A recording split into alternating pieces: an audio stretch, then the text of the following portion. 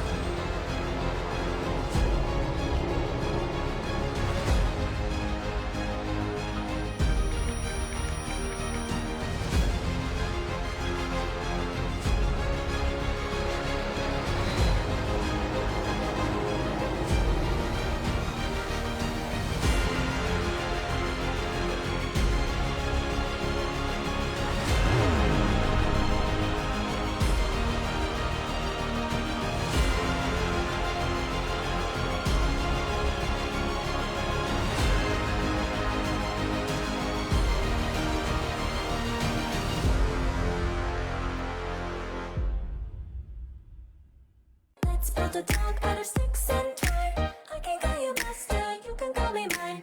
Wrap me in plastic and make me shine. We can make a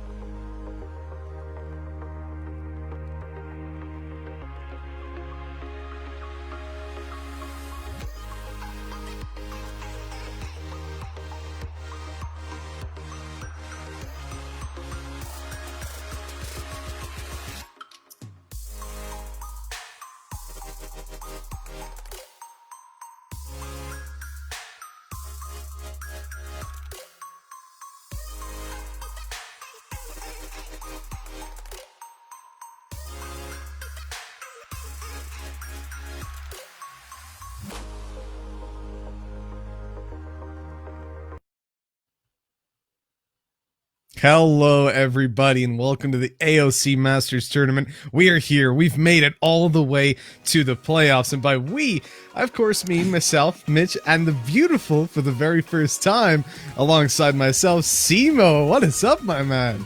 How do I follow that? Like, I can't even. There's nothing I can do to follow that up. You spoil me with your compliments. But no, I'm excited. This is a new region that I'm venturing into. You know, I've done a lot of North American events.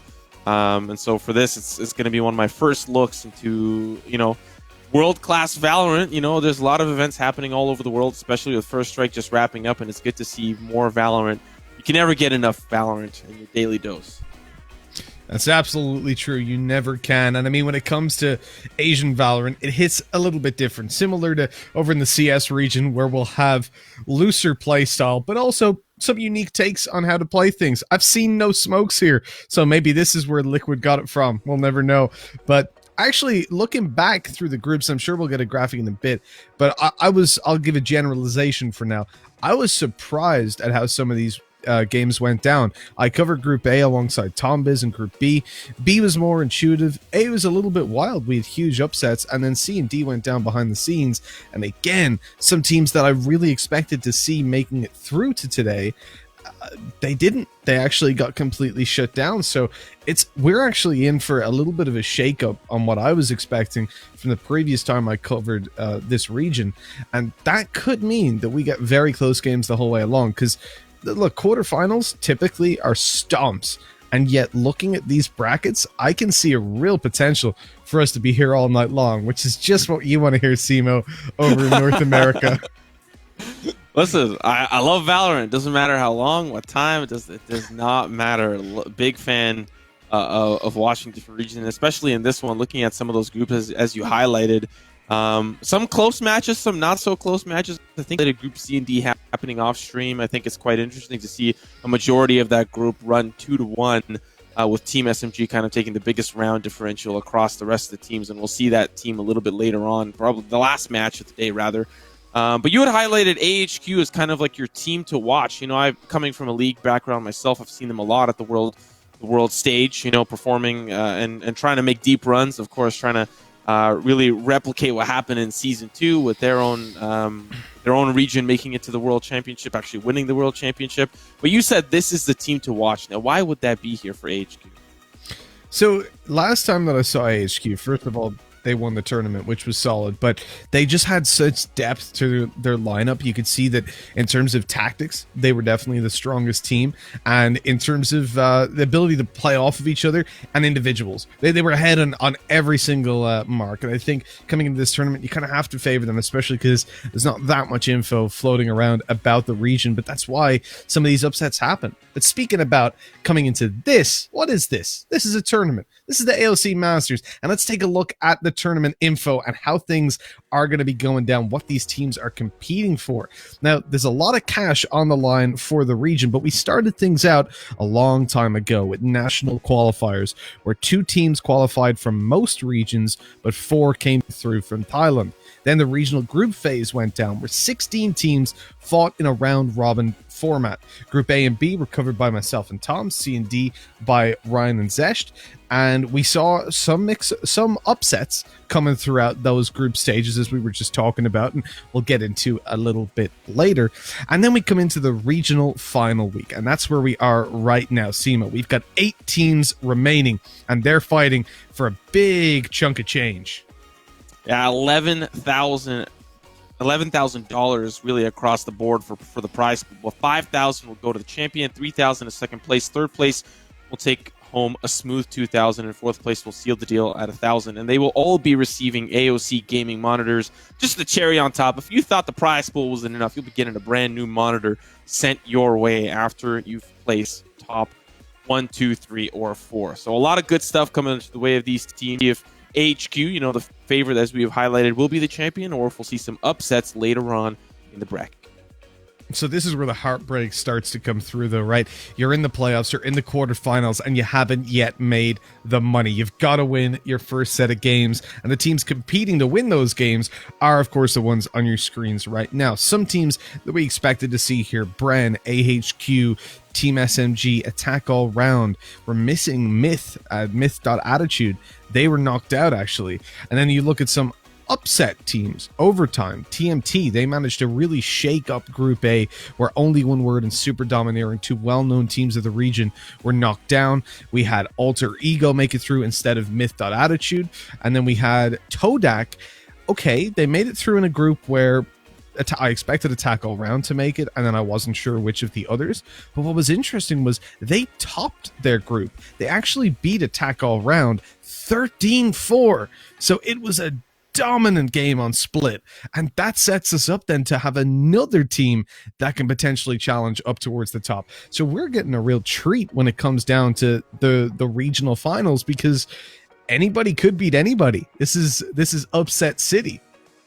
Yeah, you know, we will get a look at Attack All Around for our first match of the day, but I just want to say, Alter Ego, what a smacking dabbing logo. Looking like the 𝗔𝗢𝗖. Such a crispy logo. Let's have a look at the bracket. The schedule for today. We'll be covering all quarterfinal matches, starting off with TMT Esports up against Attack All Around, which we had already just been talking about.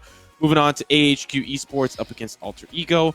Following up with Team SMG Bren Esports, and then sealing the deal on the day with Todak and Overtime Esports. Like you said earlier, all of these teams today are playing for prize pool, meaning if you move on, you get a chunk of that change. If you don't, you're out of the tournament. You have no more shot at redemption. There is no losers bracket for this regional final.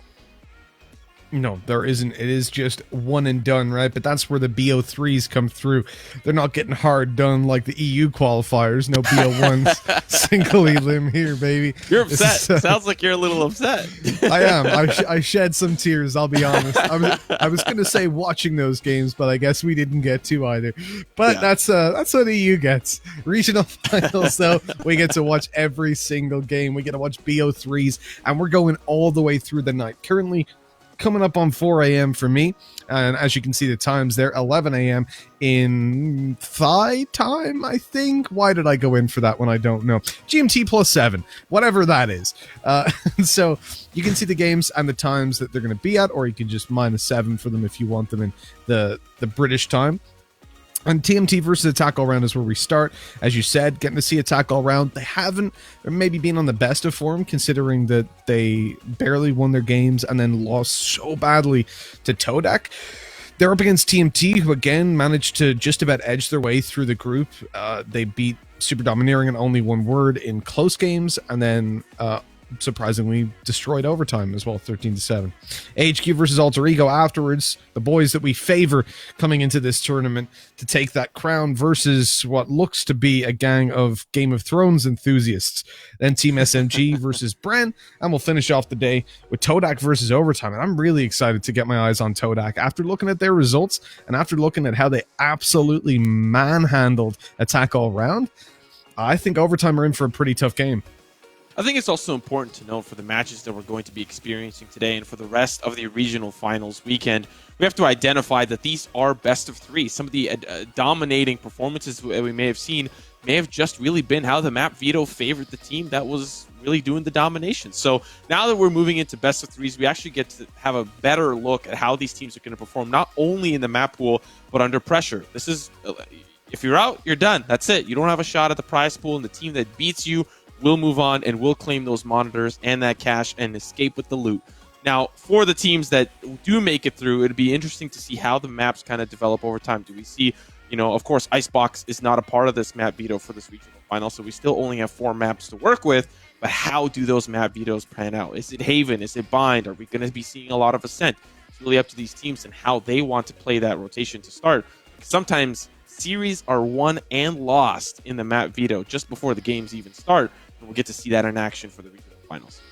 So I do like how we've done the vetoes here as well. It's hard to do a 4-map veto, right? Do you ban? Do you well, obviously not if it's a best of 3, but even in even in BO1s. But do you just allow picks to go down off the bat or out of the gate? So what we've done here is that the first seed, the highest seed, gets the advantage of picking the map and then the other team picks the side. Then we come through and the loser of each map will pick the following map. So it is a nice follow-on from it. If you lose, you at least get the advantage of going onto your comfort ground right after. Not to mention, Mitch, we also got agent bans, something that I think would have exploded your brain during the EU First Strike finals, and I think that is something that I know we're a little ways away. But I think the agent would be interesting to see those agent bans come through, because that changes how we experience the map. If we're going to be going to Haven, well, Sova's banned. You don't have that initiator as a tool anymore, and you don't have Breach either. So how are you going to initiate? Sky's also off the table. You're going to be dealing with a lot of new and interesting compositions, and I think it's going to be exciting to see what they have to bring to the table. Yeah, so this will be a feature in every game. This is just in TMT versus Attack All Round. Each team has got a penalty remaining from the group stage. This can be things like, for example, some of the players were a little bit naughty and they came in with different player names than they had. They changed some of them to inappropriate names, let me tell you, and some of them to just the Mandarin counterpart, which, shockingly, I can't read. So Google Translate had to come in to help us out on that one. But so because of that, because of whatever issues went down the group stage, they each have a penalty, which means their opponents get to ban an agent. What we actually saw at one stage was Viper being banned. So it was sort of a... And I think it was on like... Was it a Haven? I think that was more like, listen, we'll get that one out of the way. Still give you the even footing to play on. Because I was thinking, you're up against some of these teams, you take a Jet, because it's only for your opponent, right? You can ban it, like, for example, Attack All Round banned Breach. But they can still pick Breach.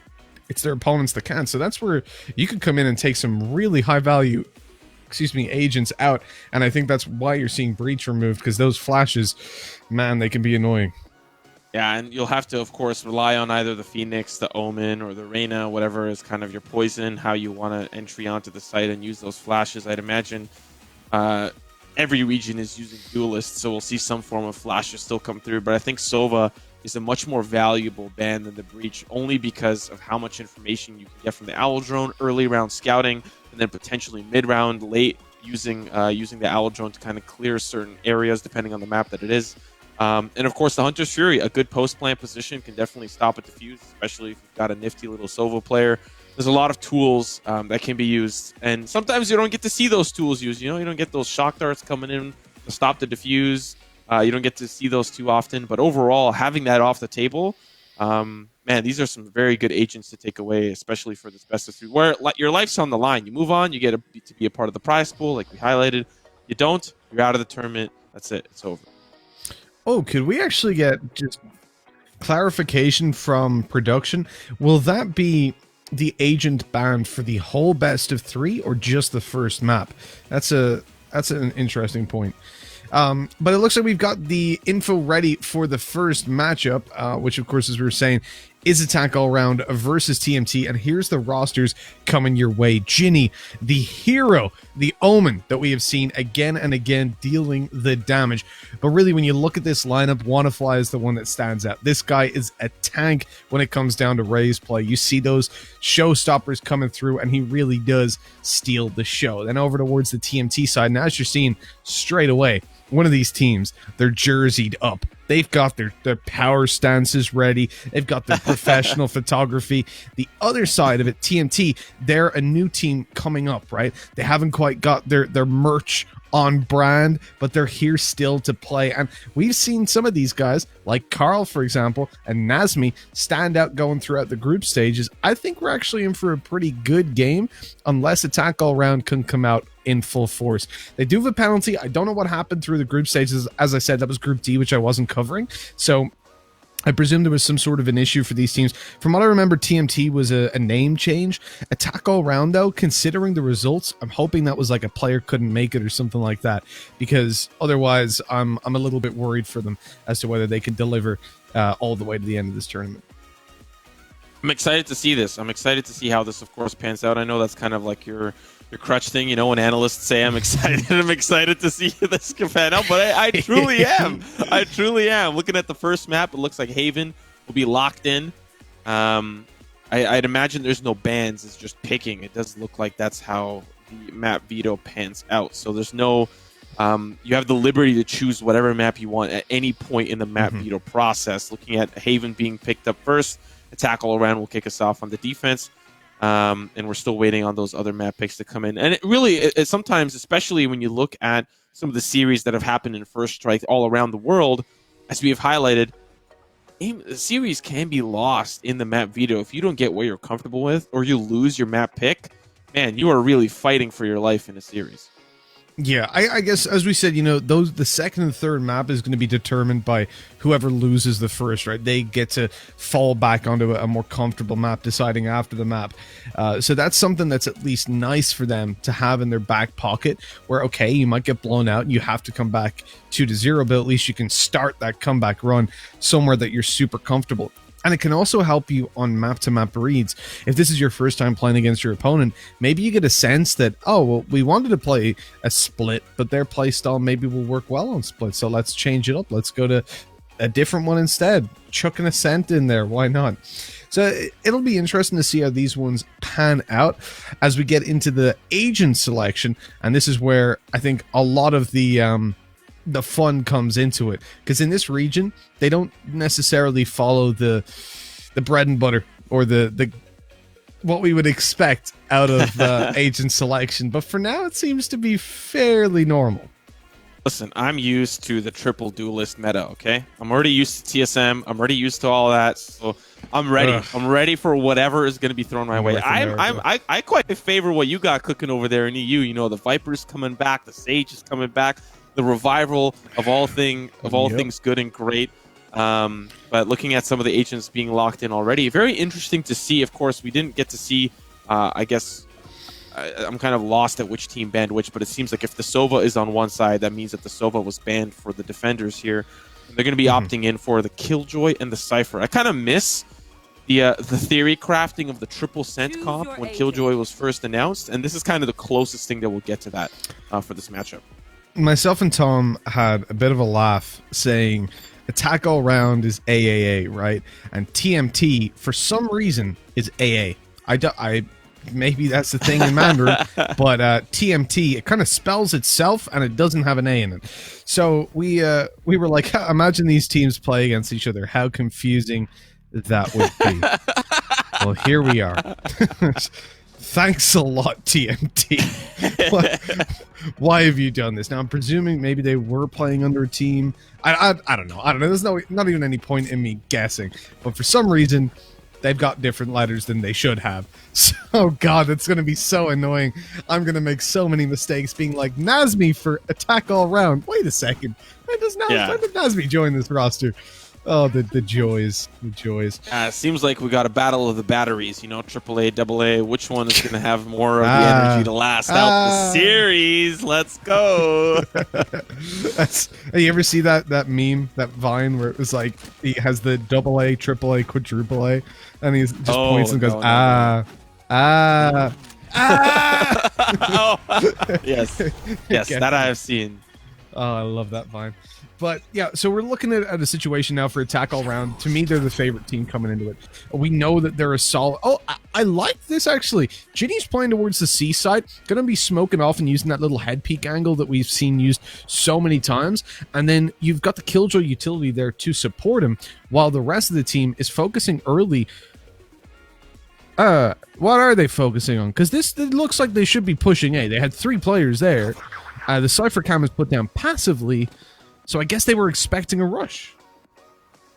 And not to mention, you normally see Omens anchoring the C site. In the beginning, when the beta, of course, was running through and we still saw some of those early matches, you usually see the Cypher anchoring on towards that C site. But we see more and more Omens play towards that side and, of course, holding that orb control, or at least looking for it early on. We saw an Owl drone come out for Carl. He cleared out the sewers, and, of course, there was a little bit of a jump peak from Aesthetics, and he did manage to see, I believe, 1 player down there. But now they're going to start to rotate over towards this garage side, and there is some utility on the other side.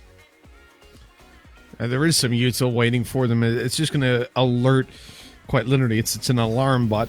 It'll alert them to their presence. Phoenix has flashed himself, but doesn't get hit up by the alarm bot. They're free to push up and not take too much damage. I like the use of the Nano Swarm to cut off long, but Ginny is already answering back. Want to fly in with one, in with two, and it's all down to just one to see what he can do. The spike picked up. 𝗠𝘀𝘁𝗏 swinging around. He's expected, but here's the reload and knows that he's good to go out and take the fight. Yeah, it's an unfortunate late round rotation. I believe the defenders also managed to get the correct read there, or because they definitely didn't hear anything towards that mid side. They just, after the alarm bot was called, they smoked off the window and they pushed onto the site. But there was already 2 or 3 members there on the C site waiting for them to push in. So I like the whatever mid round, late round rotation from, I believe it was Aesthetics, that came over towards the C site. I don't really know exactly what the call was there, but still, nevertheless, they managed to stop the pistol, and now it's going to give them a nice, juicy early lead. Get some off buys going on for them. They got some Bulldogs, some Spectres. Well, of course, TMT will be on the Eco. So, attack all around, but while we're on this Eco, it's worth mentioning that this team operates on a, I think, 6-man roster, typically. But Gloom's coming in. He's one of the newer faces. He's not one that you see all too much from. Interesting to see him take the Reyna and play a more aggressive role when I think there's more tried and tested members on the team. But for now, he's certainly delivering. He's just been owning these mid-fights, taking duel after duel, finishes it with a 3K. Nice and clean, as you'd expect these rounds to be. By the way, a little bit of information for you. Our wonderful production crew has fed me the info that for TMT, they actually got taken over by the organization TMT last minute when the qualifiers had already started. So they were already registered, so they had to stick with the name that they provided initially, which is why they are AA, unfortunately for us, in the attack all-round game. Luckily, one of them will be going home after, well, that's a bit mean, but we won't see them after this one. Not AA, or one of them. One of the batteries is being decommissioned. Yeah. No more, I don't even know what acid is in a battery. It's like, starts with the L. It's like lithium battery? I think that's... Yeah, it doesn't matter. Usually lithium. Yeah, it doesn't matter. We're looking at, once again, TMT looking towards this A side. I believe we're going to be seeing a lot of this. The same Aerodrome scouting through, buddy system down towards that A side. But I like this nerd cam. It's at least going to catch the long push, but they don't have intel. Oh, wait, they do. They've got a player up above on the double box. I'd imagine a blast pack was used to get up there. Now, let's see if the Boombot spots anybody out. It does, so they'll take it down. This is going to be a quick push. Duelists on one side, Intel on the other. Let's see how it pans out. TMT, they've got a little bit of a flash going down. They wanted to push off the paranoia. The nade scared them back, and whoops, out of there we go, but A-Sticks really takes a lot of damage, still gets away with the kill. So lucky to get that done, and leaves Ginny in a position where this clutch is possible, but it'll be difficult. Down goes the cage and the spike plant, locking Ginny out of any sort of... Oh, maybe not locking her out. That's not the play. That's not the play, Ginny. Ballsy. I like it, but unfortunately TMT liked it as well, because it got them the round win as they go up 2-1. I think it she smoked off the entrance towards that sewer side, but the rest of her team was gone. So like I don't like, maybe she was assuming that they had went into post plant down long and towards the sewers, but it would have been, I think, a little bit better if she smoked the site and then TP'd into it and, you know, got a little bit of Broman action on, and try to get a little cheeky with it. But, you know, still an attempt. It's going to be a full buy round. This is the round that we want to pay attention to extremely closely to see how it pans out. But once again, TMT, early rounds, looking for intel down towards that sewer side. Yeah, TMT clearly have a favorite. I think maybe Attack All Round had a little bit of a read on this when we saw that early 3-man stack towards the A side in the pistol round. We don't know, again, how often these teams have scrimmed against each other, but TMT have obviously been active for quite a while. We've seen some of these names like PBD floating around the scene, and considering the fact that they've been picked up by an organization, well, PBD, he's been picked up as well, not just by TMT, but also by 𝗠𝘀𝘁𝗏, as a man advantage now swings into Attack All Round's favor, and you haven't really got anything for that on the TMT side, right? There's no map control. That was kind of just a solo swing that hasn't paid off. I wonder what level of conditioning we're going to see on this A side, because it does look like they've seen the Rays 2 out of the 3 rounds, 2 out of the 4 rounds. towards the side, and of course the Cypher consistently been here over. I wonder if AAA will use that to their advantage. Maybe once TMT feels like this hit won't work anymore. But we'll see that, of course, the paint shells will stop the push. Here comes the wall up, and they'll at least deny information for now. But there's a player up on the double box. Aesthetics, he loves playing up there. Blast pack time and time again. Now the fight, of course, continues on the site, and it's a flawless round for AAA. That was interesting because they actually heard the blast pack go off, right? They knew there was a possibility for Ace to be back up on top, and yet sort of just ignored it. You had one player, I think, smoking, while the other was putting a wall down and then just walking willy-nilly up through it. That's interesting. Interesting. Yeah, that's one of those things that you're going to have to adapt and figure out what you want to do to play around that, considering, as you highlighted, they can hear it. But look at the setup here for TMT. It's an eco round for them. Likely going to be a fast hit towards C, but there's a lot of smokes here, and they can't really push forward. That's the Blade Storm. We saw them try to control, at least with the smokes, to get that ult orb. So now, the possibility to get some good entry frags here and at least get the spike down for some credits.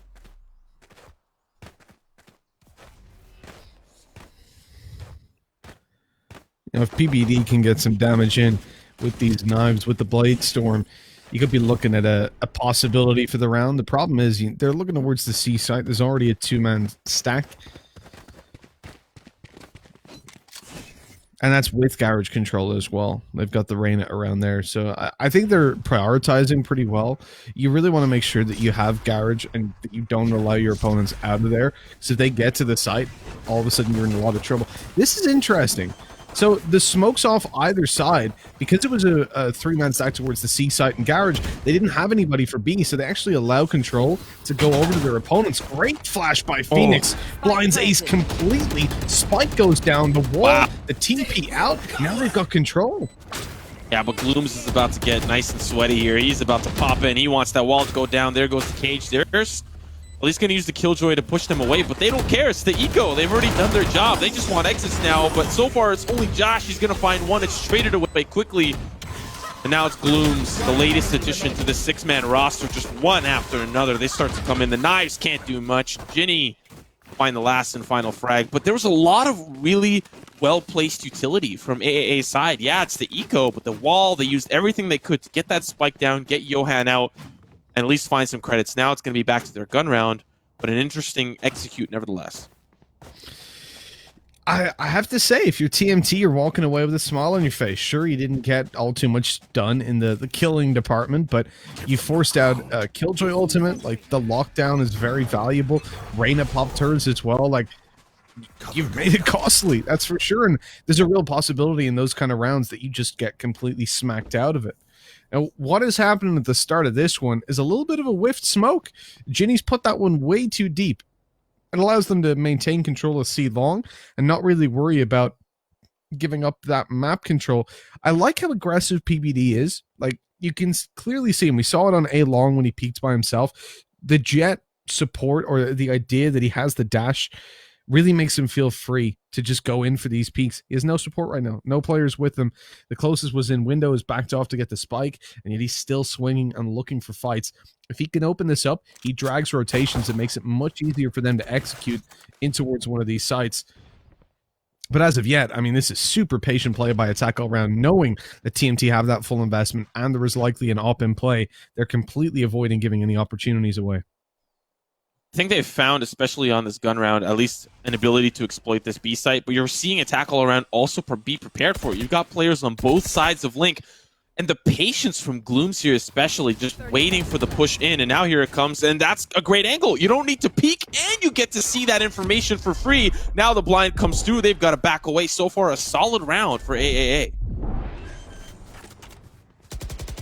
Solid round indeed, but they might just allow the spike plant. PBD narrowly missing the shot. He's allowed Ace to run through to the site. This is a concern, but Josh ulted up. He might be taking that afterwards, though. Yes, he will. Ace uses the blast back to get over, but it's not enough. It's all down to Ginny, who's been on the long flank, quite literally. Moved down C long, TP'd past the tripwire. They might not expect her to be here. Spots the first. Does check goes right and gets away with the frag. It's a 1v1, a winnable round. That paranoia is perfect as well, but still has to get the defuse on with no info on where this player is exactly. This is going to be difficult. Trying to bait him out into the open. Hasn't tapped the spike. Needs to stick it halfway. Swings! Oh! And it's not going to work this time. Man, Josh found so much value from that run it back. I expected at least some sort of push in, but I know that Blooms was pushing up quite aggressively to try to get information for his team.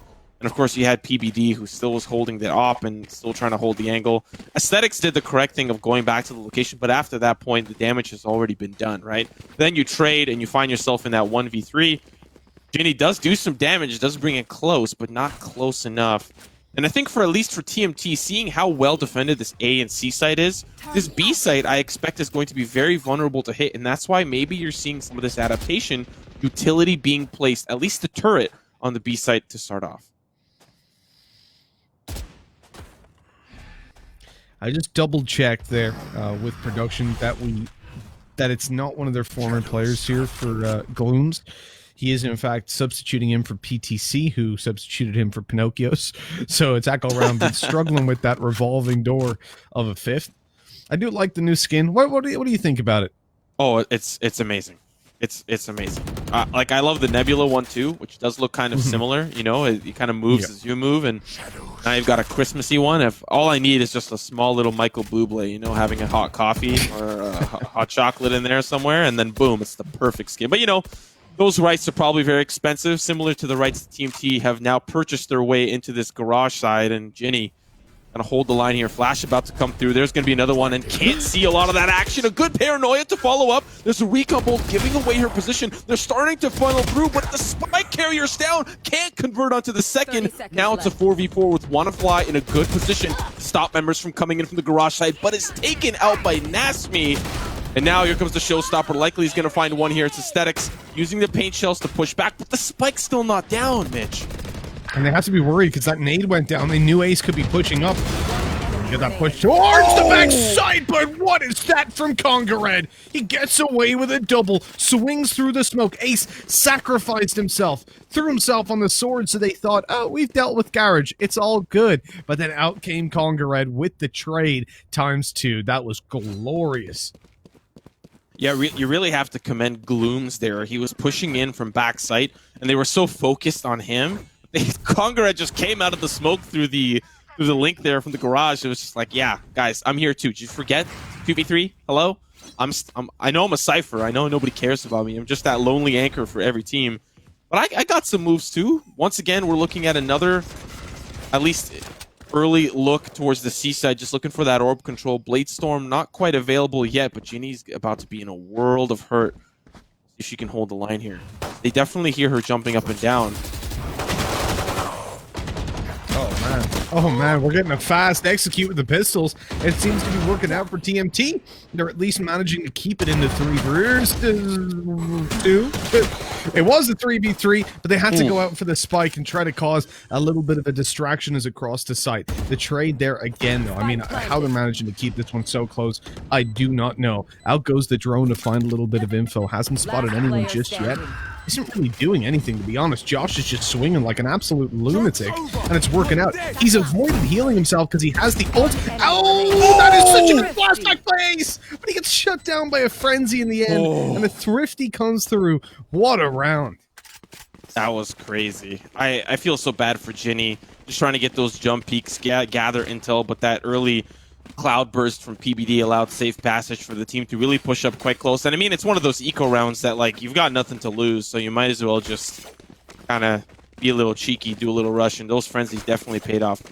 Surprisingly, it did go down to the 1v1, but I think for AAA side, it shouldn't have gone down to the 1v1. They should have been able to at least hold a line to some capacity on the C side.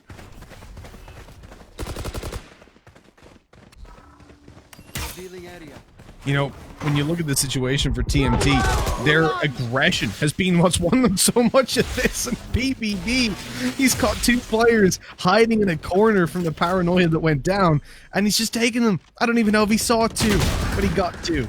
And at this point, the round is done and dusted. You talk about the aggression, the faster plays, and you can see the benefit they're getting. Sure, it's not the best of buys for attack all round. They have got weaker weapons in play. Oh, almost abandoned a Conqueror. But still, to get nothing done, to potentially give a flawless round to TMT, that is their road and route right back into this game. And we started off this half especially looking at a lot of those early information gathering opportunities for TMT to go towards that A site. Early looks, Owl Drone scouting. But now it seems the C site, and it's particularly Haven, especially in the attacking side, sometimes feels like who can hit the C site better on their attacking half. And for TMT, that's definitely been kind of the redemption story for them here. They started off a little rough. It's been a couple of good rounds to start, especially attack all around, winning that first initial pistol. Now they've managed to kind of equalize things. The economy not looking so good for AAA, and with 3 rounds left, they're going to hit max loss bonus after this round if they lose this one, but it's not looking so good for the remaining 3 rounds.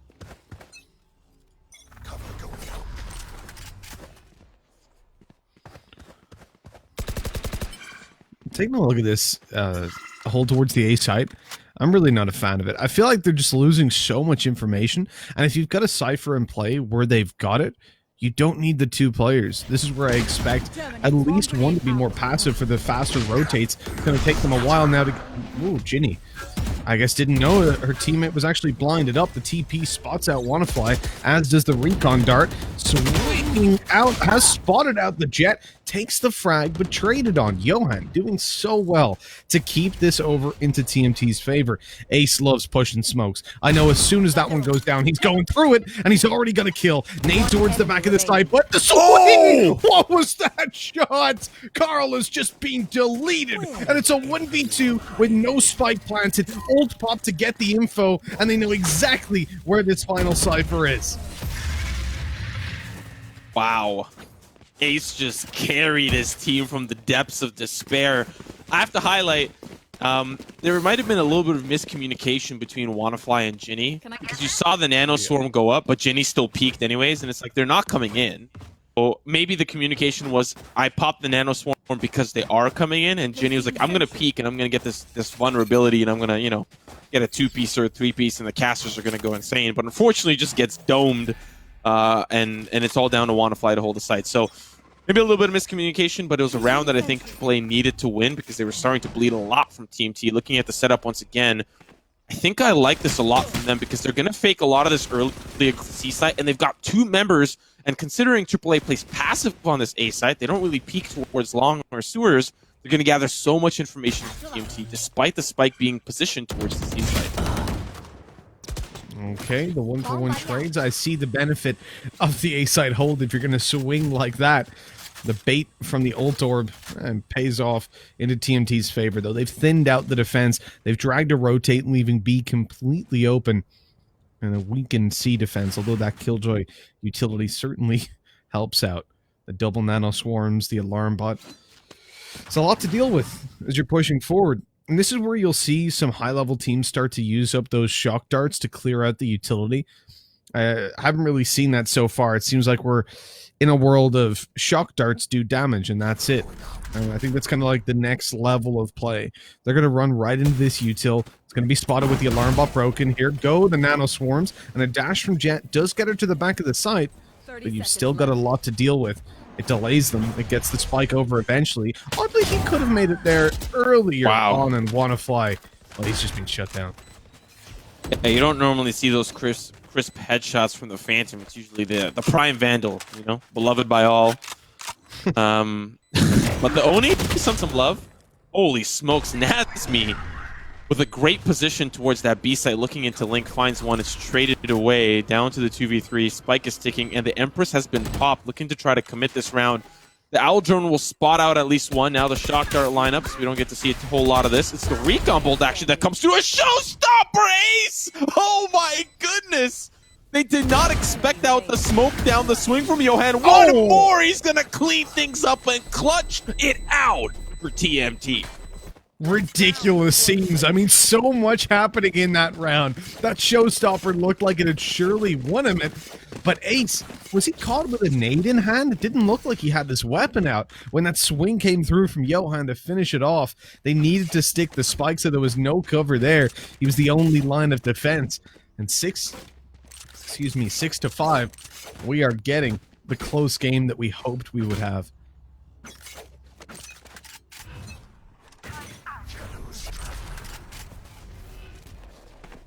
I like the setup here for AAA. Swapping that Killjoy over towards the A side, seeing an early pick here for PBD. You don't normally see that pick straight through towards the courtyard. I believe that's where I think I see the X underneath some of that Killjoy utility. But once again, TMT playing that same exact strategy from the previous round, looking for a potential trade or at least the ult orb, but there is the run it back. They've got a lot of ultimates on the table. And they'll end up at the A site late round, losing Reyna and especially stacking 3 towards the C site has eventually conditioned TMT, or at least benefited conditioning AAA for stacking on the C site and maybe hoping for a late round hit on the C site. But they're going to go towards the A site. It's going to be a completely clear site. They use a lot of that utility. Paranoia, run it back, gather a lot of information, and Josh going to set up Molotov. It's not going to cover the whole thing. They'll at least be able to go back through yellow, but spikes planted. They're planting for long. They could back away and now play post plant. Nobody is going to be going for the flank. They're all going to be going in straight through yellow and one at least through towards that top side. Lockdown's coming up, and we also see Johan coming in with the flank. He gets taken down. The spike is still ticking. Lockdown's not going to find anybody. Smokes are down, especially for Ginny, and a cage will go up as well. Now the defuse starts to come through. They'll put the alarm bot as well. They want to try to hold the line, at least for now. It goes up to half. Paint chills are going to do a little bit of damage to Wanafly, but he hops in. He can't do the damage. It's all down to the 1v3. Ginny swings, gonna find 1, gonna find 3 on the round. Cancer to the 4th. And it's going to be 6-6 TMT, pump fake AAA, and we'll finish off with an even half. All that damage done by Ginny, but it's for naught. TMT closing it out 6-6. Actually, to me, puts them in a better position, right? You win out the pistol and then stall out from a 4-1 lead to a tied up 6-6. I think TMT and the buy rounds have just looked like the better team. Now, if they get the pistol under their belt here, it could be shaky. It could be dangerous. And as I said, you know, Attack All Round are definitely my favorite team from the previous tournament. However, from what we've seen recently, they have been struggling and lineup changes. Obviously, Pinocchio's out of the team. He went over to overtime. Then you've got PTC coming in, who is a pretty solid player. He's now replaced by Glooms, who again, I don't know where they're getting all this talent from, really. But Glooms is pretty solid too. And you can see the protocols straight away in this round. They deny any presence from the recon darts. They're ready for it. They knew it was coming down. And a 3-man stack towards A is in play for TMT as well. Josh able to catch Congarad through his own cage, in fact. And that player took... Oh, nice kill, but the player tucked in on the right.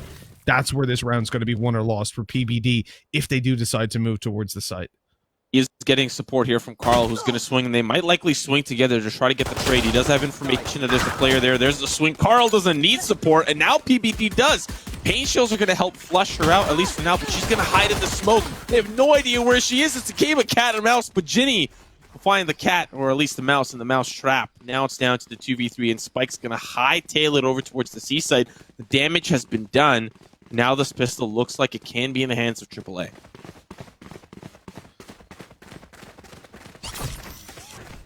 This should be Attack All Round's site. Whether it's their round or not, well, that is yet to be determined. I don't really like PBD swing. I feel like, okay, swinging together, it's a play. But to me, if you've spent that much of the round baiting in for the player in the corner, you see they're still coming, you peek that, you fall back, and you allow PBD to just shred them in a crossfire. Swinging together, it's more risk, really. And as you saw, there was no reward for it. A 1v3 remaining now for Johan, who's been solid so far. Not quite catching the shots to Wanafly, though. And so 7 goes on the board for AAA as they take the pistol, the second of the game so far. One of the things that we saw from that last round before we swapped over to the half is that TMT are capable of conditioning AAA. We saw a 3-stack on the C side, and TMT sent early fielders out towards down that long side, and nobody was on A. Not a Cypher, not a Killjoy. They did not even have passive Sentinel utility there. So what that tells me is that AAA can be conditioned, and TMT may be looking to try to set some of that up with some of where those defenders are going to be playing. So far, especially in a round like this, if we're going to see more of this from AAA, sending out early feelers on every part of the map, some down long, some through the courtyard, and wherever it is that you want to end up stacking, that might be a good beneficial way to at least figure things out. Are we being conditioned? And if so, where are those defensive players playing?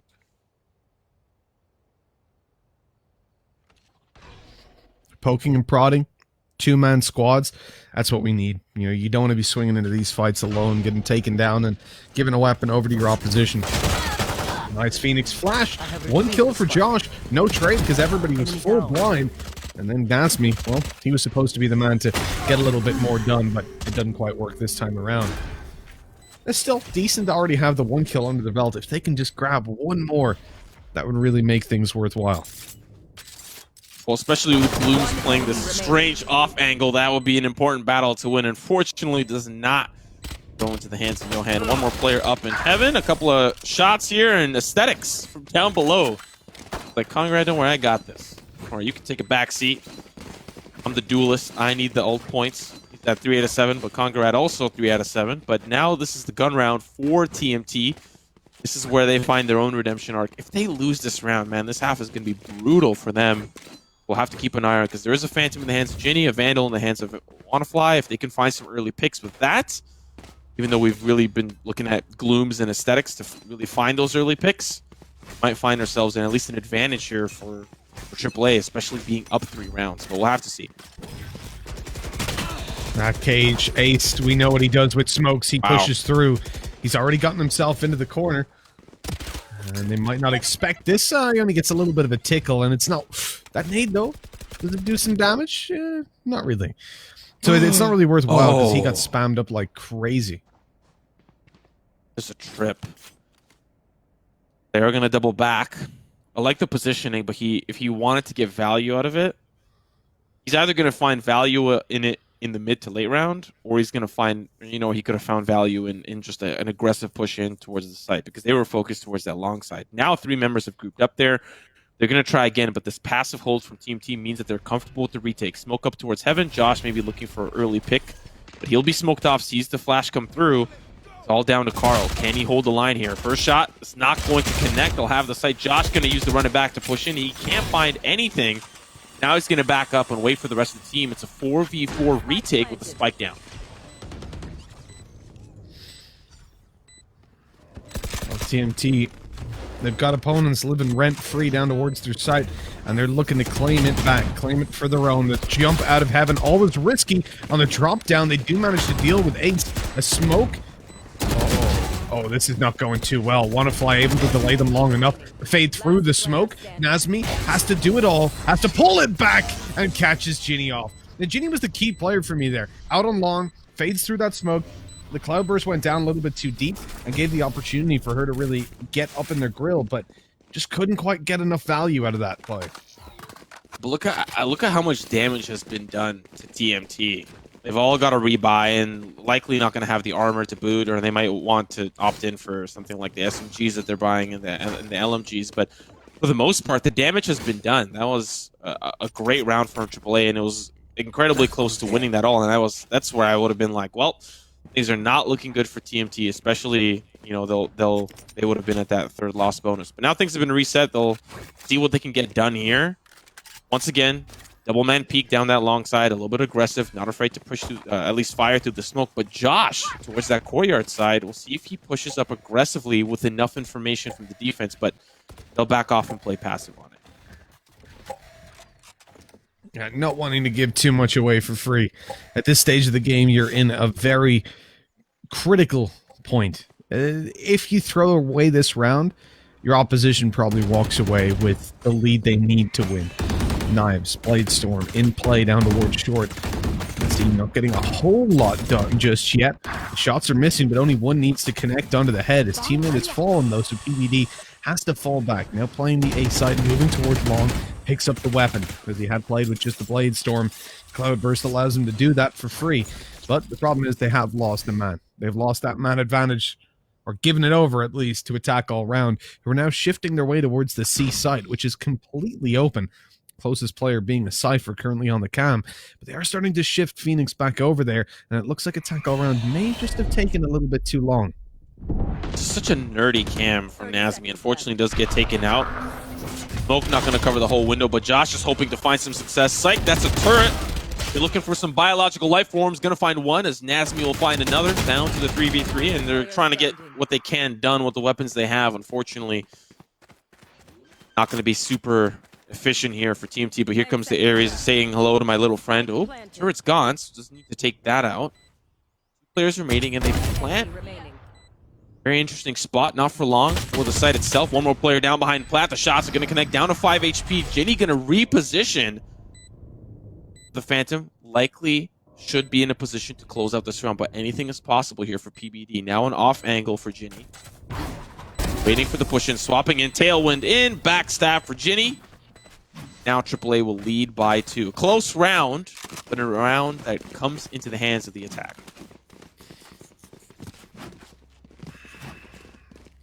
This is where the economy of TMT starts to hurt, right? Obviously, you had that weapon not bought up by PBD because he went in for the Blade Storm, so he has a little bit of extra cash. 𝗠𝗏𝗎 as well, not having to reinvest. But the issue is still, you can't buy in this round. 3 of your teammates don't have weapons. It is time to just kiss goodbye and give 10 rounds over to attack overrun. Give him double digits. As we see a heavy seat presence. Now, pushing up through this choke point's risky. I think if there's a killjoy in play, you probably wouldn't go for this. If there was one on the defense, that is. But because it's only a Cypher, they're confident in clearing out the utility. They get themselves the site, win every single duel along the way. And we're looking again towards what should be and could be a flawless round. It's just down to 2 pistols trying to retake. Arrows coming over. That's going to be a double shock dart lineup, actually. It lands, but there's no one there because they knew it. They heard it coming through. And so the plant comes down, and TMT don't really have a lot of say on this retake. I wonder if Ace was hoping that he would blast back onto the big box.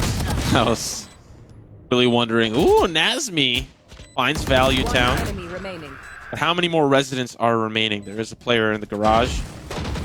Carl up against 𝗠𝘀𝗁. He's gonna win the duel. Despite such a rough place to be in on the pistol, finds value to knock down some of that economy. But looking at the 10-7 that we have here, 4 ultimates on the board for AAA. Showstopper, the lockdown, the Empress, even the Neural Theft. Just a lot of tools available to really close out this first map. On the flip side, yeah, we got the Hunter's Fury from the Shadows and the Neural Theft as well, and the Op coming in here for PBD. We'll have to see if that peek down long A works out for him, but a lot of tools at the disposal here for AAA to really close out round number 11. You know, I can see the lead caster in you, Simo, because I definitely cannot say every ultimate that quickly. It requires thinking time to come out with the names of them. I'm a small brain CS. I'm like, oh, the big rocket. Just like Neural Theft, Showstopper, like coming out with all of them. I'm loving it. I'm loving it, man. I've been casting this game nonstop 9 months, and I still can't do it. Yeah, that's the one thing that benefits me for being a league caster. Easy to remember the names of things. But even like, then, sometimes there's only 100 abilities. Come on. Yeah. There's even when I go back to casting League, and I'm like, damn, there's these new characters. I have no idea what they do. I like memorize their abilities in like 10 minutes. I'm like ready to go, champed up. That's ridiculous. We missed the early duel. Op is down, and they can't retrieve it either. And they're going to pump fake with the lockdown. We'll see if TMT buys it. So far, they don't. They actually sent Josh over to help support the C site. And with caster vision, we know that that's the correct call. And they actually have Carl relatively within the vicinity back in the defender spawn, but he's going to need to run over quickly. Let's see if they can hold the line here. No touchback on this one. Attack all around. They're going to run it back all the way through to the B side, but they've got 𝗠𝗏𝗎 to deal with, although he is dealt with in the end. A man advantage now sits towards the attackers. That Johan, the absolute lunatic, the time really forcing or getting into TMT's head a little bit too much. You know, they realize 2v3, they haven't got the spike planted. There's 15 seconds left, and so we just see Johan run, just completely send it through that smoke before his teammates anywhere nearby to help. Unfortunately, it doesn't work out in the slightest. Now 11-7, sat down to another eco. This is not where you want to be on a low buy. You're giving your opponents map point, which means you're going to have to win a solid 5 rounds in a row in order to get it just to an overtime. Not pretty. Once again, TMT early long aggression. They haven't really been focusing on those ult orbs, which has kind of been, I think, a little bit of a question mark for me. They just like peeking. Yeah. I mean, if you just like peeking, then more power to you, but especially with the disadvantage here, you're going to find yourself in a little bit of a tougher spot. Good shots here from 𝗠𝘀𝘁. Now they're going to be coming in down that long side. Bucky's not going to work out, unfortunately, not in this region. Now it's just down to 2 TMT, Spike being planted. It's going to be match point. A nice attempt from Ace.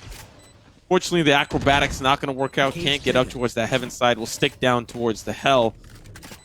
The Spike ticking. We're like you highlighted, looking at match point here. You would expect it, honestly. If TMT walked away with this round, it would be something to write home about for sure. We've already seen a Thrifty in play, but you don't really get too many of them in the game. And I think after the first, both teams realized, hey, let's give the Frenzy some respect. Right now, you can see the respect. As TMT, they've got a crossfire. They're waiting for someone to push, looking for a free weapon, but they're not getting it. And they're not getting... Whoops, Ooh. They do actually get something, but it's only 1 kill. That Spike's going to take him down. Sometimes I wish there was a way to evaluate the value or like the decision making between using the dismiss or the devour. Sometimes I see Reyna's, I'm like, man, you should have dismissed there. Like I know that you want the frag, I know that you want the kill, you want the flashy play at the end of the day, but sometimes I see the dismisses having more value. I know you get the overheal, I know you can kind of fight through it, but if you get domed, you're not healing nothing. You're just dying. Yeah, like, there's 100%. You're not avoiding death. 100%. I've been talking to a lot of pros about it, and those that play Reyna are very passionate to say, like, the thing that separates a good from a bad Reyna, aside from, you know, getting kills, which is basically the role, is being able to, using the dismiss enough at ultimate, it's gotten them nothing really, a little bit of info, but yeah, I think the dismiss is like the primary thing you should be using. Devour is very situational. If you're not sure, dismiss every time. Get the extra bit of information and fade back. Right here, we have a little bit of a game on our hands in this round. It's a 4v4. The trade out on long has given them a spot for TMT where they're a little bit unsure. They're stacked up on C, but they don't have the info. They don't have the certainty. And as you can see, there is about to be a hard push into the A site with the Spike going down almost without a doubt. That Heaven TP, very risky. Oh, it's into Hell, excuse me. Never mind, not so risky. Oh. That's not a great cage, though. That's a feels cage man right there. Now we'll see Glooms.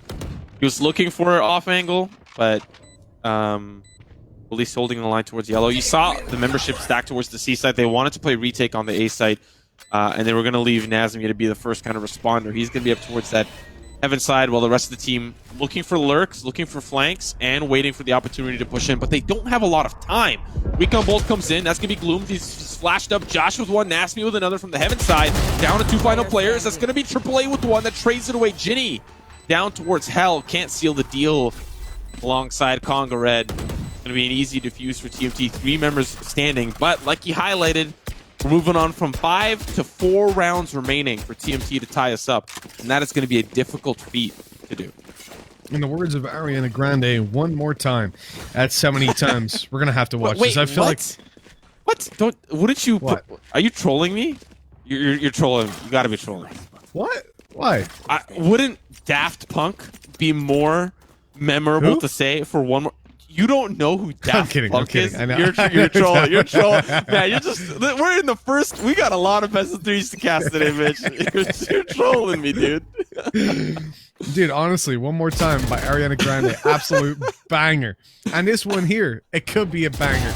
As attack all round, they need to be the ones to hold down map control. A little bit of a song reference for you. As TMT, they just push out. They start to get aggressive. Josh has got the confidence brew, and even with the scary 4 rounds in a row needed, they cannot have a slip-up. But that's exactly what you need, though. You need to have that confidence still in the back pocket to be able to go in for those plays. And, oh, Josh, maybe a little bit too much confidence there. Peeking with a flash. He makes it out. That was such a... Man, I hate when casters say, like, 2 ships passing in the night, but that really was what happened there. There was 2 ships. They passed. It was nighttime because they were in a dark cover. They were covered by darkness, which is night. And they both walked away unscathed. But now looking at how AAA is positioned for this round, they were a little bit shaken up TMT on towards this B side, so they're leaving 2 members there. But now the executes on the A side, and really it's only Nazmi here We saw this retake work out for TMT last time, but this time they've got a late round double man flank potentially. It's going to be PBD. He's not going to be joined by anybody else. We'll see if it has any effect as the spike is now ticking. There's the shock darts coming through, not getting anything done though. Actually a little bit too high. As we look at TMT pushing in, as we said, man advantage to play with, but they need to find some space, and it's all down to that flank on Melon. It's not being checked right now. 𝗠𝘀𝘁 able to take the first to Josh Glooms with another, but here comes PBD, the player of the round, already got a double, opened up the space, Cloudburst down, updraft, into position, looking for the player, but can't find him. Ginny comes out with a double, but PBD gets it in the end, and just about has enough time to get the defuse. It's one of those times that you feel like maybe you should have a sentinel, you know, tripping behind, or maybe you should have at least a point person watching towards that garden side. It's one of those things that you watch back in VOD review and you're like, damn, dude, I suck. Why didn't we do that? Why didn't anybody call that? I mean, to be fair, they had a pretty decent crossfire. It ended up Ginny finding a two-piece there near the end, but maybe too much, you know? Maybe too much of a crossfire that you could have had at least one person in the sewers. But, you know, the round's over. Reset. This is likely going to be the last gun round here for AAA before they go down to an eco. This could be a pivotal moment for TMT to finally find that redemption arc and really find an opportunity at closing out this map. AAA are looking to A yet again. They've done it twice, and this is the third time. Suits them being called AAA.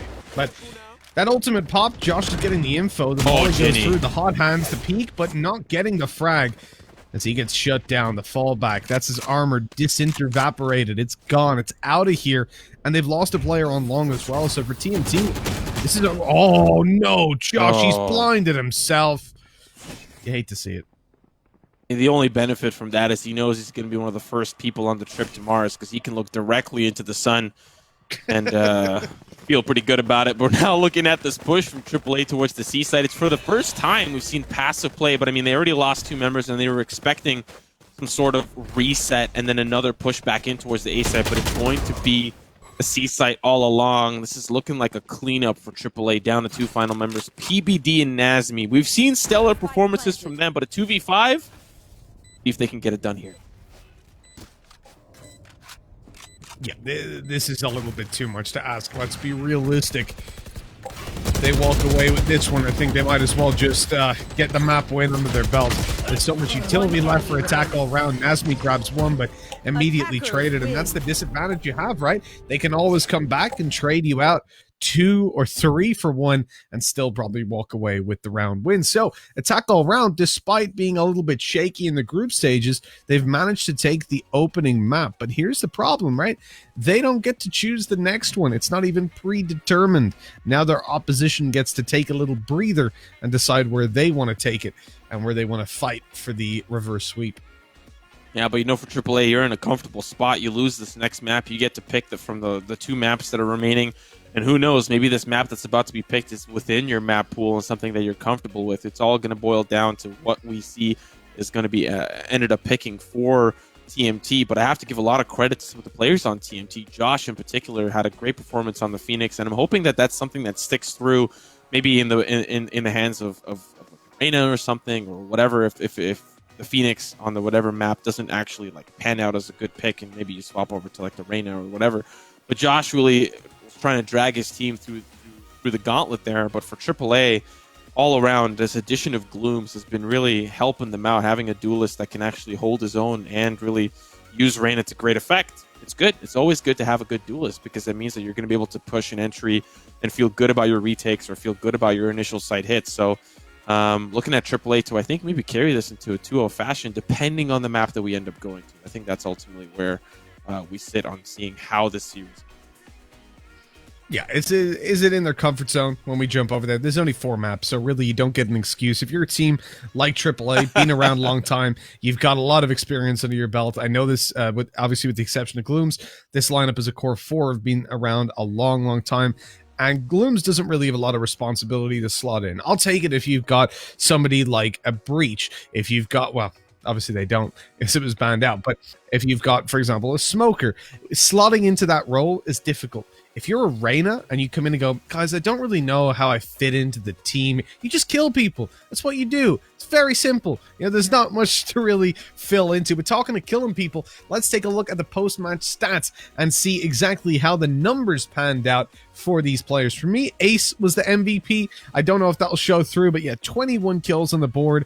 The man dominated in a lot of these fights, but look how tight-knit the top of that scoreboard is for AAA. 21 all the way down to 19 for the top 4 players. That's nuts. And Wannafly, he had a bad role, right? He wasn't getting involved. He's not the one that should be taking a lot of fights. So seeing him 13 for 14, not even a problem. Yeah, but looking at TMT, unfortunately, you would think Nazmi and PBD having a great game, but it's really PBD, Carl, and Johan not having the best game there. You would look at somebody like PBD to try to step up for this next match. You're a duelist, right? Your job is to, as you quote, kill things. Glooms and Ace, they did their job, right? 21-20, they did their job. A Cypher to get that, an Omen to get that is impressive. But for the side of TMT, you want your duelists to be the ones that are successful. You look at all the different regions, it's always the Jet, it's always the Raze or whoever, or the Phoenix that has a good game. And Josh is really trying to carry his team through, but unfortunately PBD not there alongside with him. And I wonder if that is maybe a question of changing an agent selection. Maybe PBD is just not having a good time on the Jet. Do you want to swap over to a Reyna? Do you want to swap over to a Raze? What do you want to do? How can we get you up there and having an impact? I think that's the number one thing. We saw those Blade Storms not really do a whole lot. We saw constantly the Tailwind used very defensively without even finding a frag. So for PBD, I think that is kind of one of the biggest pain points here for TMT. And can we see him step up in game number 2? Tailwind as well. Never once used that. I mean, the league caster is shining through. I love it, though. I love it. At one point, he did dash into a corner, though. It was on long in the pistol round, right? Yeah. When he swung with his teammate and then just went back into the corner and then realized, shit, I'm kind of stuck here. I can't go anywhere.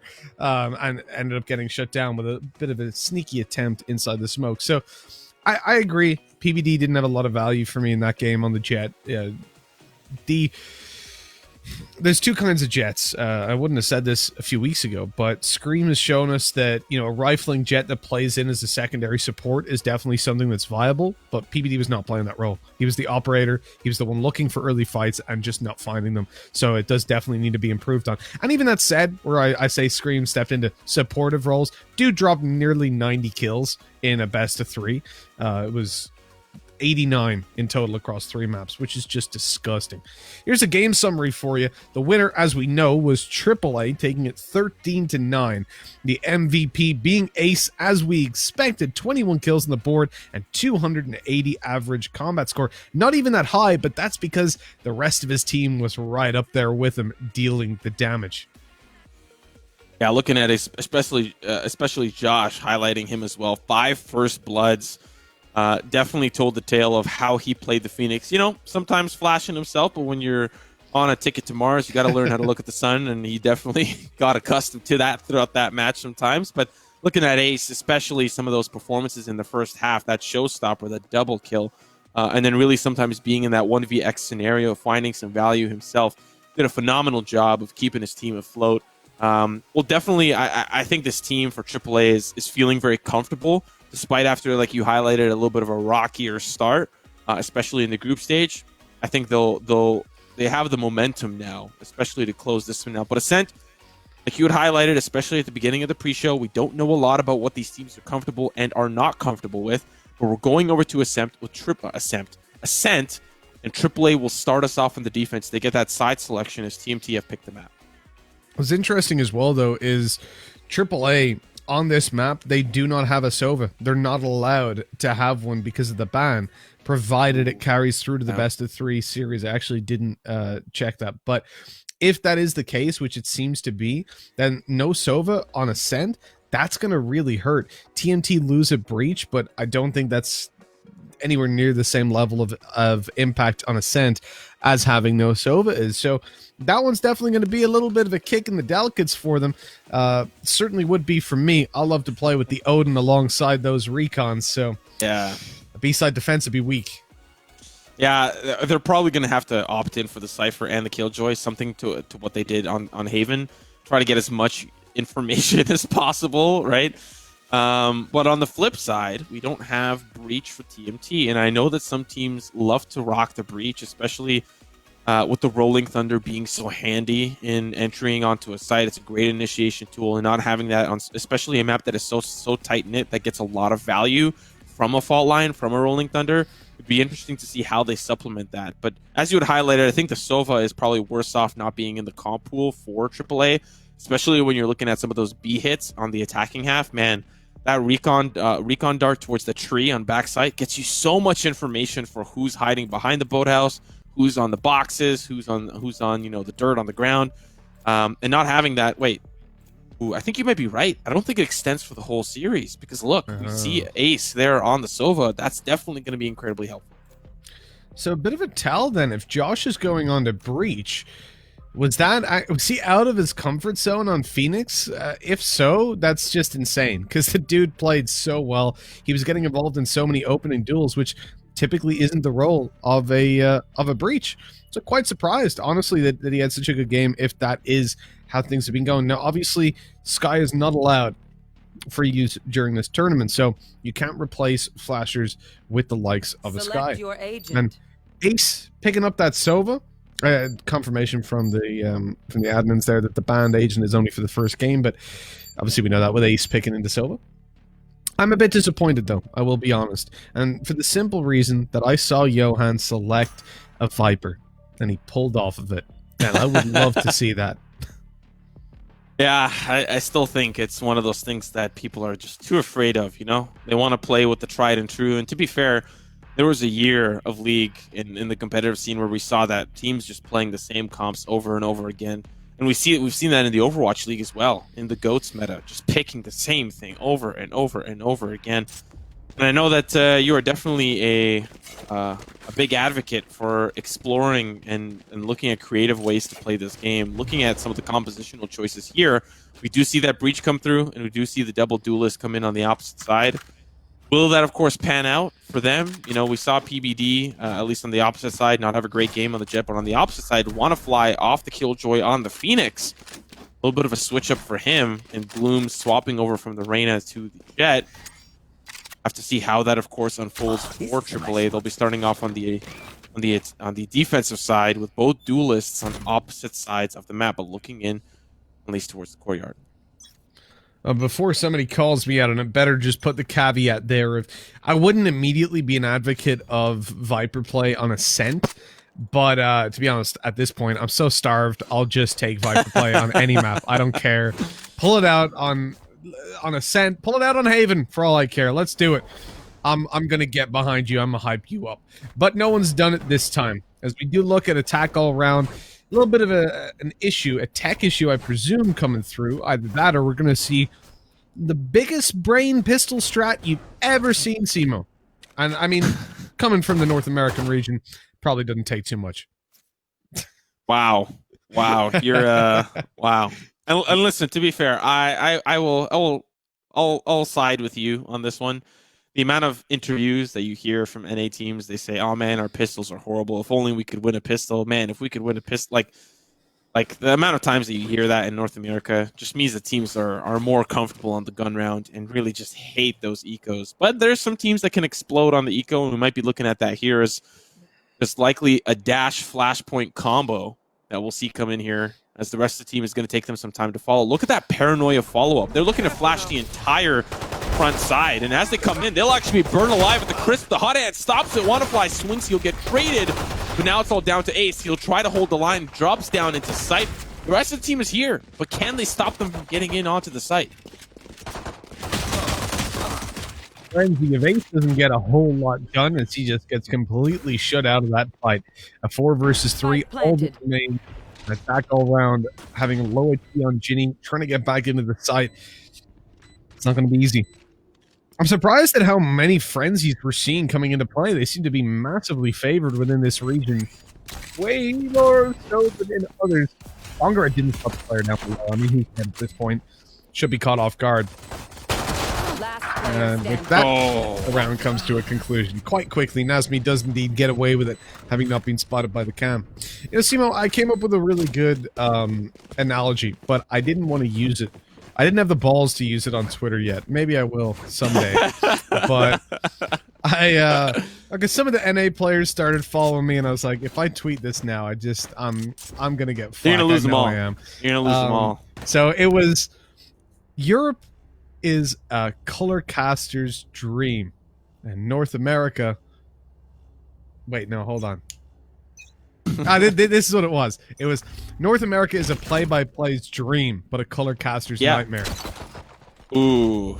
Yeah. I mean, I'd have to kind of side with you a little bit because you watch EU and you're like, damn, all these new picks, all this new development, all this new play, all these new executes. But I think there are, at least, we have to give a little credit, a couple of teams in North America that definitely have a little bit of an eye for the game and look to try to develop new things. Are there a lot?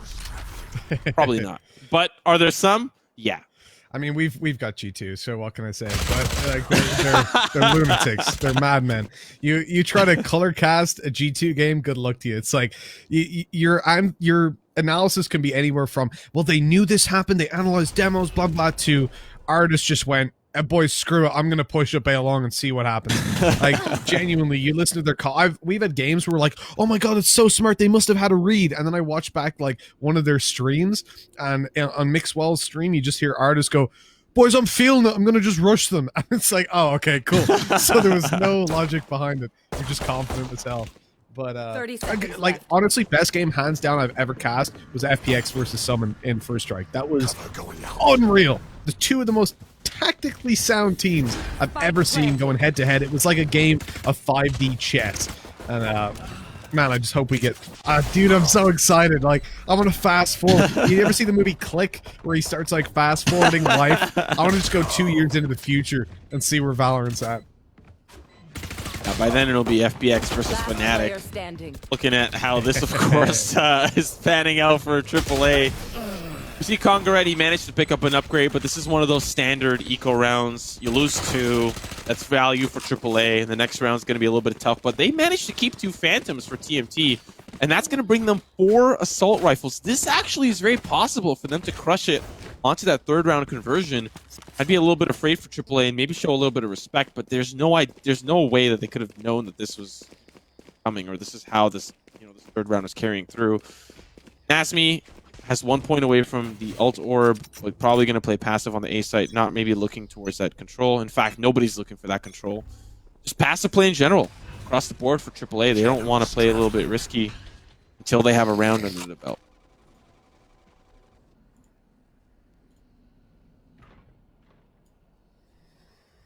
Well, attack all round, as you said, taking it nice and slow, nice and steady. The TMT, they still want to win the race as they move up towards middle. They're not spotting anybody out just yet. The flash. Oh, this is nice, actually. That serves as a serious bait. Ginny not spotted out at all. The breach flash comes in, blinds her up. Out goes 𝗏𝗏𝗏, gets away with a double. This is a game as Ace picks it up onto Johan. TMT are crumbling. And okay, Ace folds, but it's still a 2v1 with Spike down. And guess who's there waiting on the opposite side? 𝗏𝗏𝗏, who has a get out of jail free card with a tailwind there.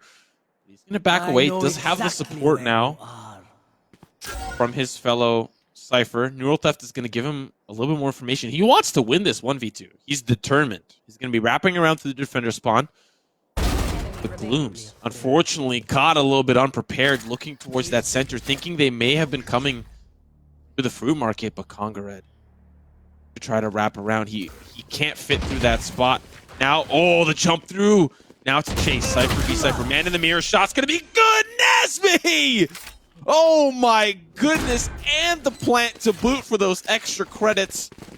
That was a round. I said it could have happened. It was possible. And it did. Attack all around crumble in a round they should have won. 100%. That was theirs to lose, and they did so quite quickly. The fact that 𝗏𝗏𝗏 is now up 7-1 to Cypher, dealing the damage, doing the dirty, and putting attack all around down to 0, or leaving them there at least. Team tier speeding away. Now, I've seen a couple of Buckies being bought up to start this round out. Normally, for me, Buckies are used towards the B side, so I like the little bit of innovation, sending one towards short, and they had a double, I think a bit of a crossfire, and now they start to move out towards A long, where the drone will spot them out, but they hit 2 players, so it's only one that they know about, but here we go. Inside the smokes, there's 2 players waiting and ready for this fight. No, they're not going to take it. That was... Alright, they just kind of chilled out for a while. Spikes being planted. Shots are coming through. Asmi will find another, so all they have to worry about is these Heaven players. But there's not really a whole lot going on. Fault line comes through. Shock Dart, unfortunately, hits the Sova, I think. He maybe miscalculated that bounce. Now the only thing he'll be bouncing is potentially his life. He's going to retreat back.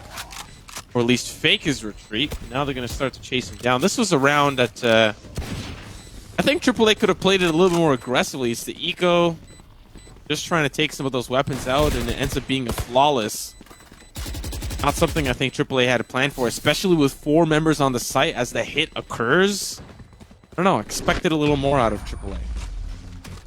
Yeah, I'm definitely there with you. I like Ace just diving into the spike, and I think this is something that you'll see criticized in your matchmaking games, but it's all about just getting your money for the next round. Remember, if you're from Counter-Strike, when you die in CS, post-round, as soon as the round clock ends, that's when your money is assigned. So if you die after that, you've gotten punished for surviving, but then you lose your weapon. In this game, it's when the round actually resets into the buy phase. So if you die to the spike, you still get money as if you died to a player. And the difference is you don't get an ult charge or give one away. EBD burning up the heat, walks over some hot coals, but is in a little bit of a tougher spot. The rest of the team actually able to hold the line. Wanna fly. Sorry, he's taken down, not able to hold the line. Now they're just at least trying to hold the boathouse, but they'll be sending the ship back home. PBD finds 2. 1 more player remains. Solid hit for TMT. This almost feels like it has the possibility to be a 13-0, considering how convincing these rounds have been. But once we swap over to the second half, it's likely going to be a whole new world, a whole new story. But man, AAA just really struggling to hold these hits. They've been coming in fast. They've got a lot of great utility in the Breach and the Omen, which really have been sacrificing their lives for the greater good of utility. But for the most part, AAA just can't even hold it. Just so many flashes come in, the smokes, the jet is just too much to handle. I agree with you about when it swaps over, you can see it being a whole new world. A new fantastic point of view, you could say. Oh, no. I don't know what's more tragic, that delivery or the fact that 𝗠𝘀𝘁𝗏 has gotten away with a triple kill. It's just shutting down the exit. But the attacking side can always change the pace completely, especially on Ascent. You'll see a lot of teams really struggle on the defense. And then you look at the fact that WannaFly has gone to a Phoenix. As much as I hate it, when it comes down to the attacking side, you can really get yourself involved in a lot of these tools. Also, when it comes to having your ult online, which he currently does. But I hope he doesn't use it, because this is obviously just an eco. So don't pull it out right now unless you manage to get that rifle in your hands and things are looking good. Really, this is all just about waiting for the next round. But Glooms has popped the Blade Storm, to try and bridge the gap on the weapon deficit that they have. Considering how these rounds have gone as well, I mean, we'll look at that utility, or sorry, the economy in the round to follow, but it does feel like TMT are probably sitting in a really good spot. Somebody at 8K before buying down for some of the team members and themselves. So TMT definitely in a good spot, but I think for AAA, they just want to knock that economy down. And you're already in a little bit of a tough spot. Like, anything you get is just value, but you're still 5 rounds down. It's been 3,000 around, but that's a great start. Can 𝗠𝘀𝘁𝗏 find another? He can, and that's going to be the line. Down to 3 members for TMT, and they're held up in the courtyard. Yeah, for TMT, they're definitely stalled at this point. The engine is not quite working the way you'd hoped for it to. I thought, wow, looking at the X-ray, that Josh was behind that generator, but then I looked at the map and saw, nope, he was stood in the open. Lunatic. And that's shut him down. Ace 30 seconds left. Popping out the recon. Somehow getting away with this one.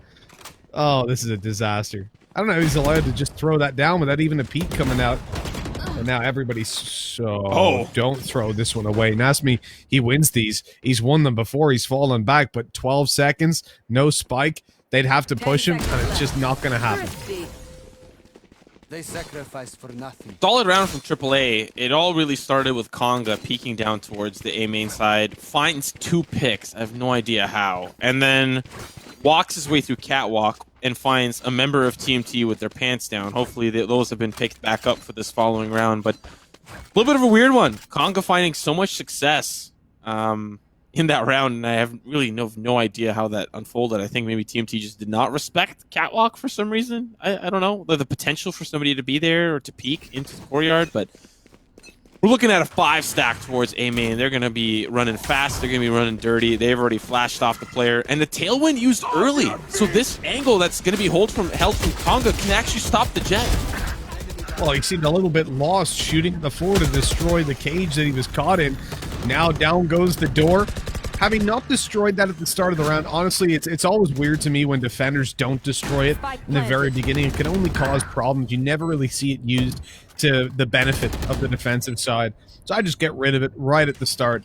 The TMT, they've got the man advantage. The flash goes through, counter by WannaFly, and although they get the trade in this man disadvantage, that's not good enough. They need a little bit more. They need someone to stand up and really take them across the line. 𝗔𝗢 managed to sneak out, but caught right around that smoke was her teammate, leaving this into a 1v2, a 1v1 with an extra kill, but doesn't expect the peak so quickly by Carl. That is 6-1. That is TMT getting away with another round and answering back from the Thrifty that they lost to in the previous round. Yeah, I think that round was won in Carl. Ginny has been in these 1v-many scenarios actually quite often, especially on Haven, and always brings it down to the 1v1, but just not having enough energy left in the battery to take it all the way home, have to swap over, recharge it, whatever. But Carl pushed up through the window, manages to find one on the rafters, then doubles back around where Ginny's like, I have no idea where this guy is. He could be playing anywhere. He could be playing A main. And finds that pick in the defuse. And to be fair, the time was running out. But looking at this round, Mitch, does look like TMT once again want to hit that A side. It's been working quite well. It's been working quite well, and I'd imagine it's going to work again. We'll see. We'll see. A bit of a passive approach by Attack all round. So maybe they're trying to change it up a little bit by just giving them control of the site and winning a retake. Konga he's spotted, and that's really where the round falls apart. Now you're locked out. Door again needs to be destroyed.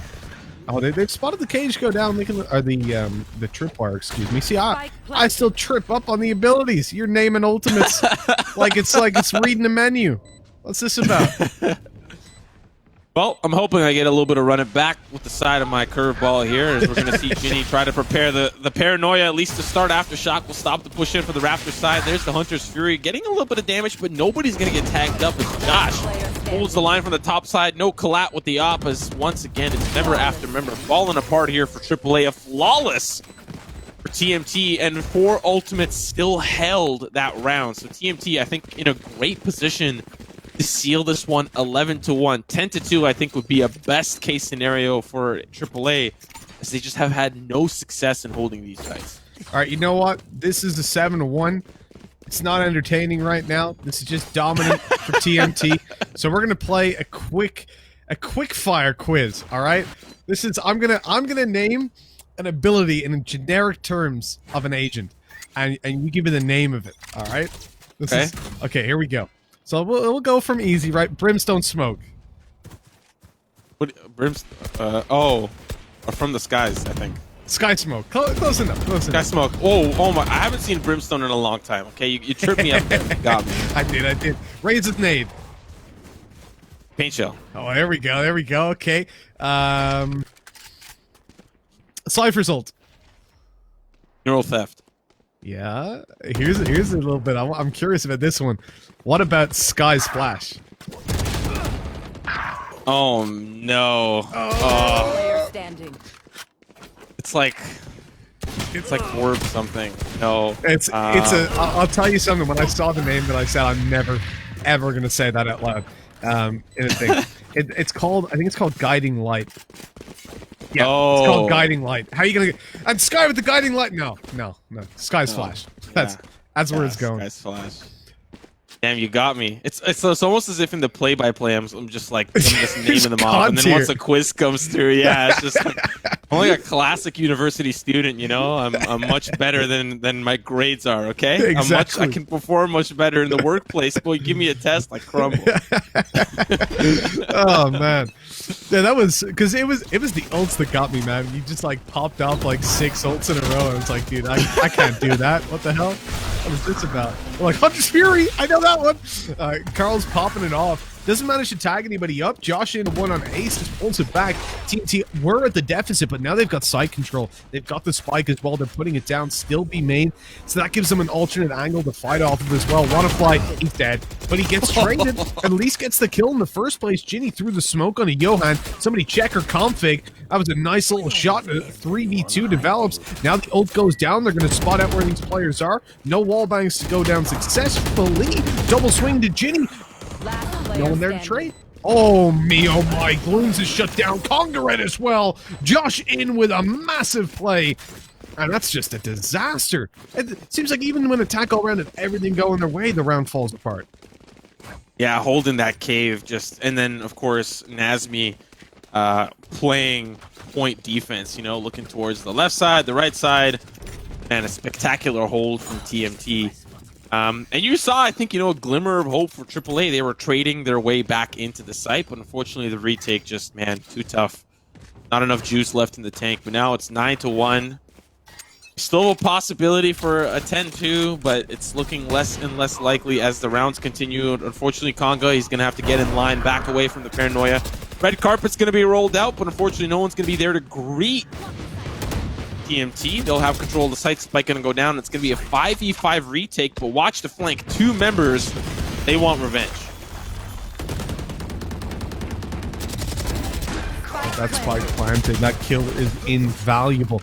The ultimate, the run back popped off as Wannafly goes down. He gets the information. Ginny tries to trade, but can't get it done. The Sheriff of 𝗠𝘀𝗁 given a haircut, but Gloons comes up from behind to finish the job. Now the man advantage goes their way, but attack all round still need to take this site. Another kill, swinging in for Wannafly as he grabs a double, and a quick defuse from Gloons gets a second round on the board. But attack all round, they're not looking pretty at the moment. 3 is the maximum they walk out of this half with, and they really desperately need this next round if it's going to work. Last round in the half. Yeah, that retake honestly felt like a very infamous torture method. You take a tin can, you put a rat in the tin can, and then you put the tin can on somebody's stomach, and you start to heat up the tin can. The rat has nowhere to go but to escape through anywhere that's not a tin can, which is straight through the human that is being tortured. And I think for TMT, they just got stuck there. They were the rat. They could not get out. There was nowhere to go.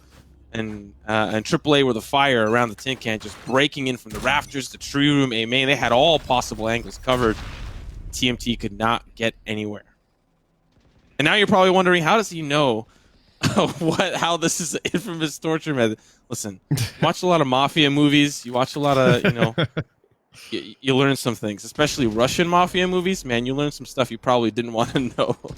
I can imagine if Banks was in a Ukrainian mafia movie, it was interesting.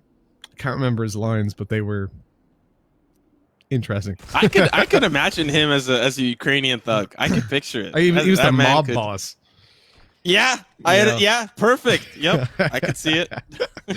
I've never actually seen it. I don't know if he did an accent or what. I'm gonna have to check that out at some point. But they're checking out of mid is gonna be Carl. He's getting the early check out, and so's the rest of his team. Because Wannafly, well, he's given the full service as a 4 versus 2 emerges. Now you've got TMT. They might be dynamite, but it doesn't look like they're gonna win this fight. Yeah, not looking so good. Especially with Ace pushing up through B main, gathers so much information. They know they're held up here in A main, at least from the early initial feelers. Now they start to push in, but PBD's got all points bulletin for him. One more player remains. 𝗠𝘀𝗁's going to get in line. Nazmi is going to be behind the 𝗠𝘀𝗁 line. That's a 3-9 score line. AAA got exactly what they needed. What a brutal half to witness for them, but now they get the attacking side. We'll see if it starts to if there's a light at the end of the tunnel, if they can close this one out in a 2-0 fashion, or do TMT kind of favor the defense here with their comp? Be tough to say, but we'll see. I do feel like for attack all round, considering they got the 3 rounds, if they find the pistol, they have got a shot to close this out. You have to remember TMT chose to start on the attacking side, and we've seen them now start both on the they chose the attacking side last time, and this time starting on the attack, it's not too much of a surprise that they do well. We've seen them have pretty good attacks, but Ascent is in general better for the offense, and attack all round with the comp that they have, I can see them doing it. This pistol is pivotal though. They have to get off to a good start.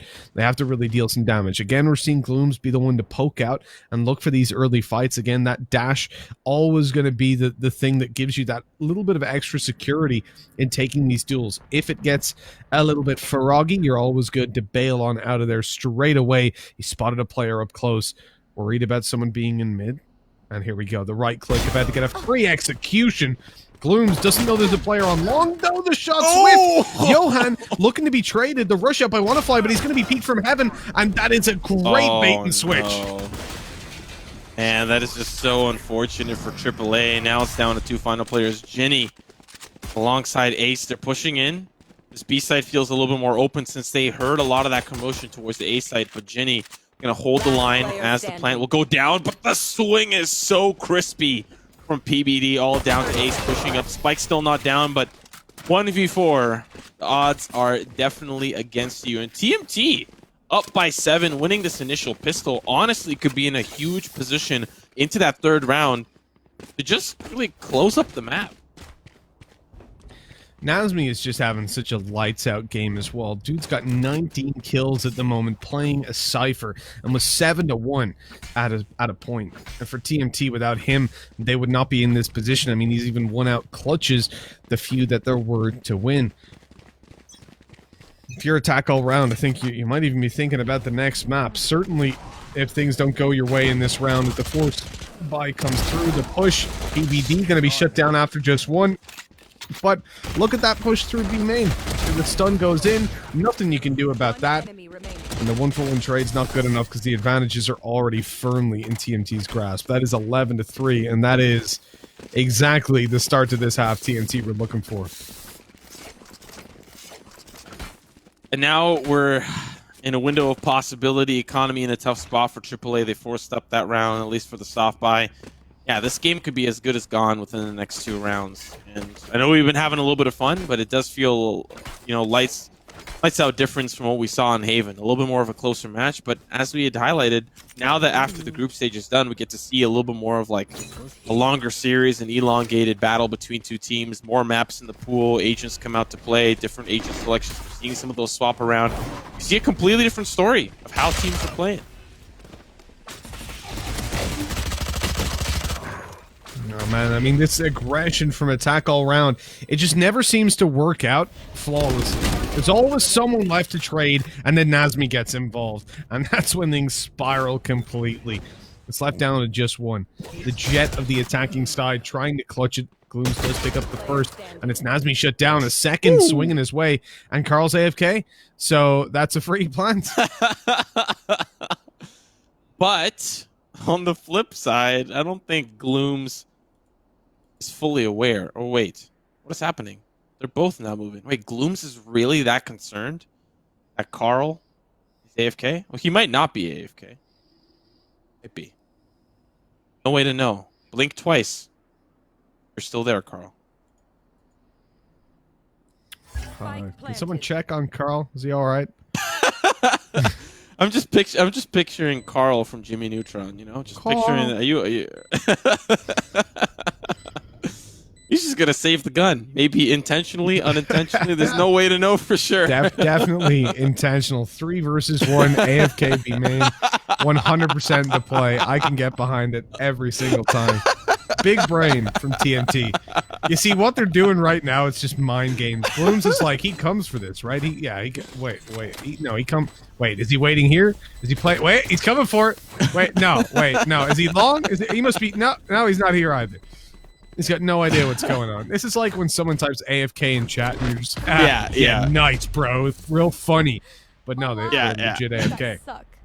Then your teammate like gets a poker strat. You know, you're bluffing. A pocket aces, man. Yeah, sure, you do. Yeah, he's back straight away in the next round. He just started moving. What's going on? What, Carl? Where were you, bro? Did he just like get back as the spike exploded, or is he trolling? He's currently running into a wall as well, so I'm guessing he had some tech issues. Yeah. I don't know if we can switch to Carl's perspective, but it will look like he's losing all sense of sight and smell. He's jumping into a wall now. I can see him in the bottom left. He's having a great time. I think his mouse might have died because... Oh, there we go. There we go. Now he's able to move. Carl's back, baby. We should be getting back into the game. Yeah, I'm guessing he couldn't move his mouse because he was able to run around, but he wasn't looking anywhere or like knifing or anything. That's the thing with these wireless mouses. I just got one this year for the first time. Years of gaming, all connected, hardwired in, plugged in. It's my first wireless mouse. I got the Pwnage mouse, used by a couple of players like Lex and Sean Garris. They like the Pwnage mouse. So I got it. Feels good, but I can never get used to it just randomly dying. You know. Yeah. Of course, I can charge it, but it's one of those things that happens. And kind of one of the things that I like about like franchise or league play. The TOs and the refs make sure that everything's kind of functional and operational. That like rarely happens on stage, but it's one of those things where in COVID you are your own ref. You know, you got to make sure your mouse is up and running. That's one of the things I had with my headset as well, my wireless headset, where I'd just be playing and then all of a sudden sound just disappears. I realized that we got some problems. So it looks like we still have some tech issues for the guys to resolve. So we'll be filling in for a little bit while that one goes down. It's a shame. It always breaks momentum when a thing like that happens. You're really leading the game, but I think at this point you can feel safe either way because you're just so far ahead. Like it seems inevitable that that one round swings into their favor and closes it out. And for a tackle round, they're probably already thinking about that next map. And really, we have to identify that bind and split are the two maps left in the pool. We'll have to see what ends up picking. They don't get side selection, so if they pick split, it's something that's kind of like, well, you're scuffed because they're going to pick defense first likely, and then you got to fight through a really tough attacking side. Or not. Depends on the play, of course. We've seen a lot of creative attacks on split, and depending on the region, sometimes it can be attacker favorite. It really just depends on where you're playing and what the meta is of the region. But if you go to bind, really either side selection doesn't really favor one way or the other, so you're kind of in a little bit more of a beneficial spot. But enough of the podcast. We're back and play. That we are. We're back into the game 11-4. TMT leading. When we last joined in, it was attack all round, getting the A side, winning out a 1 versus 2 effectively to win out the round. Now they're looking into the problem for me is that they haven't had anything repeatable. Like they're winning out these clutch rounds, but we haven't seen them cleanly win. And if you need to win a consistent amount of rounds as they do, doesn't seem all too likely that that happens if you have to rely on 1vx's consistently. Spike held up for A. Maybe Ace going to rotate mid-round as the entire team's prepared. B main, a lot of members up through the middle. And we do have PBD looking down. I don't know if that's an op or a rifle. Hard to tell from the X-ray here.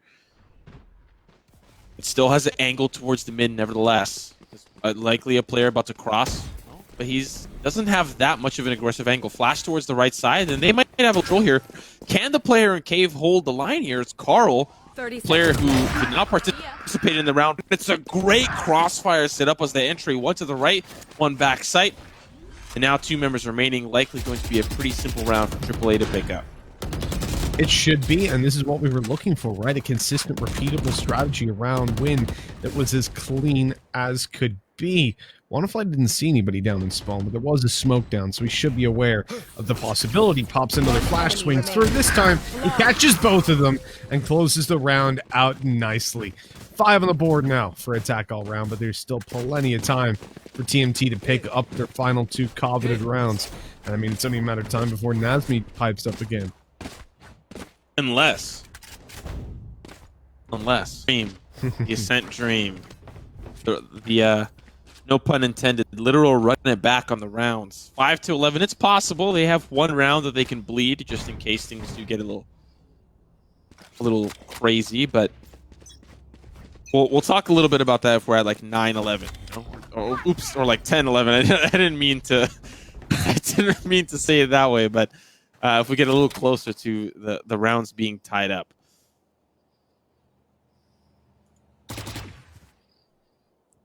At these quiet times in the round, this is where the most important decisions are made. For someone like TMT, choosing their next move is incredibly important. They know attack all round are approaching, and the flash is heard. The peek is there. 𝗔𝗎𝗎 catches it with the Sheriff. There's an opening duel, a valuable one. At this range, it's a 1-tap headshot guaranteed. There's a flash being toyed with. When a smoke's in play, though, it's always awkward. You don't want to pop that flash and end up with your opponents not actually being blinded. A-Long is taken, and this is going to divide the attention of those short players. 𝗔𝗎𝗎 caught off, taken down. Now Gloom swinging out wide. That forces the push out of Josh, and he even gets a kill for it. It's a 2v3. It's winnable, especially when you look at PBD, who's just managed to get a weapon. Although, well, never mind. The Blade Storm was the silver lining. It was a 2v2, especially with Konga that pushed up through B main. He was looking for those lurk players that were rotating back from defending the B site. But Carl here picks up a Vandal. Definitely an opportunity if he can take a couple of 1v1s, but Konga eventually joins the party. Takes out 1 player. 6-11 on the scoreboard. Now we're seeing a gun round come through for TMT. A lot of ultimates available for them. 4-7 on Carl for the Hunter's Fury. PBD just using that Blade Storm last time. We've got an Odin and an Op. Expensive purchases coming through. If this is a round that AAA can win, you can likely see them catapult back up to like a 10-11, 9-11 standing. That is where they want to be. At the moment, Team T, like you said, just needs 2 rounds. Just 1, 2, boom, sealed the deal. So a crispy little cheeky strat of some kind can definitely find them a victory here, but they're going to have the same setup they've run. 1 player in the mid, 2 players passive. On the B site, playing around the Sova and the Cypher utility. Some of those initiators off towards that A site, just waiting for something to happen. Well, speaking of initiating, PBD's been shut down. A wide swing by 𝗠𝘀𝘁 catches him trying to fade back. He didn't think he needed to use the dash, but that's ultimately what cost him his life. The 4v4 keeps attack all round well and truly in this round as they move over towards the B site. The camera spotting out 1, but not getting the full set of information. Not quite getting the value. That's why I don't really like spamming the camera that much. I feel like you need to give larger intermissions so that you can see those players actually start to group up and push forward. Although it will delay your rotates, it at least guarantees you solid information and solid rotates. As you can see, because 𝗔𝗎𝗎𝗎 only spotted 1 player, he's the only one that's near this site. So as they ult through and claim the site, they'll actually have a player still in B main. And TMT are left kind of clutching at straws as to how to approach this one. They have got ultimates, though, especially the Rolling Thunder. There's also a lot of good intel that was caught there by the cyber of 𝗔𝗎𝗎𝗎. Heard several members push in, and now so that this is going to be giving them a little bit of information. But there's the red carpet is rolled out, but they don't know they're playing close. Ace finds the double alongside the rest of the team. 7-11 now the scoreline. A solid hold from AAA. Normally you want to play passive on the site. That's what we see a lot of teams do. But when you're just held up outside the smoke, it's definitely going to throw the defense off guard. And they did not expect all of those members to be there, especially that close in the face of a Rolling Thunder. I mean, how could you? Really, that was an odd strategy, but as you said, one that completely pays off because of the meta in those retakes. What you expect your opponents to do, and they've just pulled out a completely wild play. They're for TMT, they're 4 rounds ahead. They're forced to an eco here. They haven't got the best of weapons to work with. Luckily didn't burn too much in terms of ultimates. It is the neural theft and the teleport for Omen that remains. So it's not the most impactful. Like, obviously, your Rolling Thunders, your Hunter's Fury, and your Blade Storm are the more important ones on TMT. Take flight. But at least they've got something to work with coming into the next buy round. And I imagine those other guys should be pretty close to their ultimates as well, because it's been a little while since we saw them used up. Of course, we don't have the wonderful UI that we did over at First Strike. I mean, I cannot wait for that to just be standard in the game, that we have sidebars. And even though there were a couple of glitches with it, it was made last second, so I was really impressed. Well, it is being added to the next patch, I believe, so it'll be available to all TOs and broadcasters alike. Looking at, of course, the sidebar of AAA, 4 members barreling down towards the B main side where the weapons have stacked on the A site. No information has been gathered to say that there are 5 players on the A site, so this call for AAA is a good one, a good read for them. Complete control, spike going down, and now here comes TMT. They're going to try to squish them in from all sides. Or not. They won't go towards B main. They'll all just join up together and try to have some impact on those pistols. Well, the fault line in play. No, it's actually going to catch 2 players off guard. That delays them. The blind down as Bloom's now paranoid up. Aftershock almost gets a kill, but 𝗠𝘀𝘁 gets away with murder. It's a 1v1. 𝗔𝗢𝗖 backside. Perfect timing on the peak to put 8 on the board. But that was an eco. And look how much TMT managed to do. Yeah, that's... I really think it was just good utility usage there. The fault line as well, the smokes as well to deny the vision from the left side to allow safe passage for the team to push through. And then the players in B main couldn't fight the players pushing and barreling in onto the side. You saw good initial picks for AAA, but it was not long lasting. But we have seen 5 rounds in a row go towards AAA. This could be another one here, 8-11. As AAA are closing in on their opponent. Attack all around. A little bit more of a standard setup here as we see members possible angles. 5-man spread, but TMT a little bit more aggressive. Look at how close PPD is pushing up. Are they going to expect him on the opposite side? Pushes in with the flash comboed in, but he gets traded away. Now it's down to the 4v4 and the Hunter's Fury doesn't find any value. Yeah, tossed into the abyss, unfortunately. And for attack all round, look at their positions. Look at their map control. They have nothing. They have 3 players still in spawn, conscious and afraid of any sort of continued push down A long. I've never in my life seen that. Are you afraid a Cypher's going to come sprinting at you? There's no more Jet. She's gone. It's okay. You can come out now. I mean, look, considering it's Nazmi, I'd be pretty afraid of that, in all fairness. They're going to move towards short, though, so it looks like Catwalk into A site with a 2-man long split is the way we're going to go about this. Lots of utility still online towards the A site. Cypher's there alone, but has his cam, his tripwires, his cages to work off of. This is dangerous. It's the Catwalk players that need to get a lot done in shutting the Cypher down. Glooms dashes through. He's spotted inside the smoke, damaged.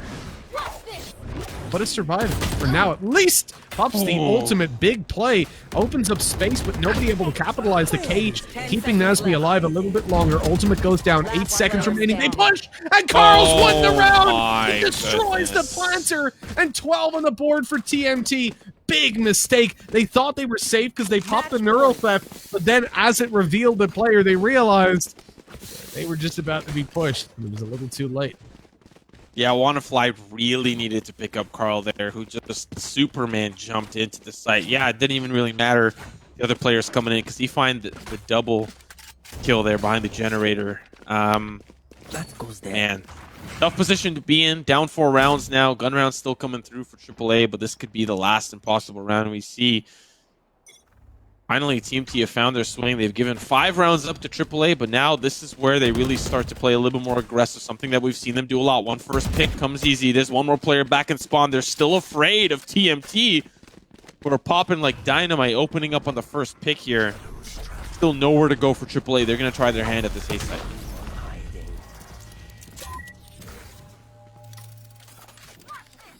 TMT should be able to close this one out. Even with that loss, there's just so much info. There's so much control going over into their favor. The spike in danger. Look at this push down middle. 𝗔𝗢𝗖 is playing bottom mid with the spike, almost got spotted, had that push through the smoke of being more in time with the rotation, but now just holding a super passive angle. They're hoping a flank would come through, but look, when you've got a man advantage like this and so much Cypher util to hold down the A site, there's no need. There's no need to flank. There's no need to push. You just wait and allow your enemies to make the next move. It's exactly what Johan's doing on middle, where they're about to push on into him by the looks of things. Oh, the timing was so poor, but he might get more for it. Spots the first, and the second is so low, but Ace connects the headshot. They're going to push up mid. They're going to get the B site. A plant guaranteed. And from there, I mean, a Hunter's Fury in play, it could work out reasonably for them. 10 seconds left. Blooms really just afraid of all the possible angles they could come in from. Aldrone's going to spot out his location, so he's going to have to reposition. Guess who's right there? 𝗠𝘀𝘁! Right into the open arms, all down to Ace. Hunter's Fury and Shock Darts until, but he's got 33 HP. The swing and a miss. 𝗠𝘀𝗍𝒏. 𝗠𝘀𝘁 with a 3K on the round. And a solid pickup here for TMT. Going to be taking down Ascent. And now we're going to be moving on to the third map of this quarterfinal. The third and final map, indeed. And I said, looking at these brackets when we were talking earlier on, that, you know, typically quarterfinals, they're supposed to be blowouts. They're supposed to be easy games. And we just roll on through to the semis, especially in a region where you've got 16 teams coming through. It's top 8. And some of the competition hasn't maybe been up to scratch historically within the region in terms of global FPSs. There's generally those 2 or 3 teams that just dominate and are a tier above. And hell, we even see that in Europe right now. But TMT and Attack All Round was a game that was set to be close from the very beginning.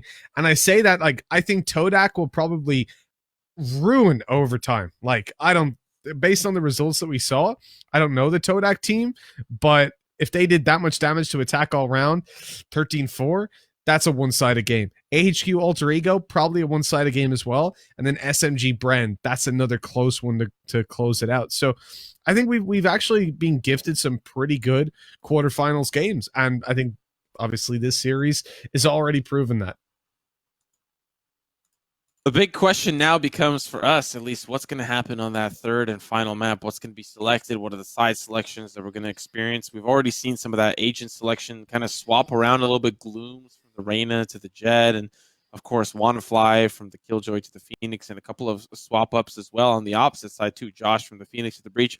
Point being, what are we going to see for that third map? Still going to be a pretty big surprise, I think, for us. But we wanted PPD to step up, and really it was just 𝗠𝘀𝘁. It was just 𝗠𝘀𝘁 really bringing the team back and really filling in the shoes that Josh was on that first map, trying to drag the team through. But yeah, you're right. This has been a very close series. I think it really just does boil down to the comfort level on the maps. It just didn't look like AAA were really comfortable at all on Ascent.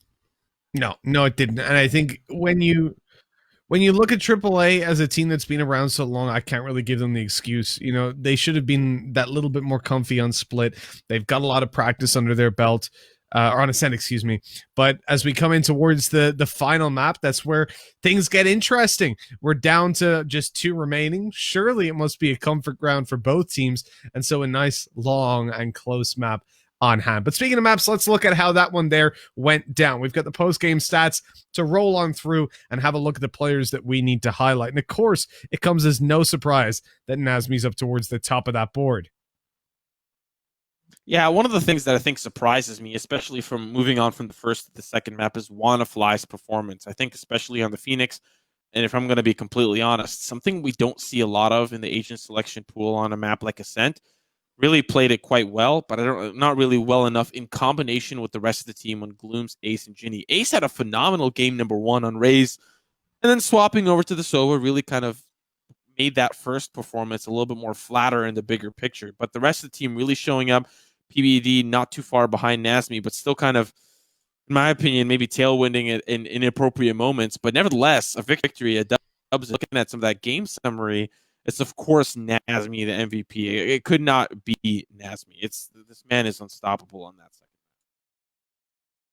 Yeah, I think Nasmi deserves the underline for that one. 347 ACS, and you see how far above the previous games for Ace that was, because again he was leading the charge by miles. But I was impressed by PBD as well. We look at his first bloods, and I'm glad he's been highlighted as the entry fragger because he participated a lot more in the early rounds than what we saw from him over on Haven, where he wasn't really getting the damage done with the operator. His blade storms weren't really getting involved. And okay, sure, in terms of kills, he wasn't necessarily insane. He still managed to get enough done in the early rounds that I think this was where we saw a very much more justified approach to Jett. I still think he needs a bit more time on that agent, because there's times when you see his dash used incorrectly or just not used at all when it definitely is worth expending. He treats it as too valuable of a resource, and it costs him at times. Looking back at these team lineups, I think the one thing that we're seeing is really leveling up TMTs. They've got watches, and AAA don't.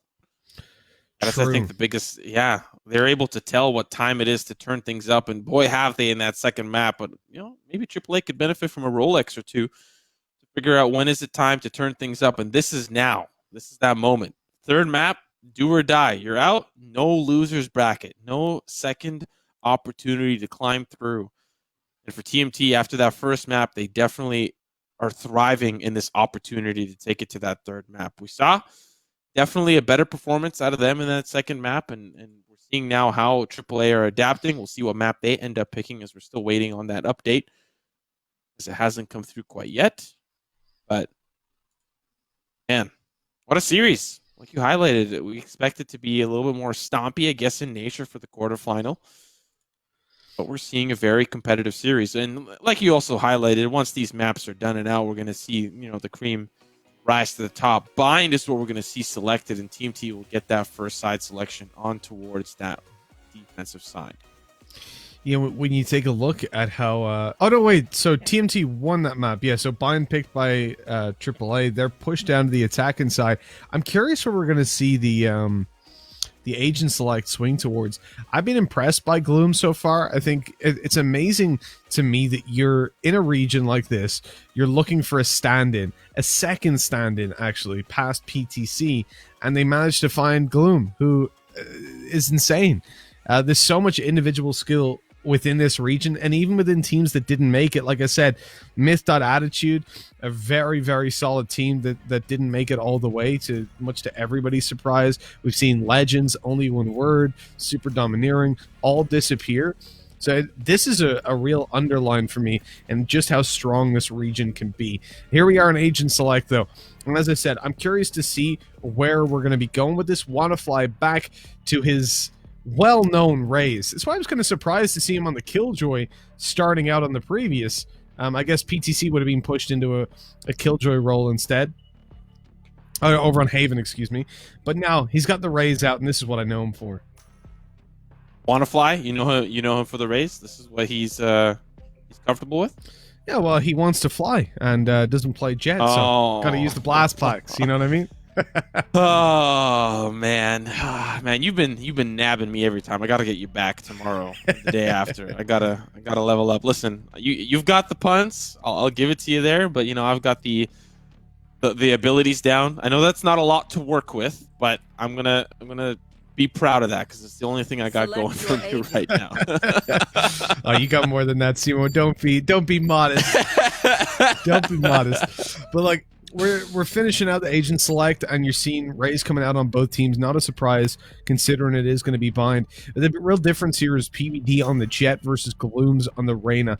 That's what I'm curious to see, that battle go down, because we know Glooms is able to manipulate a lot of those fights into his favor. But from what we've seen of the Reyna gameplay so far, has been a little bit too eager to use the Devour instead of the Dismiss. So he heals himself up instead of getting info and bailing out of any fights. And that's what I want to see changed a little bit, because in close quarter fights that you get on Bind, you never know when one of these guys' teammates is going to swing around that corner and trade you out. So it's always risky to go for those heals unless you have good map control.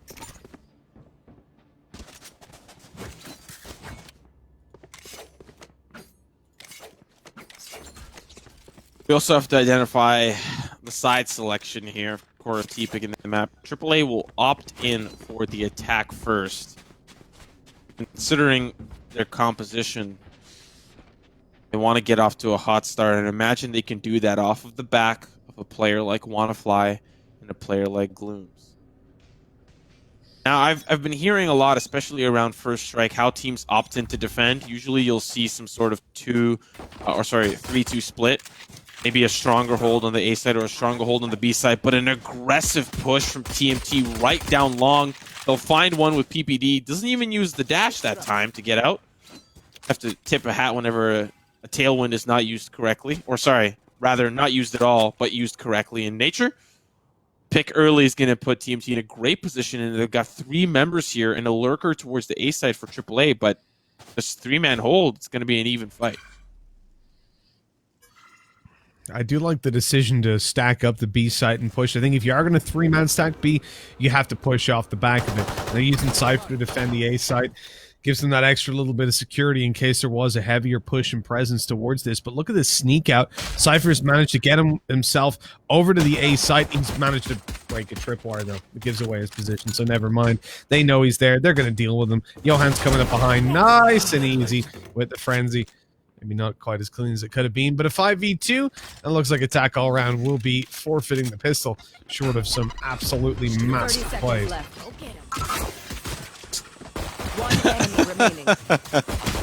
Standard paranoia straight up through A short. Johan and Josh will clean that one up. Spike down, of course, and honestly a solid round from TMT. The flawless comes in. Josh and Johan. Josh working the angle on the B side, and Johan stopping any further pushes on the A side. The big question becomes, will they force up onto the SMGs? We're seeing some of them come through, but really, I think some of the members might be holding on to that second round conversion and looking for assault rifles to match that third round buy from AAA.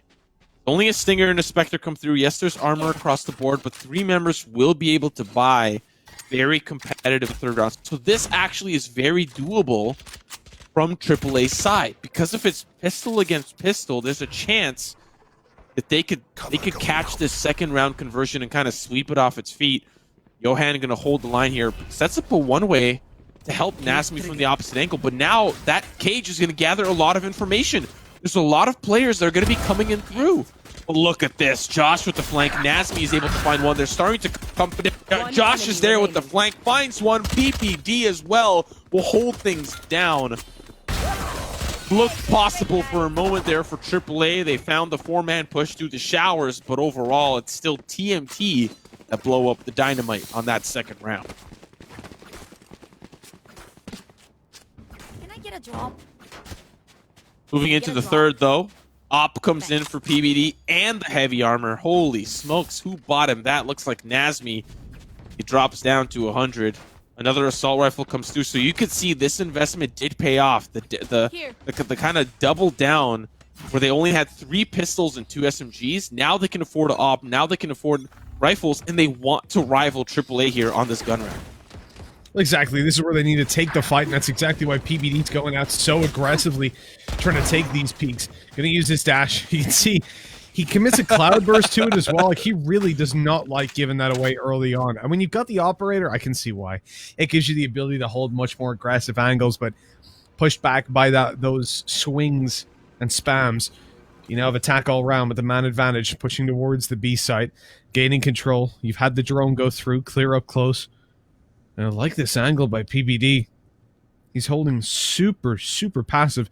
The map doesn't even register that he's got vision out towards long.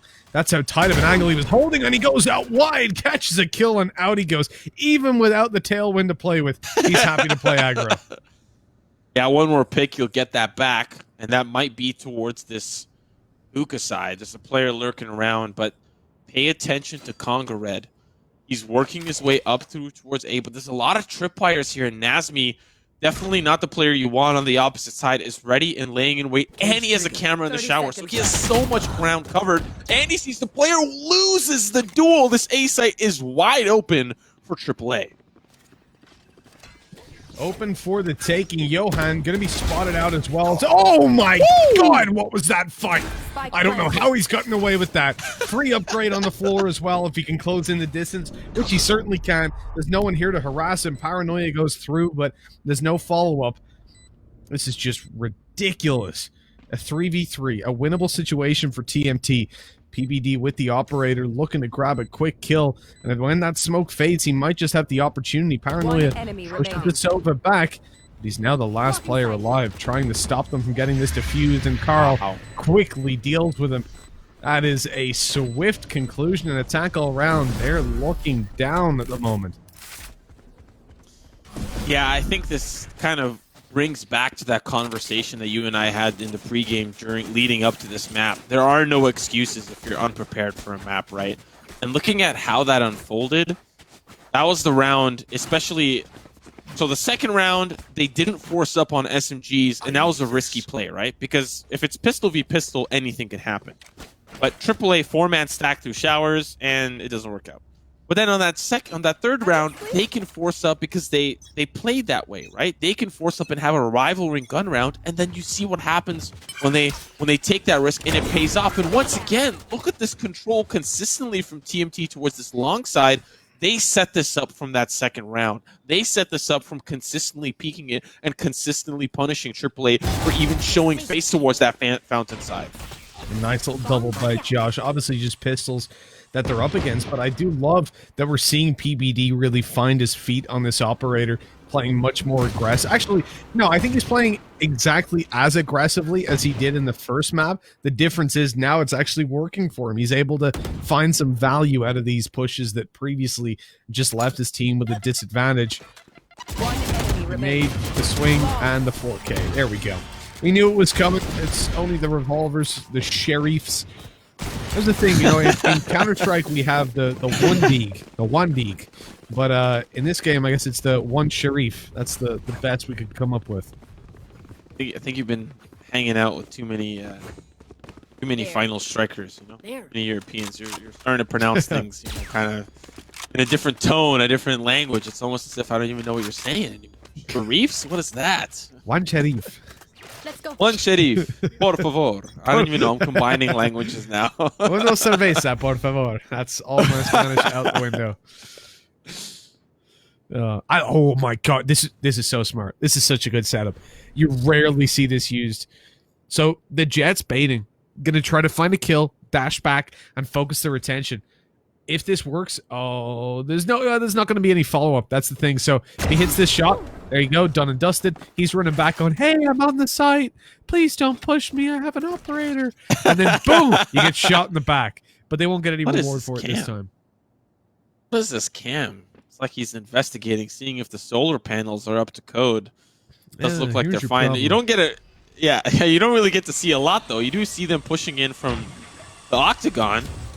But it's really now he's going to have to worry about this race. He saw her coming, but he still loses the fight. Oh, no. Down to the 4v4. They've made their way onto the B site. The entrance into it is smoked, and that's going to be another smoke layered on another smoke. But here comes the showstopper. They want to try to get this cooking now. Well, double showstoppers, double kills. One for each, though. As TMT still behind by a little bit. They managed to pick up the weapon here. PBD 1 kill away from ultimate. But the dash in the smoke. Good pre-fire by Congared, who picks up the second. Nicely done. Well handled. Attack all round. Pick up their first. And looks like we're going to need a little bit more energy for the TMT side. So hopefully they manage to clear that little bit of dust off those solar panels. Because I saw it up there. They said they don't work as well. A little layer of grime. You got to go up and scrub them every now and then. Yeah, and they unfortunately send Nazmi up to do it, always doing the dirty work, even on that last map, pulling the team out from the depths. But really, it didn't really feel like depths if they were really in control for a majority of that map. Looking at this one, though, I like the consistent moving around for TMT, and especially in that last round, moving Jet towards that cheeky cubby spot in A short. I definitely don't think AAA are going to fall for that again, using the owl drone early and now the cyber cage. So using that recon bolt to see if anyone's playing that angle, but with the partnered up with the paranoia, but it's not going to be a player ready and laying in wait. So this push in towards the A site is going to be a double man hit from showers and from short. DMT are here. They've got 3 members on site willing to defend. The smokes keep them out for just a moment. 𝗠FLY not actually going to be caught off by that by the leer as Blooms is taken down. And I think if you're attack all round, it's already done.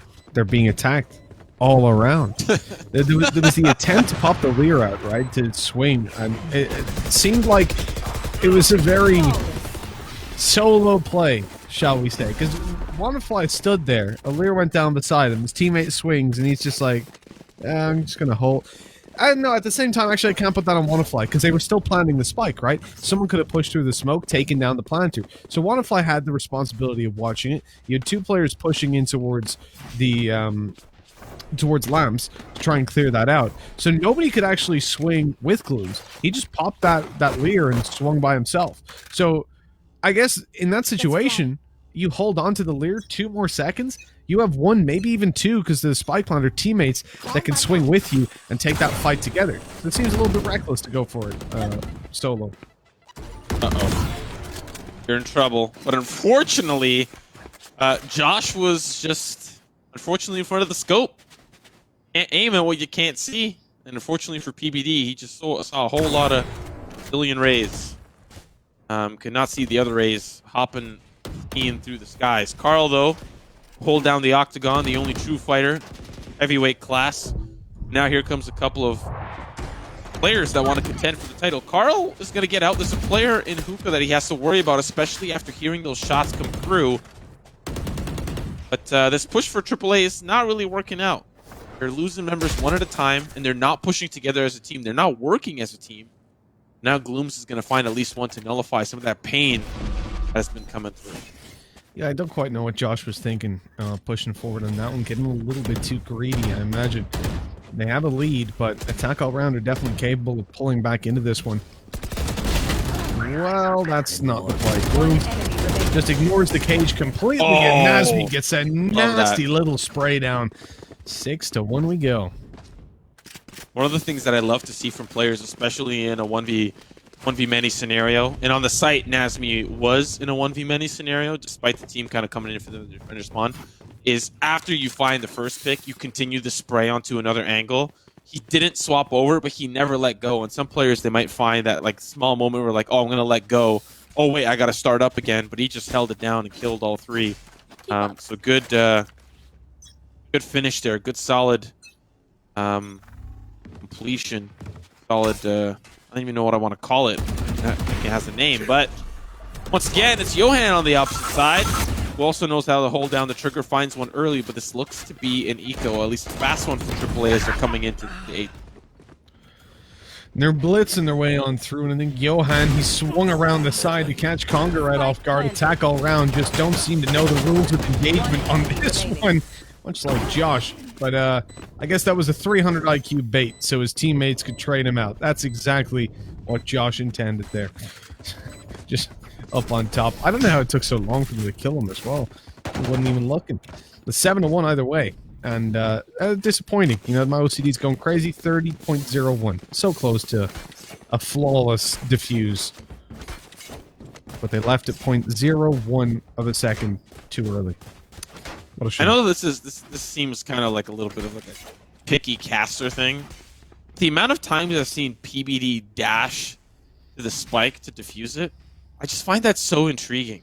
I've never seen a player dash to the spike because they were afraid. Maybe I don't even know if "afraid's" the right word, but just be so confident, so hungry to defuse the spike. I mean, that's a good trait to have, but I find it so strange since I've never seen a player do that, even though it means virtually nothing. It's not analytical, it's not smart in nature, it's just interesting. Ace perfectly traces 𝗏𝗏𝗏 and takes him down. There's the Hunter's Fury blindly thrown through, but the capitalization was there. 𝗠FLY onto 𝗏HAN opens up lamps, and this is getting a little bit scary now as TMT, they are falling apart. One by one they fall, no trades back. Gloom pops out the dismiss, catches the final player, baits the shot, and they might not actually pursue this, not immediately anyways. So it looks like a little bit of space for PBD to get away, but they know it's an operator, and that's definitely a weapon they'll want to take out of his hands, considering they've still got the 5 alive.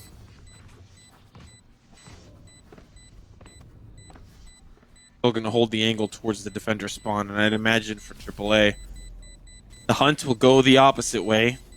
You go through defender spawn, you're asking for a death sentence, and maybe that's what Jenny wants here. At least getting some early intel. AAA will not be hungry for blood, won't chase down the op, and that'll carry on into the next round. 7-2. 3 rounds remaining in the half, and the economy is still in really good spot for TMT. The only thing that I think could break it is if we have some wins being traded here, right? We get down loss bonuses really starting to impact TMT. Maybe in that last or the round to follow, we might see a kind of a where that economy breaks. But 2 ops coming in, very confident here for TMT. Josh going to play it passively, but aggressively as PPD, as he's going to be looking towards the shower side. The recon bolt's early, but it's shot out. Will they peek is the big question. Owl drone for security purposes. They don't peek. They back off. But they don't know it's double up. They still don't know that. They have no idea yet. Will they find out, though? Because that second op is towards B, and you're seeing the Cypher start to close up the distance, but that looks like just a lurk position until Raze joins him. I thought this was going to be a more pointed A attack, but with Raze around here, they're going to clear it out. This is an opportunity for Josh to get away with just pure murder. As the push comes through, the weapon spotted, and a free kill. Nicely done. Now they're going to push the A site, and this is where the second op can come into play. Smoke comes in. I think Johan will see that out, but PBD's playing that up like a shotgun, ready to burst on the opposite side. They're going to swing. Fortunately for him, he does manage to get out with the tailwind there, but still membership is on the site. Spike's being planted. Now going to use that op shotgun in lamps, and there's a player close, and it's going to work out. Ace on the opposite side will trade things out down to 2 final players, and that's unfortunately Arena with the Empress. But now this is where things get a little scary. That's going to be 1 found, but Josh on the opposite side. Was that through the double box? Okay, Josh. I see you. I see you. Nice shots. Crispy aim. 8-2 TMT.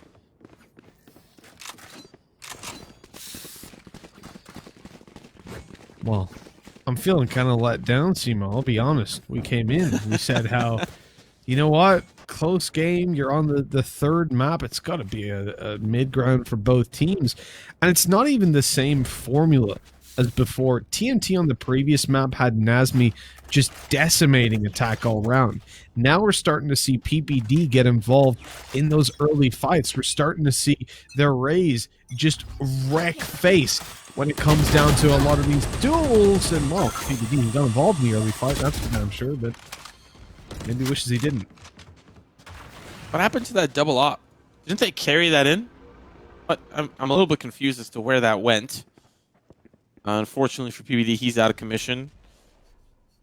And there are 3 members on this B site. This eventual hit, oh, the paranoia's got to be a little rough. But yes, guess who's there? It's Carl. He's on the opposite side. He doesn't find success, and Jenny swings with Conga. This just pandemonium on the site. Frag after frag. All down to 1 final player, Nazmi. Spike planted. And yeah, I am not walking into a 1v5. I am not going to be doing that. Just collect the utility, pack it in, call it a day, and carry on to the next round.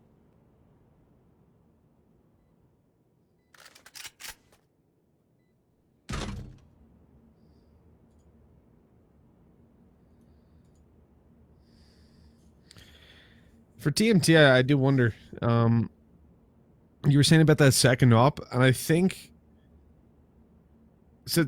They should have enough money to buy in the next round, right? So maybe they just dropped it in favor of one of the rifles, so that they could go for that more aggressive push. Because obviously it was Josh and PPD that were using those ops, and you don't want a double operator push into hookah or out of hookah even. But still a little bit odd. Nazmi's guaranteed the weapon at least. Let's see where the money's at. Yeah, so they've got plenty of cash.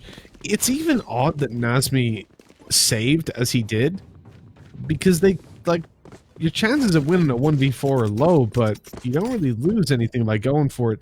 Maybe just trying to avoid giving attack all around more ultimate charges is the only thing I could think, but even then... They're not even close. Yeah, they're not even close. It's just weird. Good point. I don't even really tend to think about that, that deduction. Oh, man. Ouch. Conga! Holy smokes. Just chads it up down long. Finds 2 early picks. Oh, but Carl, the defense not going to work out. Ginny teleports back towards the elbow. Or sorry, rather, Johan teleports back towards the elbow. Johan's going to find one. 2v3 doable, but when you walk into sight and you don't look towards your right, find Y in a nice, tight spot. One more player remaining, and it's about to be the showstopper. That'll be the defeat. Oh, it's going to take him low. 1v3.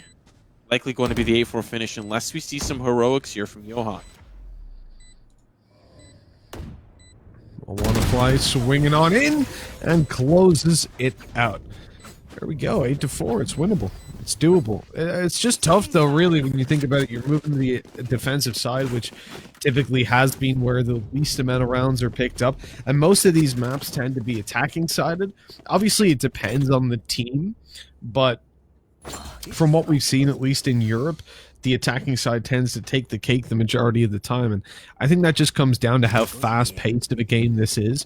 Like, it's easy to retake in a way, but if you have like a 2-man disadvantage on the retake, it's just not. And if you use your utility correctly and going for those early fights, you can really overwhelm teams that don't have the protocols there for if this then that, or if A then B. It can be very difficult to react to like your stuns, your flashes, and still be working as a team, right? So you sort of isolate individuals, and at that point, a better team on the attack can tear you apart. Yeah, I wish we had some solid stats about that for NA, but, you know, looking at First Strike, qualifiers, the major, I'm not going to lie to you, it was like 50-50 across the board. And I know that certain maps favor a certain side, but in NA, it seems like we just... flip a coin, boom! Yeah. Sure. I'll take a look, actually. Hold on. Let me look at the stats here. Asians across the whole thing. So the problem is with open qualifiers, you're going to have like super skewed stats. So yes, let's imagine that G2 play against 4 random teams on split and they start attack every time. It's going to be like 95% attack sided split, when obviously it's not.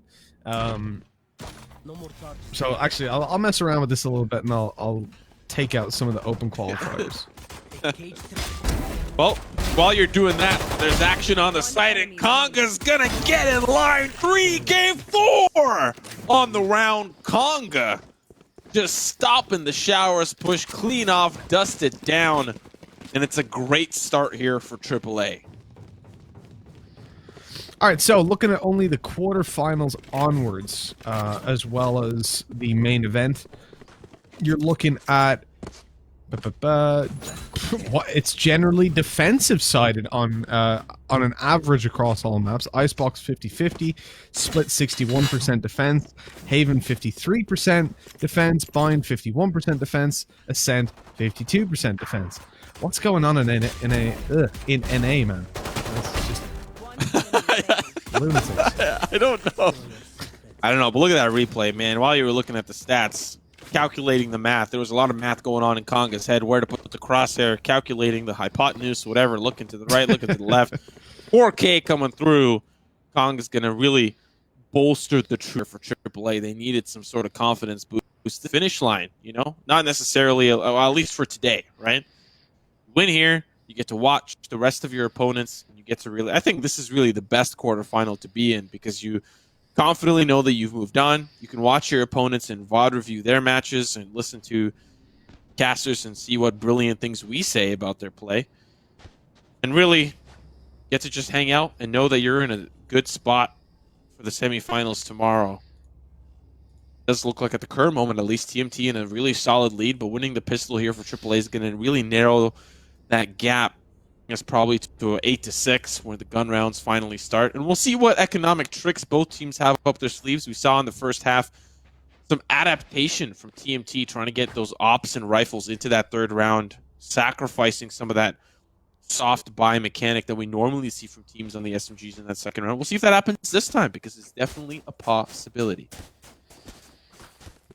Yeah, a little bit of a pause coming through. I presume this is another tech issue the guys are facing. They should be good to go in not too long. Now, what is concerning to me, actually, as I don't know how long this tech pause will be, so I'll bring this up. I was just looking at the EU stats, and now Split, which I think is pretty intuitively defensive sided, right? It's apparently attacker sided over in EU.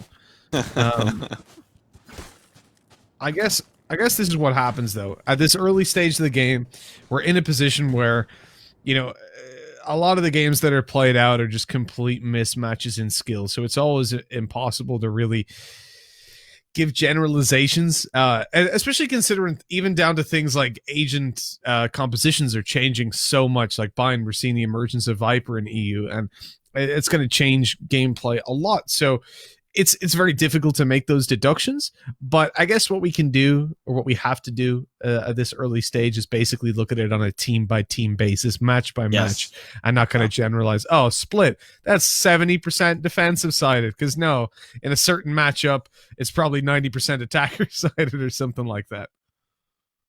To be fair, I like teams that there was early on in some sort of Nerd Street Gamers tournament, I saw a team have like a phenomenal attacking half on Split, and this was like just after the changes, and I was like, wow, Split attacking sided now? I like seeing teams have a really good attacking side on Split. It makes me feel hopeful for the map, which has been so hated during the beta, especially with that narrow gap and that wall that was up in Split. And I'm glad that the Riot construction crew has been busy and knocking it down and kind of giving more space to the attack to play. But ultimately, I just like seeing good attacking halves on Split. Usually the defense has their way, especially depending on the comp that they have. There's Killjoy locking down a site or a good Cypher. We're not on Split. We're on Bind. You know, attack pause is kind of hindering the continuation of the match. But at the current moment, we're heading into round 2. Pistol's done. It did go AAA's favor. We're looking at a potential soft buy and then transitioning into that third round gun buy for both teams. But we still don't know what the economy looks like, if anyone's forcing up or if teams are forcing down Pistols maybe for AAA instead of the SMGs. So obviously I've been mostly covering Europe, Simo. What do you guys see over in North America round 2's attack side if you lose the pistol? Do you normally see a force buy up? Never. Like never. There's like 1 or 2 teams. Like it's super uncommon. Even at like a 10-2, I still don't see teams force up. I still don't even take that risk. If anything, that's even more of a reason not to. They want that gun round. They really just rely on the gun round. I even barely see. I bet if you pull a stat from First Strike, I don't know if that's something that I don't know if that's something that the Spike or VLR have access to. Thrifties. How many Thrifties won throughout the entirety of North American First Strike? Because that would give a better tell as to like whether or not pistols are great. But there's often times where you see teams lose all pistols in a series and still win the series. It's just something about those weapons that's just not friendly to NA. I don't know. Fair enough. Yeah, I think it's roughly the same here as well. What one of the things that kind of surprised me though, looking over at North America, was how just quick some of the rounds are. Like how straight up it's like watching a region of G2s a lot of the time. Like it very, very pointed. But when I look at G2, even actually interesting point to bring up was we saw Pith in one of the rounds. So it was even worse because he was playing Cypher on B site Split on defense, and he picked a Sheriff in the pistol round. Obviously, that means you don't get your one-ways. It means you don't get your tripwires. You don't get anything to work with alongside that. And they were 10-2 up. They almost lost the map because that's what G2 do. But it was really... Sheriff? I don't know what you're talking about. Sheriff? I don't know that weapon. You mean the sheriff? yes, I know what you're talking about. Well, he had too many cervezas, so he was pulling out the sherry. That was the problem.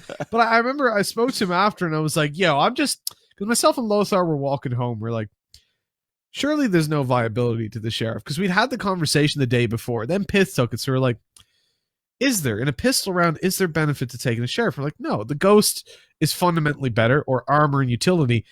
And then I messaged Pith and I was like, yo, what's up? I wanted to ask, is it just because you had a 10-2 lead? And he was like, no, even if we were 6-6, I would have pulled it out. It's been working in practice. I was like, well, you're wrong. you're just wrong, but okay. Like, I didn't know what to say. It's like, I guess if it's working for you, it's working for you, but I don't know. A stinger could work. Are you going to buy it every round? I don't know. There's a player in an A, Roka. He is the Sheriff King of an A, like hands down. He wins so many thrifties for Space Station Gaming. He's an absolute animal, and to boot, he plays Reyna. So you can imagine how scary that is. As we're looking at this round, a beautiful 2K with the shock dart. They get caught up in the shower. They have to clean themselves off after this round, as it's just decimation for AAA. I understand it's an eco, but losing 2 off the bat off a shock dart? Come on. Average Jonas is rubbing his hands together right now. He's having a good time. I can't tell you the number of times we saw someone line up a shock dart, because we were watching NA for Strike, and there would be like a shock dart that wasn't quite lined up properly, and he'd just be losing his mind. it was so much fun.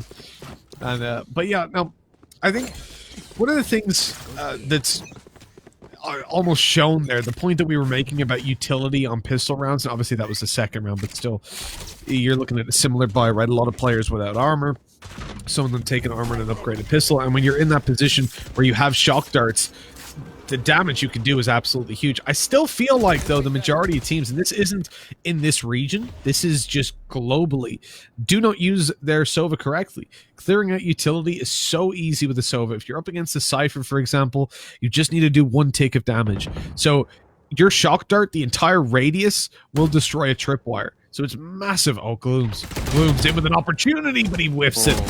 Misses the shots. Ace able to get 1, but damaged up afterwards. And the weaker weapons, well, they fall to the hands of the Vandals.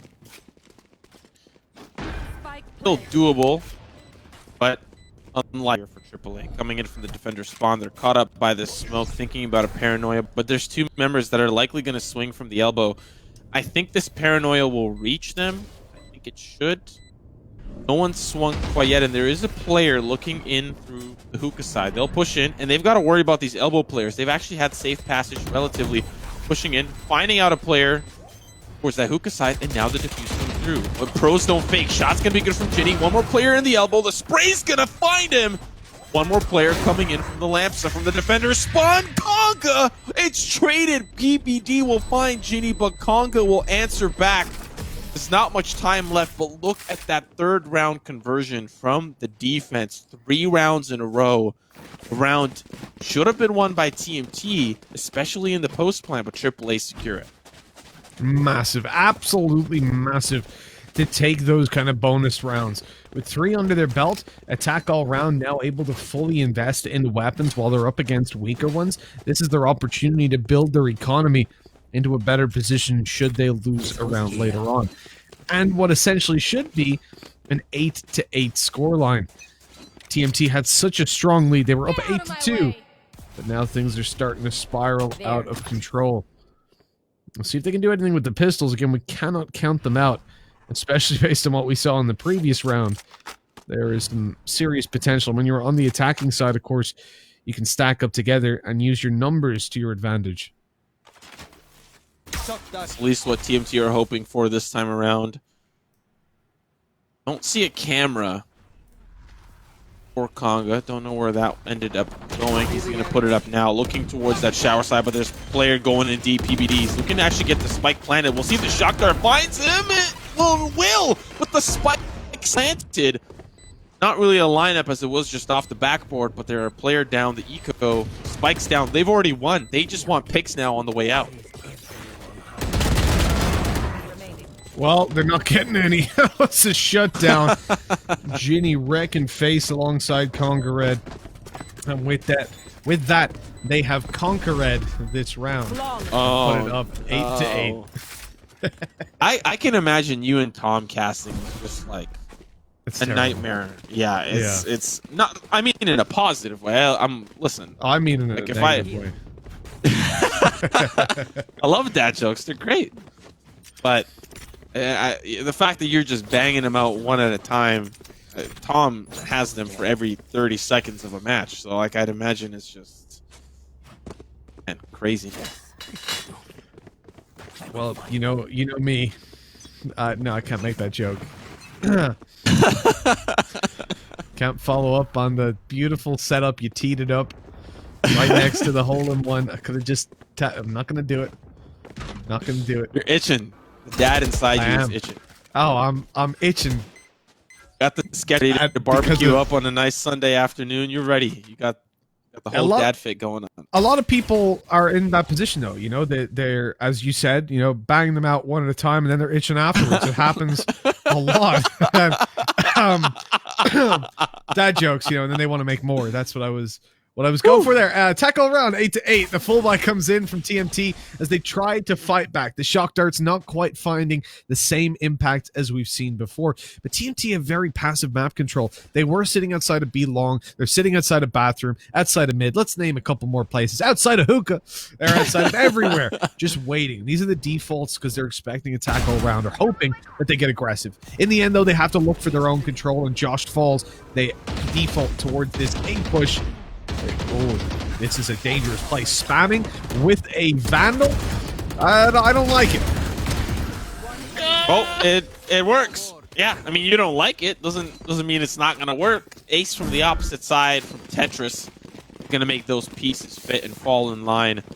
I like how you were naming places. I know you're just trying to match my naming ability. I know you're trying to flex your muscles. But you know what? Do you guys call the that steel tin on the B side anything special in EU? Because in an A we call it tuna can. I've heard that, and I was honestly very confused about what the tuna can was. As far as I'm aware, everyone I've cast with has just called it like the sight tube or just sight, or like inside the sight. That's it, really. We haven't had any special names. It does remind me of the kind of thing you put inside of a fish tank, but I don't know what that's called either. Wouldn't that just be called it? Oh, wait, I think I know what you're saying. I don't know what that would be called. And I also don't know if TMT know what it's called when Ginny just swings out from lamps. Another angle here towards the shower side. This push is just going to fall apart. Especially with all that utility burger. They're going to try their hand. And 𝗠𝘀𝗖's in such an aggressive position early on. He's just holding the line here. Great comms as well. Yep. Two players jumping in. Be on the lookout. And now that they have the spike control, I'd imagine the player that jumped in is just going to sit and wait, save the weapon. No heroics from PPD as the rest of the team, of course, dead all around. And a tackle around is going to secure this one, leading us up now 10-8.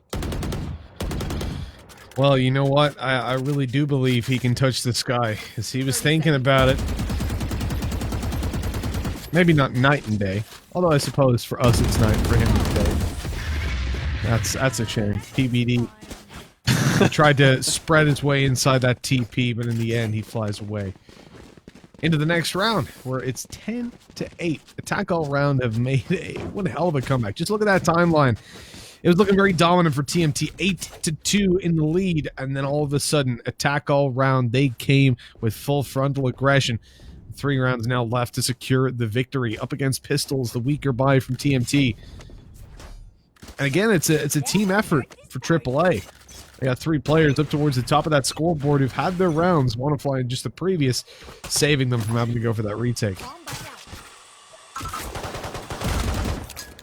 Bomb buddies will greet each other in the hallway. The Flash was looking to grab 𝗠𝘀𝗖, but there's a great buddy system, and Toad Blooms will hold the line on the tuna can, and that's another one down, one after another. I like the way that was played in hookah. TMT, they were just trying to get a blitz onto the site, trying to get at least the spike down, but Paranoia, not going to find any value from Johan, but this is now the gun round that is so important, so pivotal for TMT. A lot of ultimates available for both sides, more so on the TMT side. Showstopper available, the Hunter's Fury, a lot of damaging abilities ready and laying in wait, waiting to be used. And I imagine this is where we'd see them used, right? You want to secure a round, you want to find some momentum to stop this bleeding. You've lost 7 in a row. You're likely going to commit a lot of these ultimates here. We'll see how they end up being used, though, and where. You know, one of the problems with this sort of position where you're down by 3 is that winning a round doesn't fix your problems. There's always going to be another mountain, and you know you're going to want to make it move. It's an uphill battle, right? And sometimes you're going to have to lose, and that's the problem, being that far behind. It's not about how fast you get there. It's about what's waiting on the other side, and Miley Cyrus would be happy to see this one waiting on the other side. 𝗠𝘀𝘁 able to take a triple, shutting them down one at a time. 100's Fury goes out, spotting out no one else here. 𝗠𝘀𝘁 looking for the ace at this point, and it's stolen by Gloons. Kick this man. How dare he do that to 𝗠𝘀𝘁? Were you building up a play to a Miley Cyrus lyric? I never seen that before. Standard. It's the climb. The reason I don't sing it usually. Yeah, you just leave that to Average Jonas. Yeah, I mean, this is the thing. Yeah, that's where he comes in. I haven't got the singing. These are the struggles I'm facing, and sometimes the chances I'm taking. Like, sometimes they might knock me down, but no, I'm not breaking. Oh, no. I know my girlfriend's watching this in the other room, and she's going to give you a lot of props for play-by-playing with some Miley Cyrus tunes. I mean, Hannah Montana will give you some props, and the showstopper's going to find one. 𝗠𝘀𝘁 does want to fly, but ends up getting knocked down. We'll get back up again in that next round.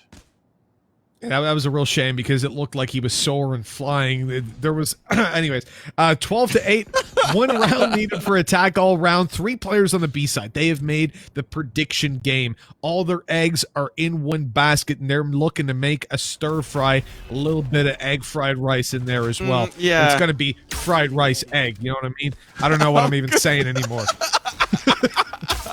I'm confused. I just imagine like 12 Easter eggs in a stir fry wok and a bunch of oils and sauces, and I'm like, who's Easter eggs? What do you Because mean? you said all their eggs in a basket, and then you take the basket and you put it in a wok and you stir. Listen, why Easter eggs? Why are they chocolate? They could be normal eggs in a basket. No, what do you order from a Chinese in North America? Have some egg fried rice, chocolate melted all over it. Oh my god.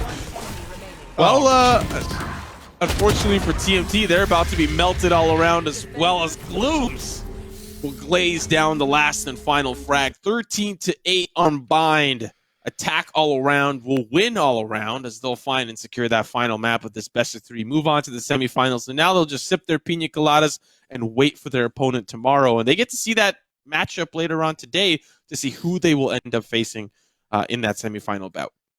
Yeah, I got to give big props. The comeback, considering the fact that they were looking down and out 8-2 behind, to switch it over. I mean, it comes back to what we said earlier on, right? When you swap over sides, it can be a whole new world. And indeed, they have found a new shiny point of view. I got to say, that's one of our close games, really brushed under the rug at that point.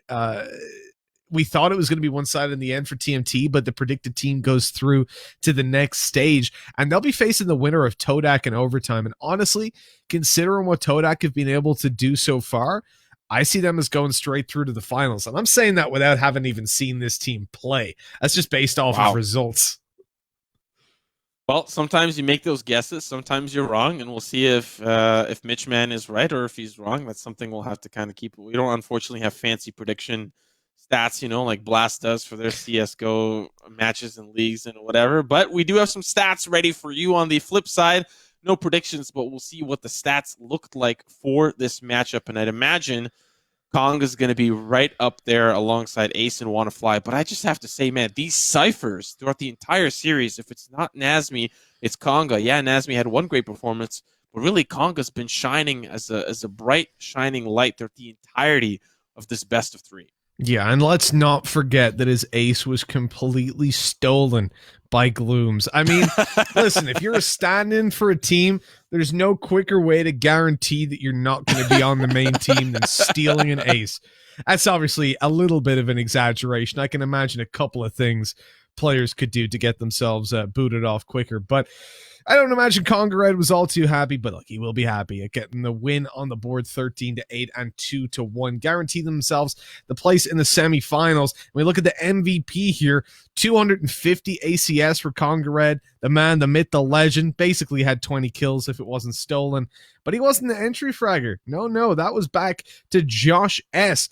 So the interesting thing here is that TMT have actually been the team to have the entry fragger, at least the most first bloods on a single player, to put it that way, in all 3 maps so far.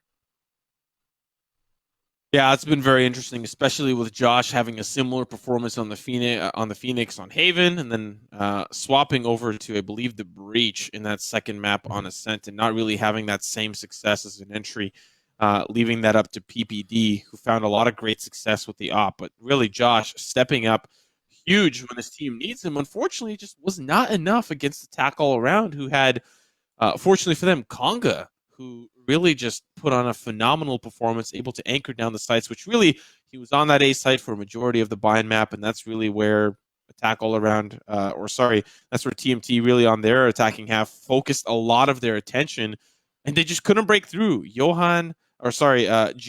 and Conga did a phenomenal job of holding things down, positioning in different angles, really just trying to find success wherever they can and stopping these pushes. If it's showers, nope, stopped. If it's A short, nope, stopped. And even at the end there, Conga finding a 4K, that's just a testament to how well that A site was defended. I thought you were going for my title there, is again, going for the map names. We're going to throw a couple more in, but I got 4. You're only on 2. I'm keeping track. Don't you forget. Well, like, keeping track of the games going down as well is our job. And for now, we're going to have to take a little bit of a break so we can do so successfully. It is 6:40 a.m. for me. I don't know what time it is for you, Simo. Give me a shout on the time so I know. Was it like 1:40? So I'm behind you. I'm trailing. I'm 5 hours behind. I'm trailing. It's all right. Yes. Just like the NI scene following in EU's footsteps, trailing behind, but they'll get there someday. For now, though, we're going to throw things over to a break. We'll catch you guys back here in just a little bit.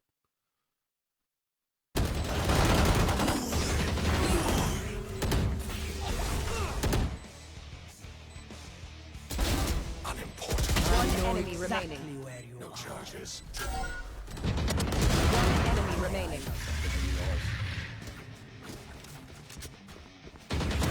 Die.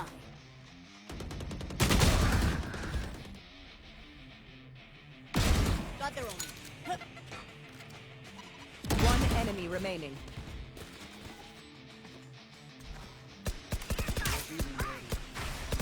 Last player standing. One enemy remaining.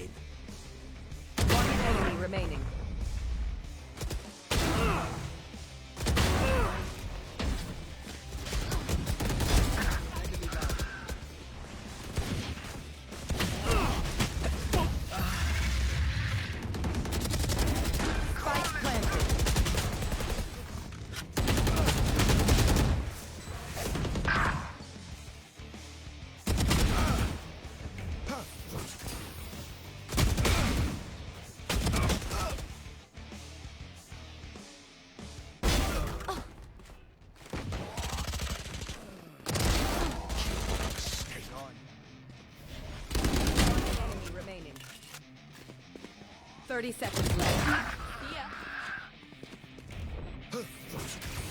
One enemy remaining. Long.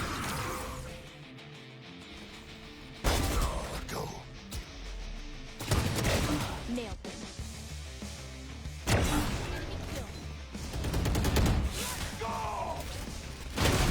One enemy remaining. Last player standing.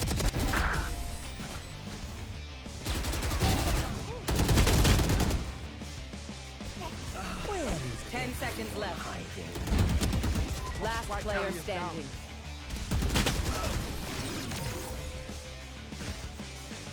Seconds left.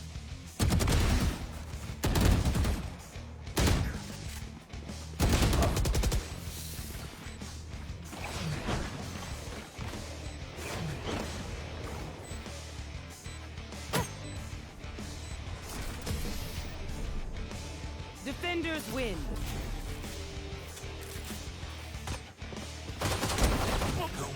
One enemy remaining. Flawless.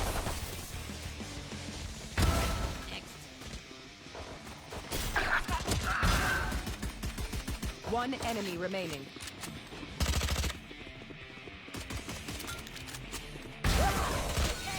Great, guys.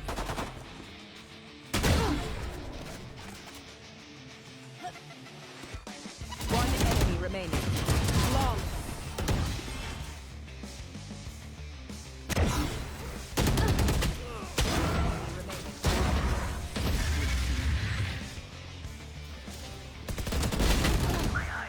than yours? One enemy remaining.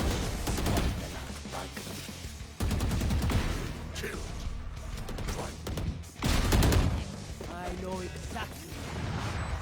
Enemy remaining. Spike planted.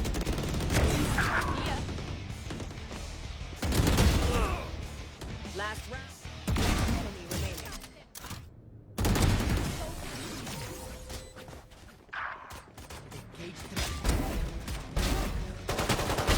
One enemy remaining.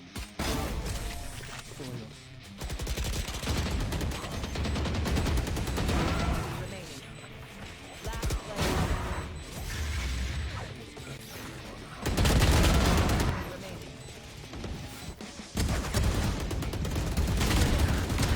One enemy remaining. One enemy remaining.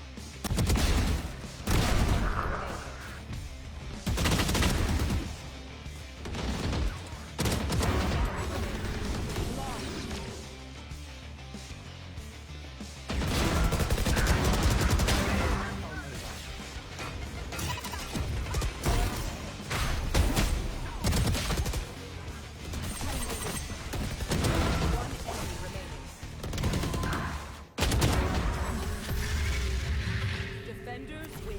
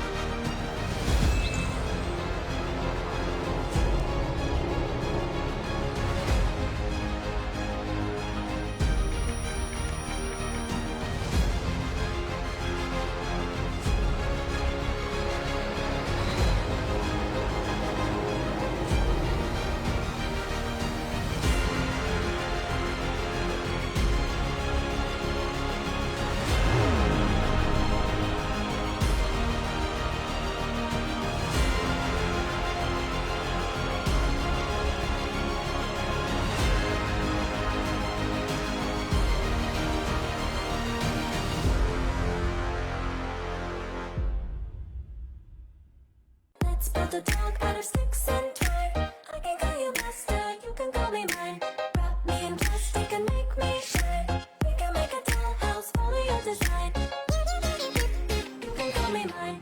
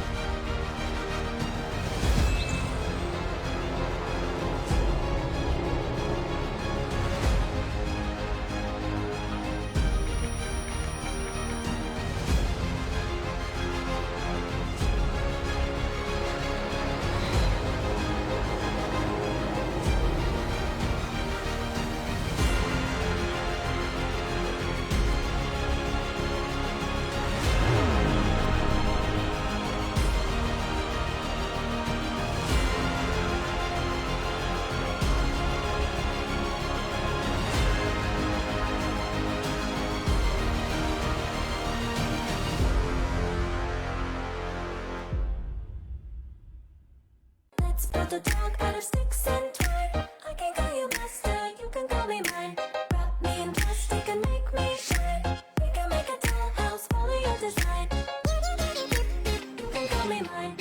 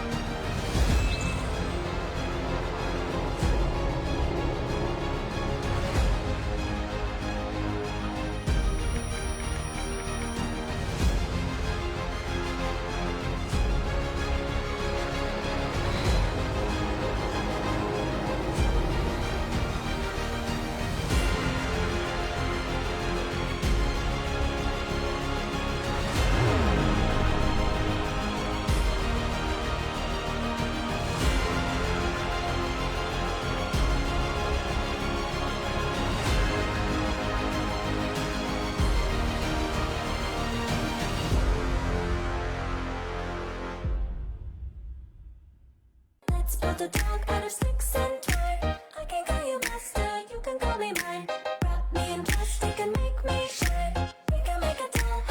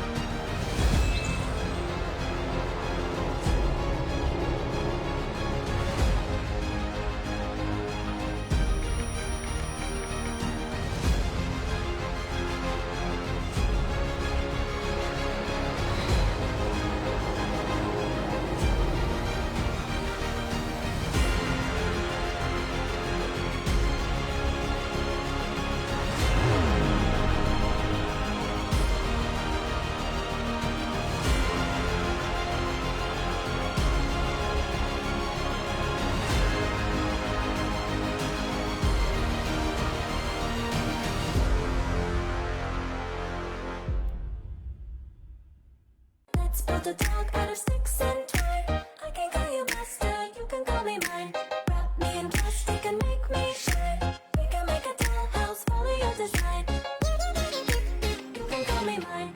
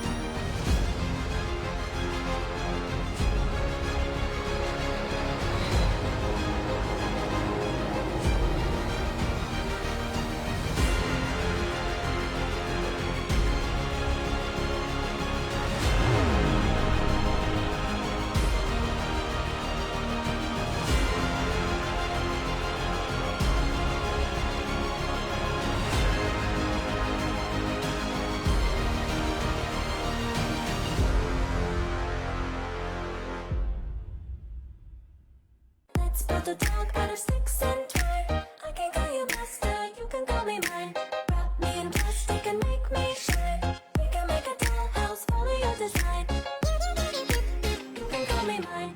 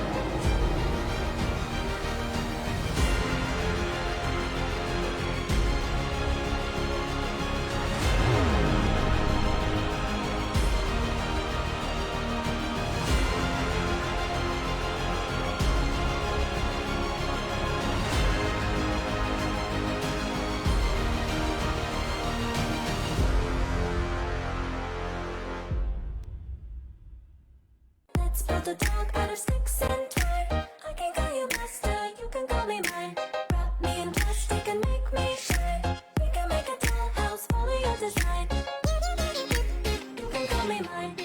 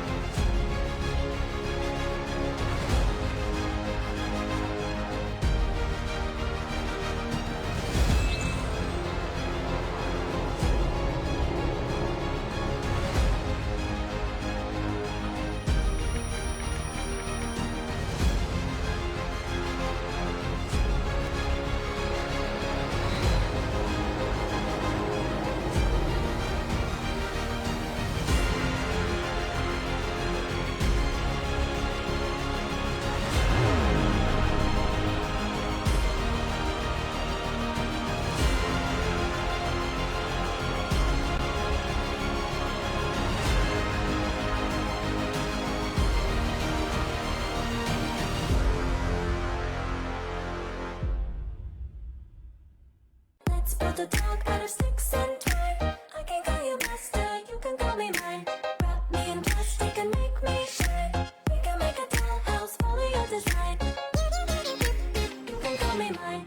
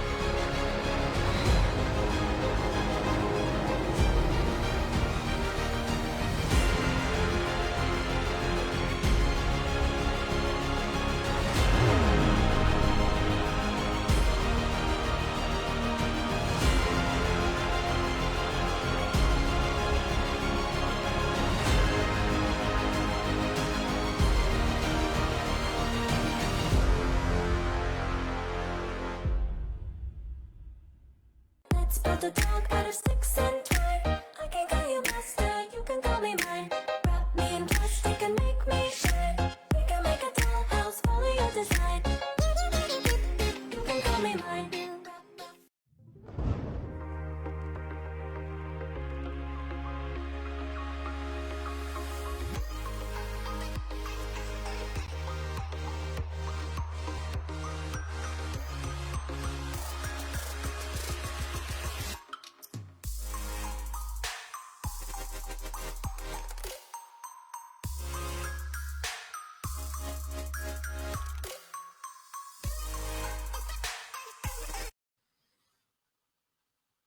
Hello, guys, and welcome back to the AOC Masters. We are ready to roll with our second game of the night, being a little bit of a delayed one, I guess. That first game, TNT and Attack All Round, it went the full distance to 3 maps, but now we're ready to roll. I know Wikipedia doesn't have it listed correctly, because if I remember, it's AHQ Alter Ego up next. I think so.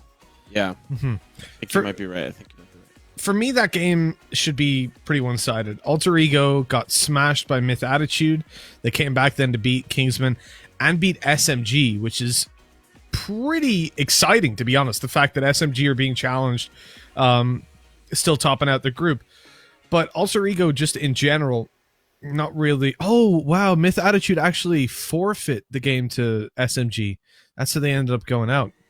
Interesting. They could have 3-0'd and come out on top. But the fact that we're seeing Alter Ego here, making it all the way, I guess can instill a little bit of faith, but if AHQ are anywhere near the team that they were last season and the team that we saw going through the groups, they'll be able to just really speed up the schedule a little bit. Yeah, I think the only victory here for Alter Ego is their superior logo. I had highlighted it when we saw all the teams and all together, just 3 Jabberwockies across. We'll see if that kind of channels through their gameplay, some sort of, 3-headed dragon, 3 duelists, 3 something. Something has to come through in 3s. But for AHQ, I'd love to see, this hype that you've kind of developed. I'm a believer now. I've bought in. I've got an AHQ t-shirt. It's on the way. I gotta see this team perform. All right, well, let's see the game. The game info is going to be pulled up on your screens in just a second. As we talk about AHQ, we talk about Alter Ego, and here we see that they'll be the ones that go on to actually face Attack All Round, the winner of this. So the brackets over in Wikipedia are actually incorrect. So AHQ, Alter Ego, winner plays Attack All Round to try and fight their way through. This also changes things, because I said I thought Todak had their way straight through to the finals. That was based off the Wikipedia brackets, but now that means they'll have to play against SMG or Bren. That makes it a pretty tough game, actually. So I'll resend my statement, having revised some of the facts. We'll see, though. It's kind of going to be a wait-and-see approach for us, especially once this match starts to go underway. Looking over at VLR, same thing. It has the same issue as Wikipedia. You don't actually get the correct brackets. So VLR, Wikipedia, you got to step up. Got to step up your game. Looking at, of course, the matches that we'll see later on today. We're currently in the AHQ Alter Ego matchup. We did see Attack All Around win in the 2-1 fashion of the best of 3. We'll see Team SMG and Bren Esports after this following matchup, and then we'll close out the day with your favorite team, Todak, up against Overtime Esport for the last match of the day. For you, that's probably like what, 12 p.m., 1 p.m. standard time? 1 p.m. Yeah, we start at for that, so it's gonna be a long day considering we started at 3 a.m. my time, but same for you. Right, we're rolling through all hours of the night. Yes, no stopping us. Well, look, when you look at Todak and the HQ, I imagine that's probably the finals that we're going to see. They're on opposite sides of the bracket. They'll be fighting their way through separately, but there's plenty of room for upsets along the way. And even when we look down towards Alter Ego, as we said, going through the group stages, they managed to beat SMG. They did it 13-8 as well, relatively convincingly. That was on Bind, I'll have you know. And Alter Ego ran a setup with Arena. That's about all the info I can give you on that. So I think I'm excited to see these two teams butt heads, because AHQ, to me, Rainy, Milk, these guys were nuts in the previous tournaments that we've seen them in, whereas Alter Ego, I know nothing about them. The one thing I do know for certain is that they're missing a photo, so that might kind of draw back some of their power moving into this one. They kind of had the logo buff, but they're missing the profile player buff, And that's Lemmy Moore. Sounds like an actress or something. An actor on Friends or something like that. But Lemmy Moore, not going to have his picture, but we'll have to see, of course, how this Alter Ego team pops off. One of the things that we're going to have to look at is, of course, their performance through Group C. It was a tight-knit group, and that was a group that you predicted Myth Attitude to come out instead of Alter Ego or Team SMG, whatever. But unfortunately, the round differential just so close. Alter Ego having 5 more rounds than Myth Attitude, ultimately pushing them forward. But nevertheless, Alter Ego made it through. Myth Attitude did not, and we'll see what this team truly is made of. If they're able to upset AHQ, who had pretty much a flawless way in, 3-0. Nothing stopped them, not even Bren Esports, which is on the opposite side of the bracket. And when I look at Alter Ego as well, I do wonder for Lemmy Moore, is this going to be something to do with the logo? Is he a man of many faces and he's just hiding his? Is that what's going down? Has he actually got 3 heads and they don't want to show it? It would scare our viewers. You never know. You never know. But when we look down towards the map picks, AHQ have chosen Haven, and then we've had Alter Ego choose the defensive side start. So they're going to give the attacking start to the favored team. That is a ballsy play, to be honest. Yeah, especially if you're highlighting some of these duelist plays coming out from AHQ, especially in the hands of Arena. Maybe even if we see the Phoenix come through for AHQ, those blitz onto the sites are going to be deadly, especially paired up with an Omen. Just flash after flash after flash. You're going to be looking at darkness and light the whole time. Can't see your teammate, can't even see in front of you. And especially since you're willing to bleed those rounds early to find yourself on the advantageous half in the second half, you better hope that you finish like 8-4 in advantage to the attack, or you know, like a 7-5, because if AHQ is as good as you say, we might see something like a 10-2 and 11-1, and that is not a position you want to be in, especially if you're willing to give up that first half to the attack. Well, exactly. I mean, look, at the end of the day, AHQ were favored. I see this being a 2-mapper. I see this being pretty quick, but Alter Ego, they could surprise me, as it looks like they're going to be pulling out the Agent Select already. And whilst I would love, absolutely adore, to see a Viper in play, it's not going to happen. Not on Haven. Not on this map. Maybe later on in the tournament. I could hope. Oh, actually, quick correction. The bracket over on Liquipedia is actually correct. It was the graphics weren't properly rendered. So it actually happens that things were as we thought, that Attack All Round will be facing the winner of Todak in overtime. So my prediction has been put back into play that Todak will make it through to the grand finals. We're going back and forth on this one, flippity flopping, but ultimately staying with the same thing. Attackers pulling out a Breach, whereas obviously you've got the Reyna as we expected over on the Alter Ego side. As I said, that's the comp that they're running on Bind, and they're going with the same thing here. The major difference between these two teams, of course, is Breach and the Reyna coming through. I find that very interesting. You don't see a lot of breaches on Haven. You do sometimes, especially having a lot of that long-range utility. You want to push in from the long side, from the sewer side. You've got a fault line that can reach quite far into the site. But more often than not, that breach is a duelist, right? You're pretty much saying you're willing to substitute that breach for a secondary duelist, right? And we'll see if that decision pays off for Rainy and the whole team here for AHQ. Well, AHQ, they're not going to stop. That's who they are. They'll give it all they've got. That is their plan. Will they find what they've lost? You know that you can. Bet on it, bet on it, bet on it, bet on it. Couldn't have said it better myself. I feel like you just got like genius.com open and you're Googling, you're like looking up, you know what, I feel like doing this song. I'm going to play this song. And you just got the lyrics open on another monitor. I see you've got the padding on the wall to make your casting sound nice. You probably got like a quadruple monitor set up. You've got a million song tabs open. I see your plan. That's I actually see your plan, Mitch. You know when I'm on the desk or casting, you'll see a little notebook. That's that's all it's full of. Yeah, no, there's no stats in there. There's nothing to do with the game.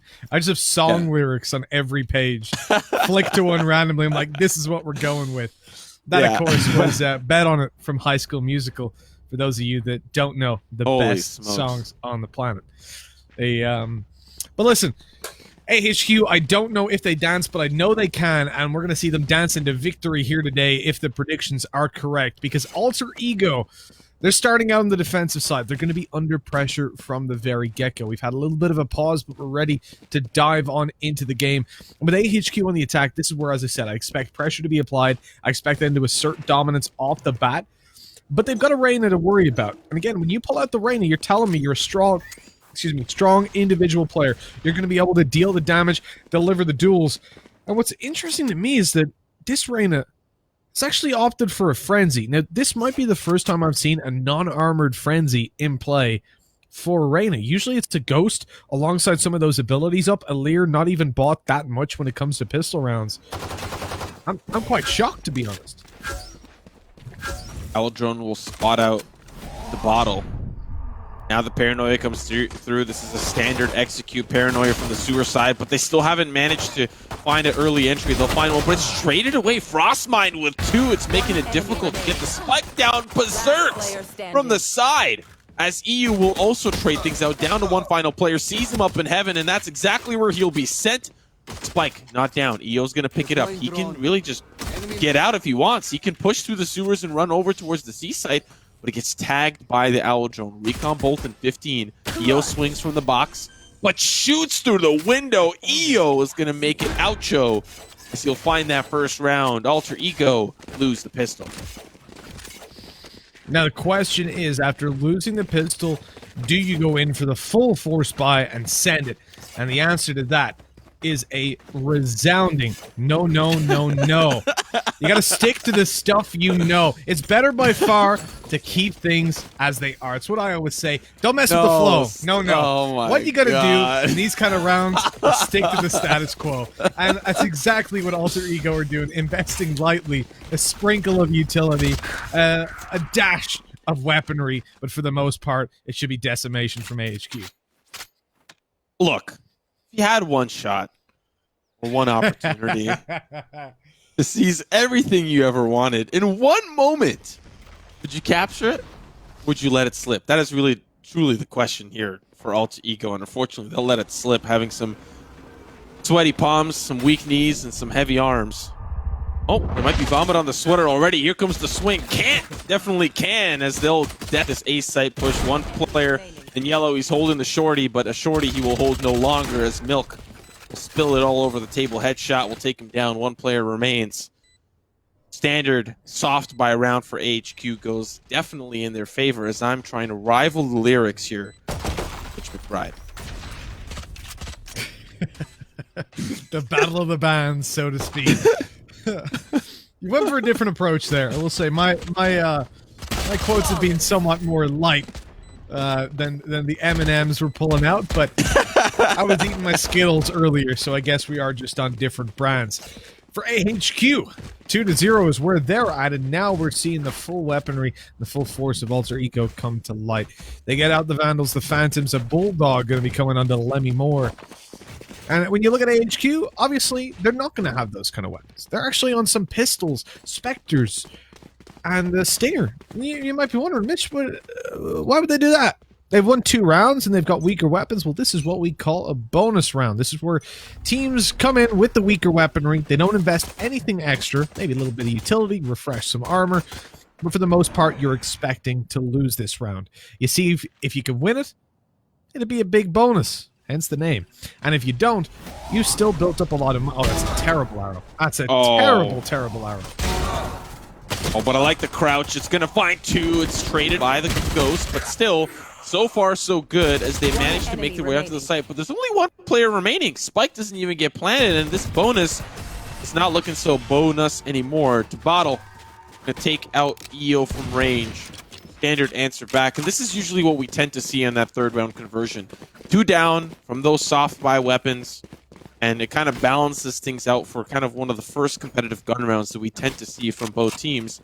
2 players down, mean a couple of players need to buy up, and some of that money gets shifted around. A player buys for another, etc. But this is where the economy tends to break. This is the round where the momentum starts to build for one team over another. This is it. This is where AHQ want to really win these fights now that they're pound for pound. Now they've got the opportunity to do so. We're looking at the 2-1. We're looking at a little bit of aggression by Alter Ego down through short, a rotate to cover long. This is hyper aggressive. And I like the fact that Cypher is backing off. He's going to create a little bit of distance and look to just bait these players in with a shoulder peek, but can't. He's clearing it out. He hasn't seen the player up close. He's pushed back by the shots fired. Is he going to clear it? There we go. Reyna spotted, weapon out. Now he knows exactly what he's up against. Here's the steps going back up the ramp. Pre-fires it, but smartly, Bottle actually started to move forward afterwards. That was really good. So he threw the crosshair placement off and got himself an advantage. Good flash, good paranoia, and Frizz Oh, I thought he was about to evade them, but he's being caught. 𝗏𝗏𝒼 with the Bulldog tried to get some shots in to help support Ag falling down, but unfortunately, Spike will go down. And really, all of that action that Camp provided towards that sewer side, 3 members committed to holding down the A side. So now this late rotate, this slow push back in, a smoke will at least cover for now, but they're really antsy pushing in. They'll use the Leer, unaware really if there's any player on the site. Okay, genuinely clear. Now they can start to defuse. A player's up on the box. Will they expect that here for AHQ? There comes out. Now they see him. Shots come through. That's going to be one fall. One through the smoke. 𝗏𝗼𝒼 will find an answer back. But it's a 2v3. Shot's going to be good for Milk and Rainy from range as AHQ will hold the line from the Dragon side. Find a couple of frags, clean up the round. 3-1 is where we're at. You know what? You know what is a severely missed opportunity, actually? So, obviously, it doesn't directly work. Where are they from again? So we have this thing anyway. They're from Mongolia. There's a band called The Who. Not The Who as in the one, you know, you would think of from America, but the HU. And they're a Mongolian band. I really want to see them used more in, like, Southeast Asian, just Asian events in general. If you look up later on Wolf Totem, it's a tune, and 𝗏𝗏 has this thing in Counter-Strike where he wants a Mongolian team to qualify for a major, so that they can use this as their walkout music. It's so hype. But I feel like that could be like someone is missing an opportunity in these events and Asian events in general to make like The Who, what do you call them, like frag movies afterwards. They're gonna be sick. Wow. There you go. Half a round gone. Talking about the Who. Now I gotta hear it. Now I gotta hear it. We see a trade happen towards the banana side. By the way, I've started calling this banana because it does look like a banana. I know it's a long, but it looks like a banana. Tell me it doesn't. Oh, Frizz Nats, 𝗏𝗼𝒼. Oh my god, what's happening? What? Wait, it's falling apart. HQ've got a 1v4. All of a sudden, I'm talking about the hooks. I think the round's done and dusted. And it is, but towards Alter Ego's favor. That is ridiculous. Wow. Here we are just chilling. This is thinking it's a throwaway round when out of nowhere, Frizz Nasts take out the Z, put it in a Y, and that's exactly how he was that round. Nasty with the Hunter's Fury.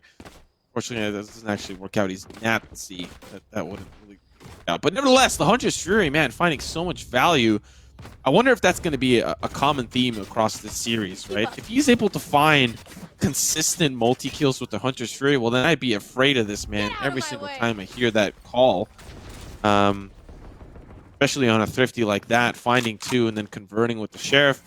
Looking at this round, though, AHQ have got 4 ultimates to use, and I'd imagine if they want to continue that momentum, this is where we're going to see some of those used. Maybe a red carpet prepared for this A-side hit. We've got a lot of passive play towards the A-side, willing to play the retake. And we've actually seen it kind of work out with their retake back on the A-side, especially on some of those early eco rounds. So they might just be incredibly comfortable leaving the utility there and letting AHQ fight for the post plant. This is the thing. AHQ have got so much to play with on this post plant, though.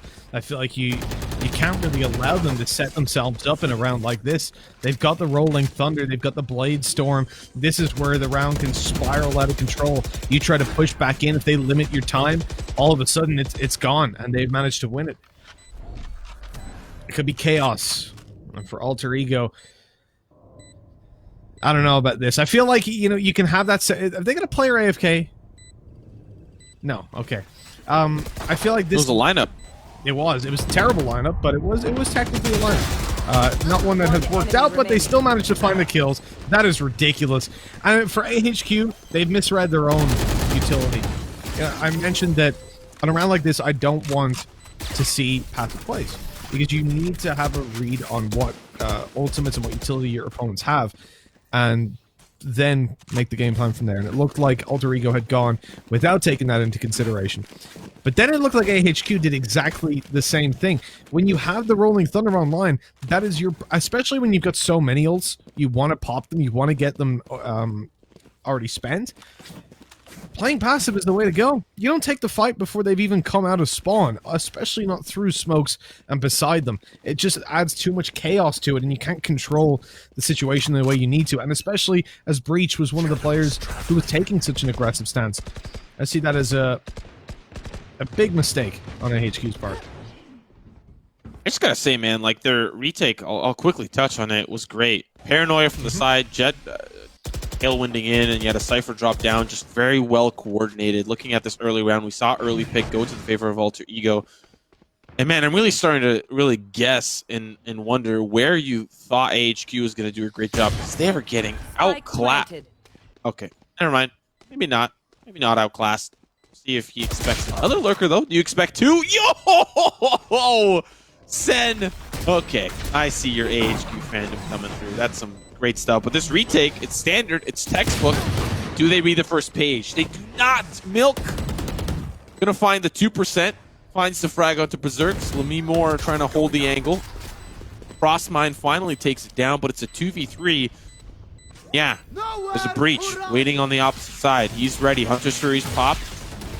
Will deny the defuse, at least for now. As a player playing for long, and he's got the angle pushing in from the smoke, so Kant can play this how he wants. They'll use the red carpet just to deny the defuse, and they got to get out of there, or will they die on the spike? Well, 𝗏𝗎𝗄 gets taken down. Finally, see some action from AHQ. They use those ultimates, they stop the flanks around from the garden side, and they secure themselves a thrifty win. 4-3. I mean, the Battle of the Thrifties is where we're at so far. We've already had Battle of the Bands. Now it's the Thrifties. Everything's coming into play this time. But I mean, Battle of the Band's not over. It's happening this whole weekend long. It's not over, Mitch. It's not over. all right. I see you. You're gonna do a 4 best of 3 day. Do some studying after. I appreciate it. Well, I gotta say, for the start of this game, at least, it's promising. We're getting a back and forth game. We know Alter Ego beat SMG. They beat them on bind. They looked pretty good there. So, and this is also AHQ's map pick, right? So you have to give them props. The problem for me is Alter Ego's attacking side. I don't know quite what it's going to have in store for us. They are really an unknown quantity. That cam should have been placed at the start of the round. I mean, not going to do a lot when you put it on. I put it out while they're already pushing. But it seems like individually, this team is so strong. The fallback there to the overheal for to bottle, as they'll look to push out in the back of this. This recon arrow is powerful because it's going to land and at least get a scan off before they're able to pop it. Now you push in, you've got the info to play with. Oh, and you get paranoid. Oh, I love that. I love that. But they still get so much value. They find trades. Never mind, it's value actually for the attack. A 𝗠𝘀𝘁𝗁𝗏𝗁. That's my first attempt at pronouncing the name. 𝗠𝘀𝘁𝗁𝗏𝗁. Honestly, that paranoia just won the round. That's it. That's all the analysis there. I rarely see that paranoia come through, if I'm going to be honest. It's usually the attack playing so passive on the post plant. You rarely see the setup for an aggressive push back, you know? A look to find some value at attacking the defense at their own game.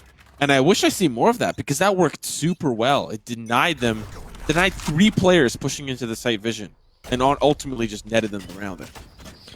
It was insanely good timing. I like the round around. Whoa, walking through the smoke. The timing is terrible. Milk caught off guard by 𝗏𝗏𝗏𝗏.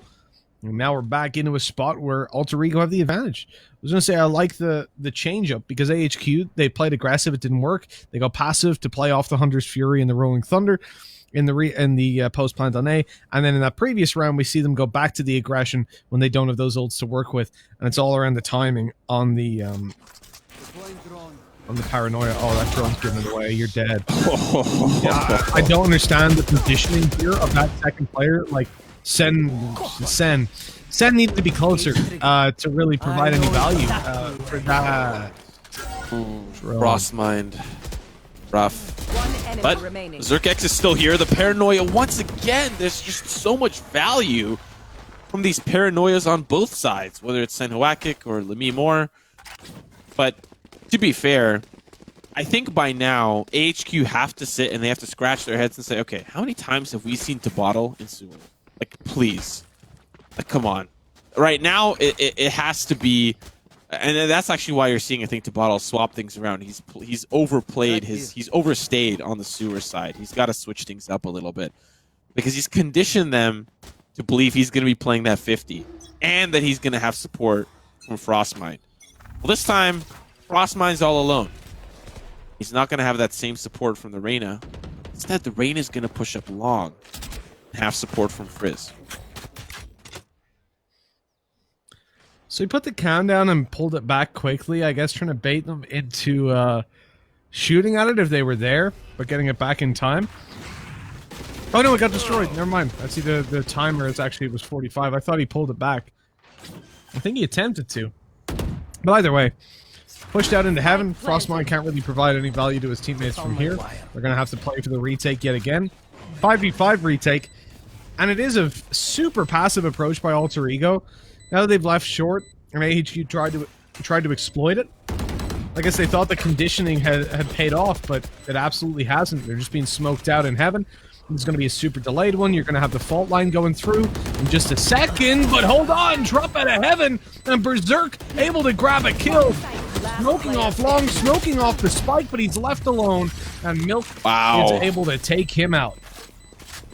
I thought that was a great round for 𝗠𝘀𝘀. They were able to drop down into sight, find the picks that they've pretty much had this standard retake play. The Paranoia didn't find as much value from 𝗏𝗎, and so they kind of just went in blind, assuming that they had control of the site, despite Frostmind and 𝗔𝗀𝗀 being on the site already. And 𝗔𝗀𝗀's like, yeah, my team's got it. A lot of trust went into just sticking the defuse. You didn't know if there was a player A sewer. You didn't know if there was a player long. You just went for it thinking that your team pushing in through yellow were going to find success. No. EO and Milk just popped off there, find a double kill apiece, and really just shut down that retake. Once again, guess who's playing in sewers? I wonder who. Can't finally finds him, but has his knife out. Sees Frostmind up the stairs. But as you hear that owl drone, he backs away, frenzy in hand. Eco around here for 𝗠𝘀𝘀. Could be around for HQ to just simply push in 𝗔𝗀𝗀 with the knives, though. Gonna find two. That's so much value. And now it's a 3v3 post plant for AHQ. I like that attempt, and almost 𝗔𝗀𝗀 gets some damage in, but ultimately can't finish off his opponent, who I think it needed 2 more hits to the body. And with that, 𝗠𝘀𝘀. Oh, they've got a flank. They've got a massive flank. 1 shot hit, 2 shots in, and it's down to a 1v2. Low HP on the final player. Rainy gets Paranoia. TP up on top. 𝗏𝗎𝗄 able to catch him. So well played. The Paranoia obscuring the sound. And with that, we have the round 1 for 𝗠𝘀𝘀. A god tier flank coming in from Omen. Wow. There was a moment there fighting that second player up in sewers that I thought it was going to be pretty much lost, because there was enough time for the player to look down to sewers and fight the challenge. But man, those crispy headshots with the Sheriff, that's definitely going to hurt in the morning. And finding that 1v1, that's a play that 𝗏𝗀𝗏𝗏 would just go nuts about. He loves his Omen plays. He loves seeing that type of stuff come through. And that was, like you pointed out, a solid Paranoia to subdue the sound. Now we're looking at the last round of regulation. A little bit more passive play from 𝗠𝘀𝘀 for the past couple of rounds. We've seen that from the A site, but look at this from 𝗔𝗀𝗀𝗏. Early aggression through the courtyard, doesn't find anybody, and backs away. Milk is trying to spot somebody, and they know that typically this Cypher has been pulling back to play in heaven. The drone going out doesn't spot anyone on site. That's a lot of info to play with. Smoke out. They start to push forward. Milk swap into his Phantom to spam, but back over towards the Blade Storm when he spots some players when he wants to clear these angles. Spike planted. They tank the Hunter's Fury. Doesn't cost them anyone's life. So we play out the 5v5 retake. Ultimates for both teams, but it's Hunter's Fury and Rolling Thunder for AHQ that will be the deciding factors. You can see that Breach is playing back towards long, but Harrow's being caught off guard. This is now a little bit dangerous. Milk shut down. They're going to need to pop this Rolling Thunder now. They do so, and now time to capitalize on the kills. No. Oh, wait. Cat's still alive, and he's going to stop the defuse. He's got 1 more tap, but he doesn't have enough damage. 6-6 the scoreline. The retake works out. Unfortunate for AHQ, they just didn't have a solid post-plant position. They had at least a hold over the box. They set up the one-way, set up the smokes, but the rest of the team wasn't there. I actually don't really know where they were. There was, of course, Rainy and Milk on site, but like, where was Kant went to a post-plant position with the Hunter's Fury, but Sen and Sen and EO, I don't really know what they were doing and where they were. It doesn't matter. It's a new half. It's a new me. It's a new day. It's a new life. I will say that's where typically you're going to see the higher level Sovas winning out that round, is having their shock darts still in play to fire them over with a good lineup for that spike plant. And then you only need to tag them with one shock dart. And if you time it right, get the Hunter's Fury with one hit kill. And that can be used really well to completely shut down any sort of a diffuse. We didn't see it there. We saw just Hunter's Fury and a 1vx. Never going to work out. Not from that distance. But here we go. Pistol round underway. Kills traded back and forth to put it into a 4v4. Low HP on one player for each team. It's a relatively even situation. Kant continues that trend. Oh no, Stan swinging in, trying to distract, but he doesn't do enough as Rainy's left all by his lonesome. And with a frenzy on range, you're never really going to win that fight. That's tough. Well, one time out of 10, that fight. Just not often. I've seen some crazy dinks from A lobby all the way to Orb on A long. Some frenzy dinks, some insane shots, but it's not always going to be in your favor, not always going to happen. Alter Ego have been looking good, especially hot start they had to answer back some of that early aggression from Alter Ego, but now HQ now on the defensive side. Be interested to see how they play this out.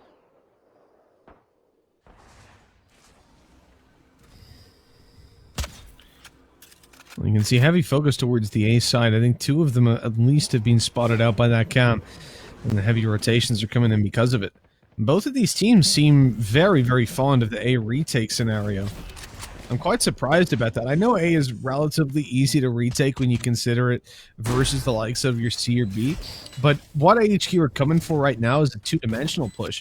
They've only got control over spawn and heaven, so this makes it very difficult for them to really get anything done.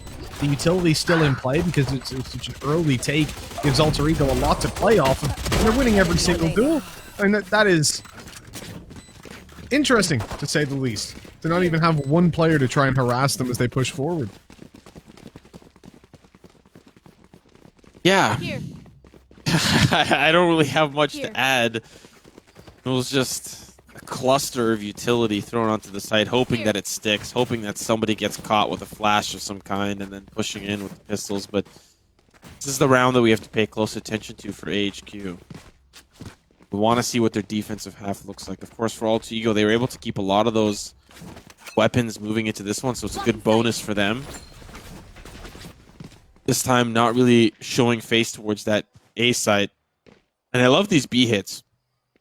The main reason being is because you get in, you get out, and then you defend the courtyard. But for AHQ, I like the amount of presence they have towards A lobby, but the fact that Sen is backing away means that he doesn't have the ability to flank or to push in. Once that spike gets planted, I hope that he rotates around, but we're actually going to see.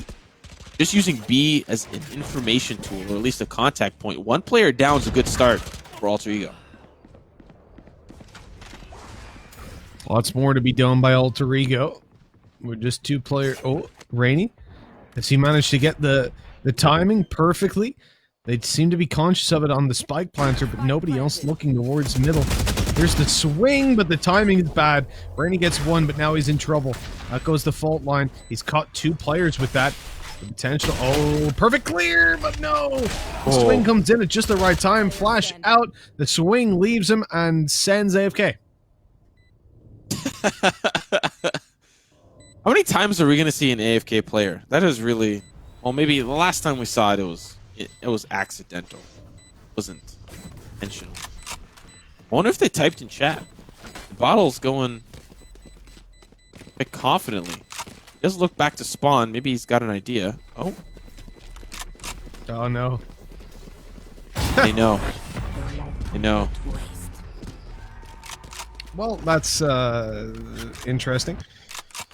Hopefully Sands gonna be alright. I imagine a pause is coming through. Oh, DC. Oh, no. Yeah, it's not an AFK. Gotta give him a little bit more credit than that, you know?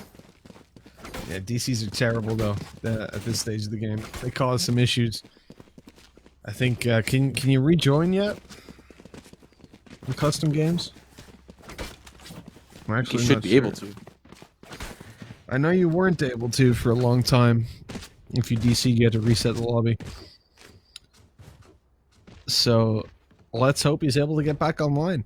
This is also something that is a staple of the Asian region within Counter-Strike, is net issues. And instability regionally is something that hits a lot of teams.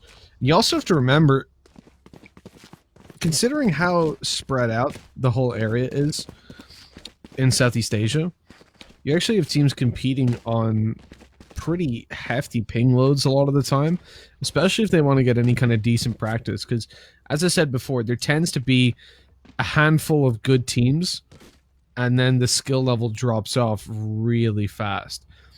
And when you're scrimming, if you scrim against a team that is massively below you, it's just not going to be beneficial in any way, you know? You might as well just run strats with nobody on the server.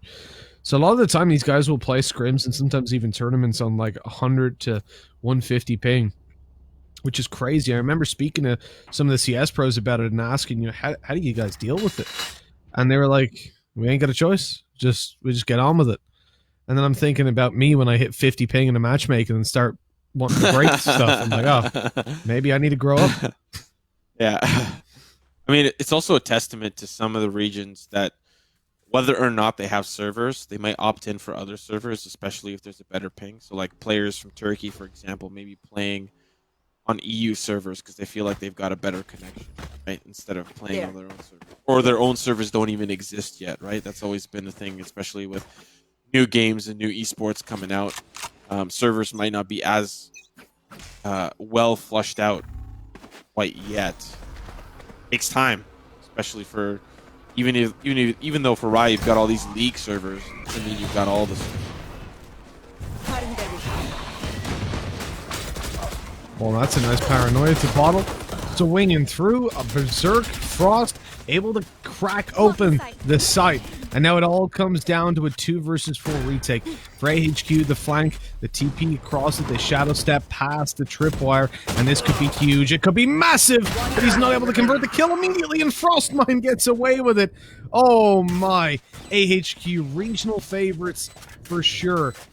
Picked as both mine and Tom's favorites to go through to the grand final, but Alter Ego, they are demolishing them on their own map pick as well.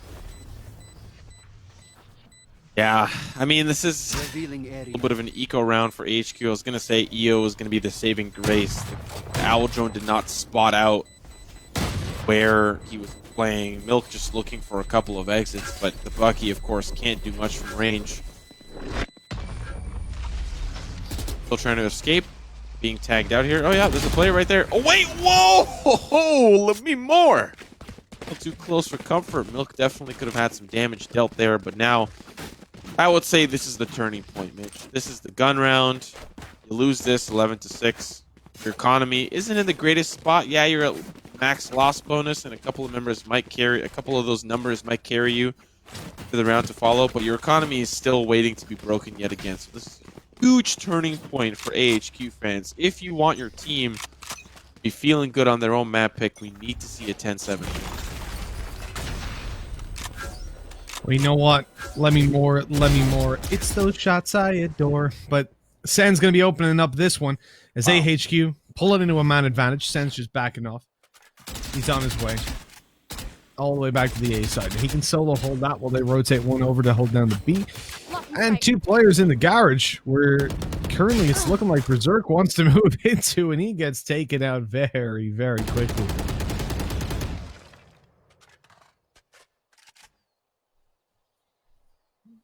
Alter Ego really out of options. Don't have their flanks covered. Got trips. Really quite sure why they might be looking back, but they might have just maybe seen the SC by. garage, but smokes are down, cages are down, and 𝗠𝗎𝒻ore's back sight. And I don't know if he was hurt. He might have been because he did drop down aftershock. Try to clear some of that space and stop the plant, but it doesn't get stopped. But 𝗠Ego are willing to die on the spike. And, well, they might not have to because they're just getting taken out one by one. 𝗠𝗎𝒻ore's the last player standing. A 1v4 is going to have to be an incredible clutch. As it's not, EO will take out the player back gone.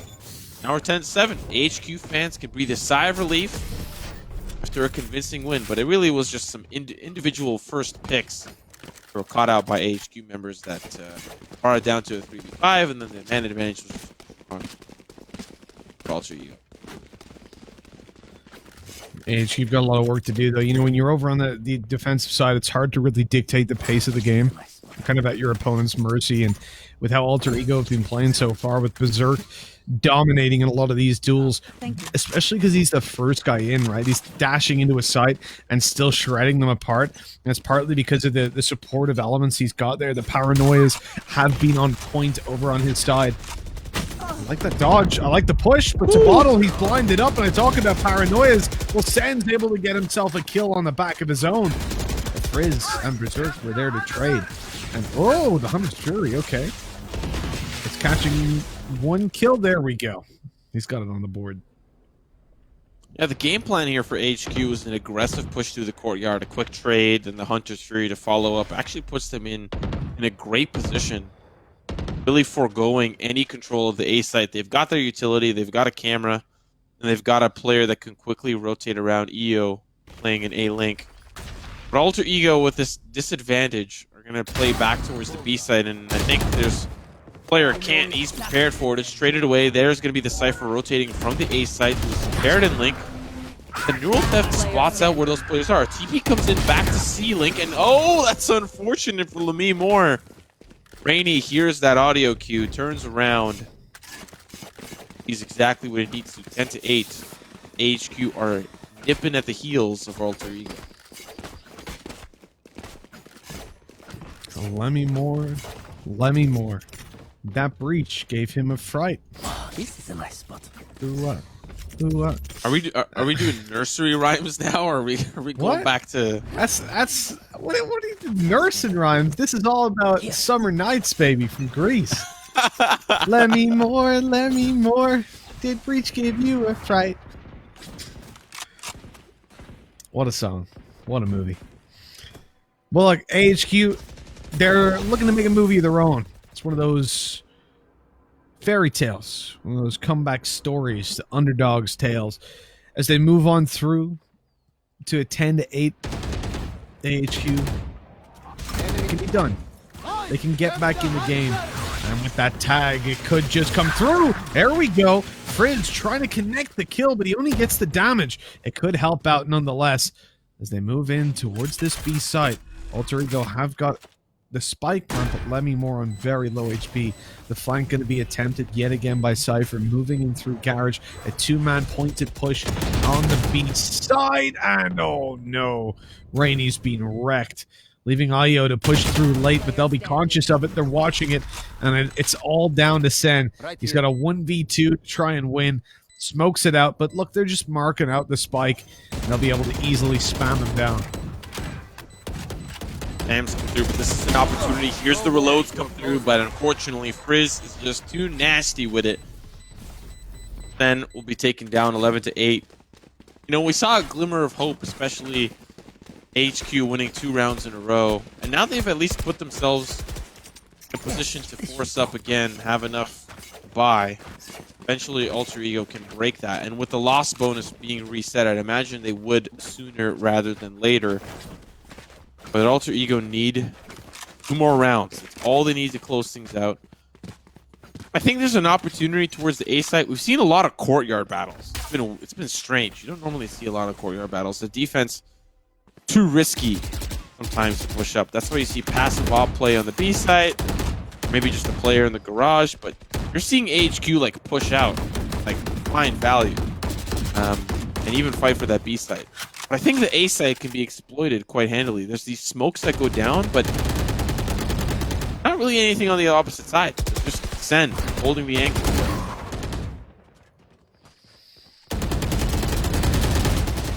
know, he's sending it if he finds the opportunities and the enemies to take down. Milk able to take out Berserk. They think he's gone back behind that box, but it looks like they're gonna just turn around and put their feet on the ground.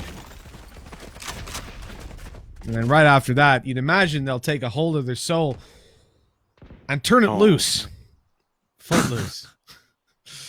As their feet are getting a little bit loose, they're getting warmed up, they're getting heated because they're moving towards the C site. They've got a long stretch of ground to cover to close in the distance on these opponents. They like the little shoulder bait going on here by Breach. He's making sure there's no one messing about here. He's also getting himself warmed up, getting limber before the fight that's to come.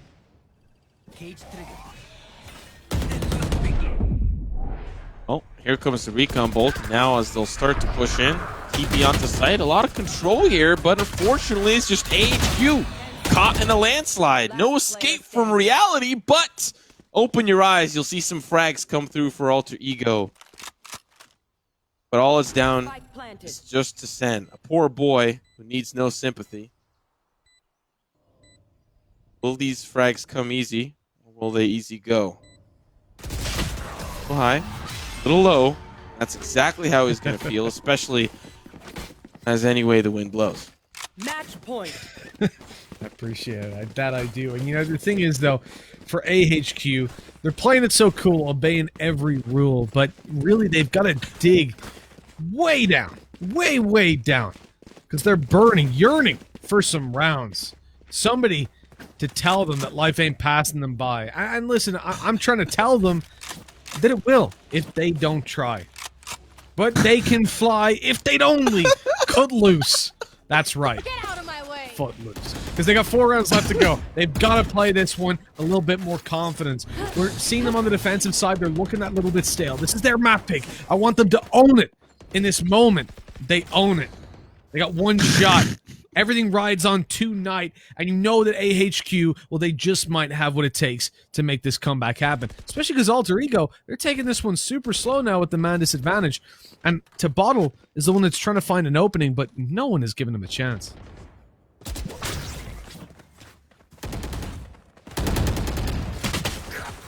What time is it? Summertime. Vacation here for IO as the frags now start to come through down long, and it's I have retrieved the piece by piece. Time is it, you may ask again. It's party time for HQ. 5v2 for them.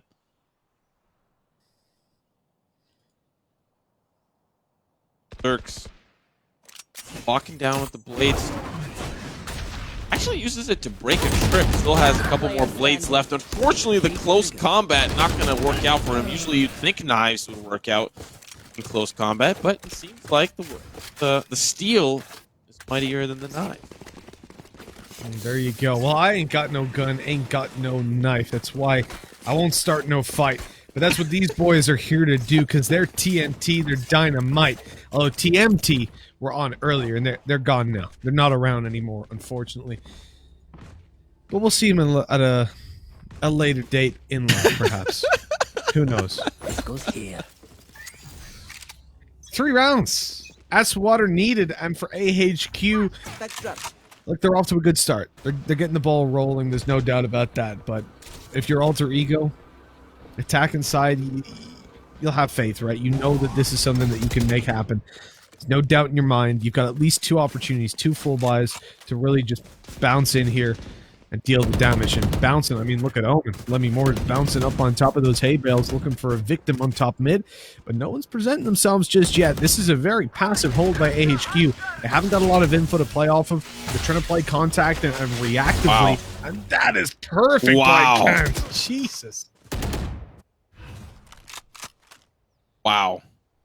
When those Hunter Furies come through,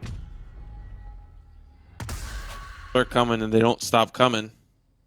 And bet to the rules, he's definitely going to hit the ground running. It makes sense not to live for fun, but finds those frag. Really keeping it together, Simo. That's what I admire about you.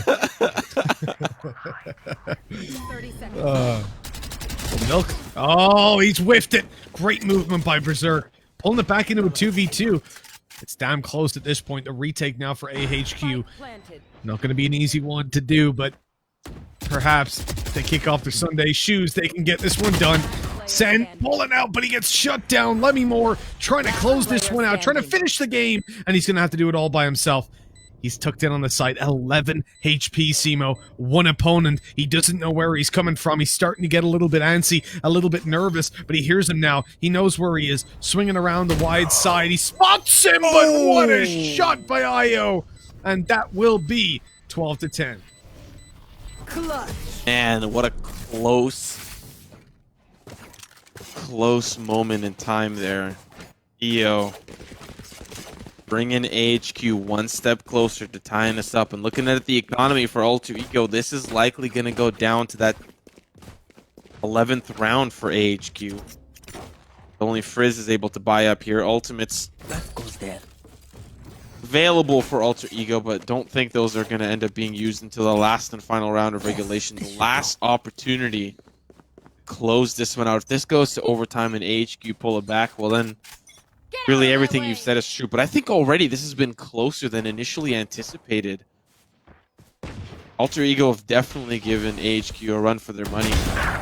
They still need to close things out, and that's a great start. 𝗏𝗎 finds the opening pick, but is this just the sell for the B site? They're having players rotate over. Spike's nowhere near. As the bottle's just waiting. Sheriff goes deep into A-Link. Can't find success onto Can't. No pun intended. Now the bottle, it's up to you. The frenzy, the knives are good. They work together. Now the upgrade comes in. I know And they'll exactly rotate onto the where A side. This is doable. Doable indeed. As Alter Ego, well, they lose one, but it's back into that 3 versus 2 right away. To Bottle, quick to grab the trade. This is looking like it could be done and dusted. It could be over and done with. As a 1 versus 3, never gonna happen. Milk gets shut down 13-10 as Alter Ego take the first. Now that is a surprise. The map pick of AHQ going to the underdogs. Yeah, when you said this was going to be a 2-0 series, you know, I didn't anticipate it going the opposite way, because Alter Ego definitely in firm position now to do exactly that. This is the moment, I think, in the map veto where you pick. Well, you pick a. Well, unfortunately, it's the loser that gets to pick again. So actually, AHQ pick another map that they would have to be comfortable with. But for the most part, for some reason I was thinking that this was going to be now the map pick coming in for Alter Ego. Regardless, AHQ, another shot to pick a map that they are comfortable with, whatever that's going to end up being. But if you already picked your best map in the pool, well, you better hope that Alter Ego have nothing prepped for that map, which, as Mitch would always say, no excuses. No excuses not being prepped for a map, but that might be possible here in this region. Yeah, I think when you take into consideration who Alter Ego are, I haven't seen them around before within the scene, so I'm presuming their prep time is going to be lower than the likes of, you know, your attack all rounds. So there is always the possibility that their pool is that little bit weaker. It's also harder to really gauge your opponents in this region. You can end up picking a map that is solid for the opposition, which is unfortunate, but it's how things roll sometimes. Speaking of unfortunate affairs, let's take a look at that unfortunate map for our boys at AHQ and how it went down when it came to the team and player stats. Because I think when you look at towards the top of the scoreboard, you'll notice that Berserk was going full Berserk mode, but his teammates weren't that far behind. And I think you've got to give props to them as well, like to Bottle. I mean, more, they had some really impactful rounds towards the end. To Bottle even closing it out with the 4K. Yeah, you know, this is one of those things, I think, for AHQ that I was kind of scratching my head, especially when you look and see who's at the top of the leaderboard. You've got Sen and Can't. And there's nothing wrong with having a solid Sova and Omen player frag out, but your duelist is quite far away from the success of the rest of the team. Not to mention, you don't have a secondary duelist that you can fall back on, whereas for Alter Ego, Berserk and Tabottle were really doing exactly what they were signed up to do. To duel and to win fights. And exactly they did. Tabottle consistently towards that sewer side, supported by Frostmind. And then on the flip side, of course, we're looking at Berserk, who just always entered onto the site, had those Blade Storms effectively, and in those late round scenarios, found multi-kills, which put his team in a position to close out rounds. And just look at it, side by side, both duelists. This is the guy that she tells you not to worry about. This is how AHQ could have been up there, MVP and entering. but they didn't have that double duelist that I think could have really helped them out on that map. For sure. I mean, having a little bit of extra firepower can always help you out. But I think when we look in towards 𝗏𝗏𝗏, I mean, I'm surprised, honestly, that he was the one that's participating in the majority of opening kills, considering, for me, looking at Berserk, he was the dude that was dashing forward, that was trying to get in their face, and still didn't walk out with the most openings, which is even more impressive as to how much 𝗏𝗏𝗏 was able to get done. Now, I mentioned when I look at the next map, I would be a little bit nervous if this was Bind. I think if we've seen any research from AHQ, they'll avoid Bind and probably go for perhaps a split, where they've been very solid. They took down Legends convincingly on split, whereas we've only seen Alter Ego play split once, and that was versus Kingsman, not the strongest of teams. They beat them 13-8. The other two games that they had were on Bind, and that's where they beat SMG. It's a tough one, really, to call. As I said, very limited statistics out there on these teams and how they play, but I think for AHQ, somewhere like Split is, in this series, well, maybe not a guaranteed win, but it's probably their best chance. Yeah, I just wonder what went wrong and not to pick that first. Maybe Haven just statistically better. I mean, it is one of the first maps out in the pool. Probably going to be very easy practice map, and a lot of teams do tend to like it. Like, there's nobody in scene in any region really that I think hates Haven. There's no super hateful about Haven. So, and Split definitely got off to a hot start. So people probably started to practice it after the demolition crew broke down a couple of walls in the middle there. But if we are going to be going over to Split next, that's where things I think are going to be very interesting, because I still think how Alter Ego play can still find a playstyle that benefits them on Split, especially if they're on the attack first. It's going to be a little rough, but if they've got anything, they've got firepower. Well, let's see if it is going to be Spo. They've gone for Bind. Oh, man. I mean, that's the one. I'll accept an Ascent. Even we've seen AHQ playing there. That's where they beat Bren. But a Bind? So to give you context, the only things we know about Alter Ego is that they lost 13-6 to Myth.Attitude on Bind, but then they went on later to, that was in the opening game of the group, they went on to beat SMG, the team that topped their group, 13-8. This is, to me, this is reckless. This is not a good pick. Man. What is this? June? Am I in July right now? Holy smokes. You're going to see some old school. Give me a Cypher. Lock it in. And he does play the Cypher too. Come on. Give it to me. This is going to be a classic lineup. This is Old Faithful right here coming in. Horse that you'll always bet on, you know? Always will do you good. Yeah, I haven't seen those two pair together in like... Wait, there's a Brim on the other side. Oh my goodness. Yeah, we've got the double Brims. I mean, Bind has always been the map where you'll see Brim come out the most, but in recent time, yeah, he's faded out almost completely. In fact, we even saw Viper coming in on Bind way more than we saw Brim. So we've been missing him. We've not gotten our daily dose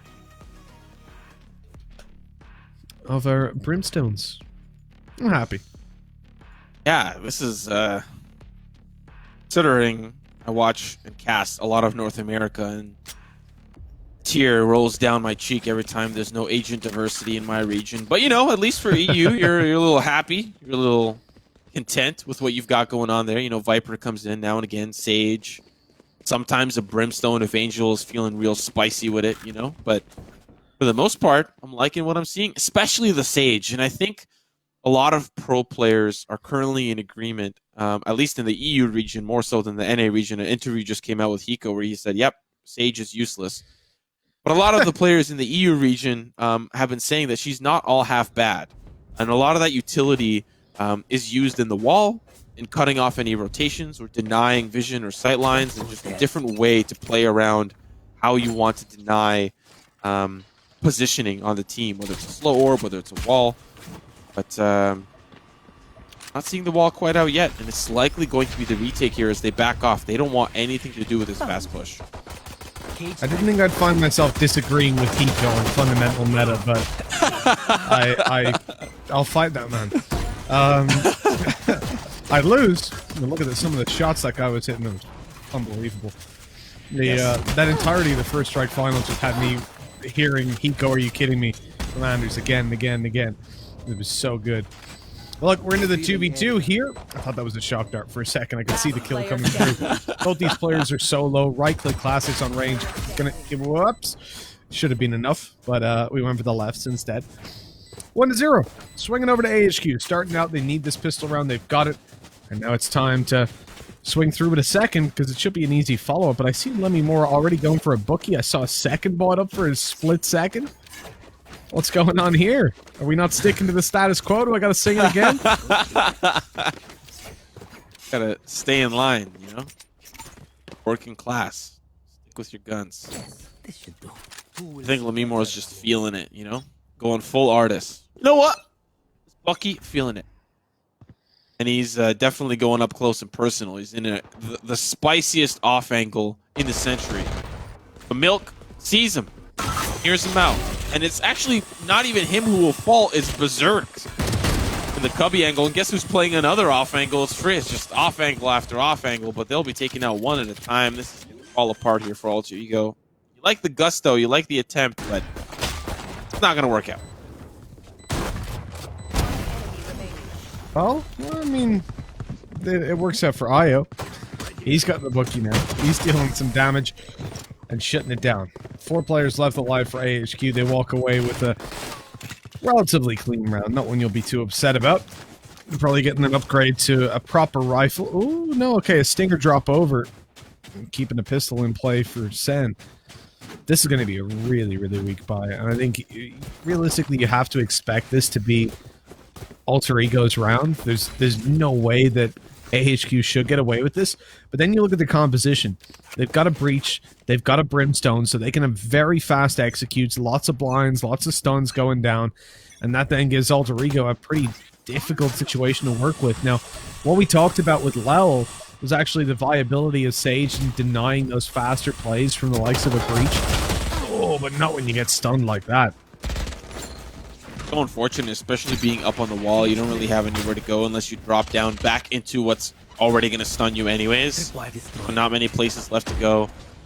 B site, pretty much theirs. They smoke off elbow, but they're going to be looking to try to push through it and gain a little bit more control. There is a Bucky on the opposite side. He finds 2 with it. 1 through the smoke blind, and the other from range. They'll hold the line for the defender spawn. This should have been Alter Ego's round, but it is in fact themselves that they play. There is a player holding down 𝗏𝗏𝒡 with the Guardian, and he's going to do exactly that. Try to guard the gates of the defender spawn. Can't. Definitely can, as he finds 3 on the round. Upgrades to the Vandal from the Bucky. Man, what a round from AHQ. Night and day from what we saw in Haven, especially to their start. Now it is Alter Ego down and out in a tough spot economically. This is where they start to really feel the hurt, allowing that attack inside to run away with the start of the game. Look at the amount of credits that are already built up, and if you're Alter Ego, you need to do damage. You need to get away with something to start this round off, and the odds of you really getting the 2 to 3 kills you need are pretty damn low. I do like as well that AHQ just completely avoid hookah. In a round like this, you're going to often have the likes of the shorties and the bookies playing up close to try and take those fights, but no way. And to be fair, you saw how patient AHQ were trying to play it. They were afraid of those off angles, especially with the shorties in play like you highlighted. But do you expect 2 players with a crossfire frenzy setup? Come on. How often do you expect that? It's just down to 2 players. I don't know if they managed to get those upgrades. I don't think they did. Now it's just down to 2.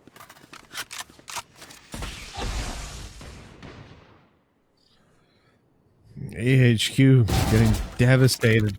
I don't know that that re-aggression was necessary entirely. I guess wanting to pick up a weapon, but risk reward there doesn't really pay off. This is more winnable, but with Milk being on 28 HP, 30 seconds still left. pretty unwinnable. With 30 seconds, they want to make it towards this A side and get the plant down.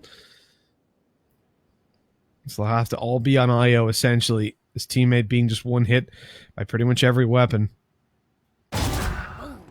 Good start. 15 seconds. 10 seconds left. Stop this. Decomposed. That's beautiful. What a flick for Frizz. Holy smokes. I expected the first one to come through, but the second one...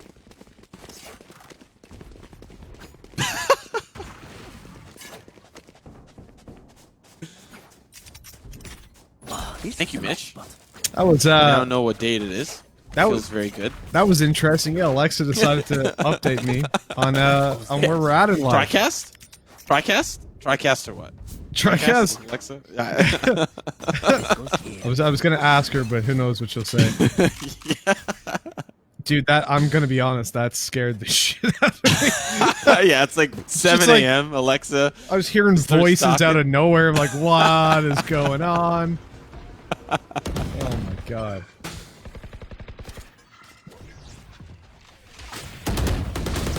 Oh, that was terrifying. Checking the app to see what's going on there. I like, okay, Shock Dart kill that started. We don't really find a whole lot with the orbital strike. Obviously, you'll see it used to elbow quite a lot. Frizz responding, Hunter's Fury versus Hunter's Fury.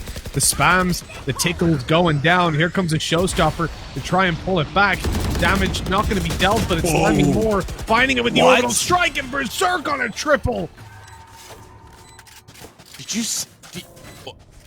excuse me? Berserk playing Guitar Hero, walking through the fire and the flames, orbital strike all around the site, and he just walks on through it, tailwinds through the danger.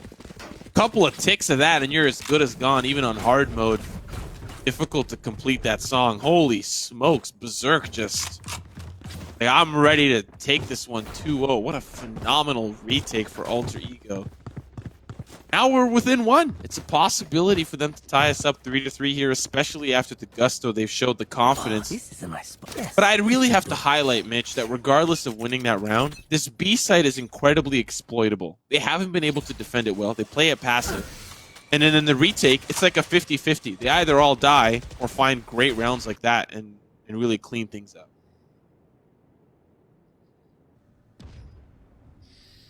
I think the B site will probably be a favorite for the attack.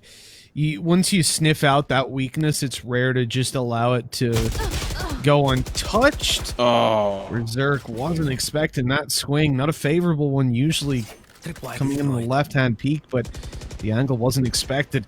The timing was perfect, and now AHQ, man advantage as they push into B.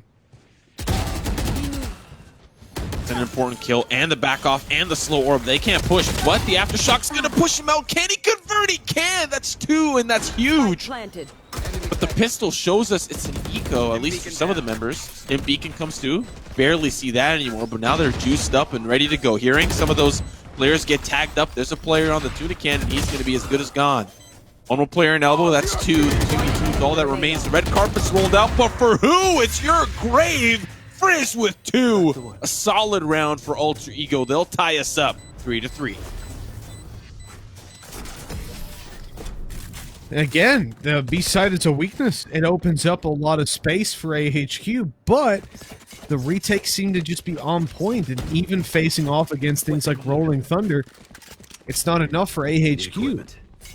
And to make it even worse, they'd already found the opening pick in that round, right?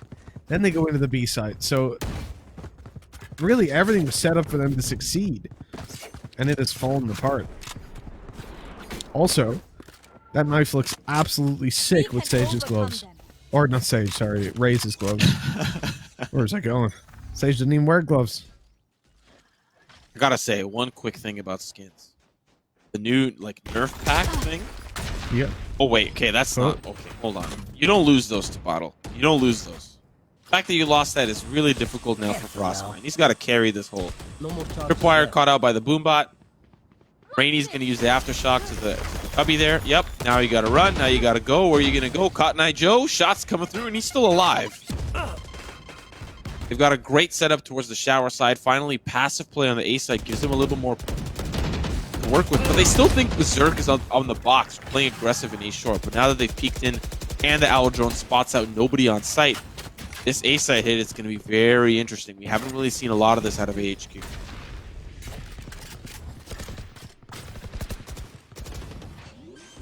Full execute with the smokes dissipate before they actually get onto the site. So that's a little bit of an issue. Again, the spams when you're using a Vandal, they can see where those bullets are coming from, and you see it on Let Me More.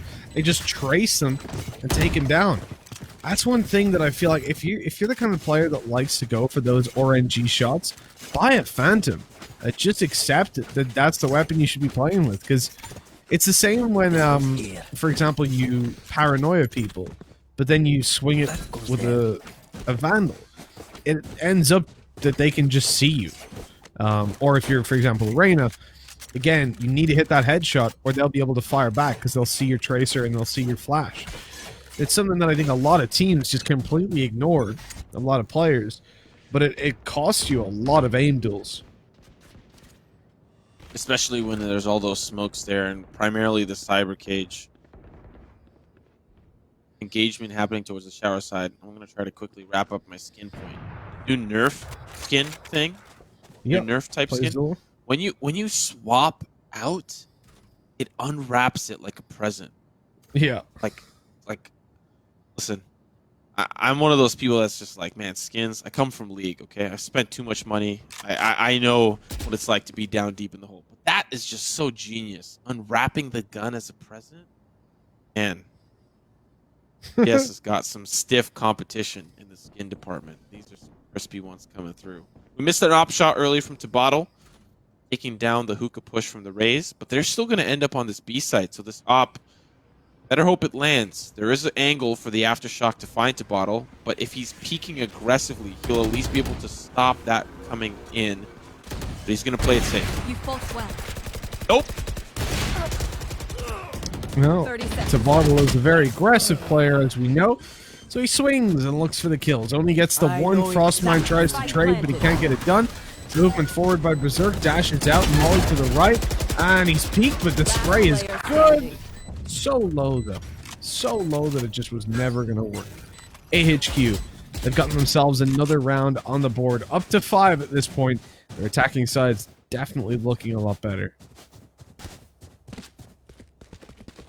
You'd have to imagine for Alter Ego, the thought process going into picking the defense first, maybe opting in for the home stretch in the second half, feeling a little bit happier on the attack. But if you look at their composition, I'd argue that they're not quite favored for the attack executes, right? You've got a Sage that's looking to slow down aggressive pushes, but you're on the attack. You're the one that needs to push in. Yeah, you've got the Brimstone smokes. But I don't think the comp is quite developed for an attacking half. And I'm definitely comfortable with being proven wrong, but looking at how this has been unfolding for Alter Ego, they're definitely hoping that that second half will save them from some of the bleeding that they've been experiencing.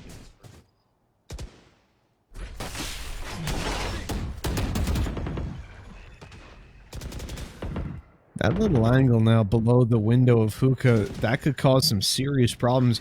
And they'll presume he's playing in towards the cubby that he's been in before. I love that. So, oh, hold on. The pop here from Milk. He spots the player, gets the shot, and swings in for more. Io's the one to actually catch the frag, but it doesn't matter. The work was done. The round is done.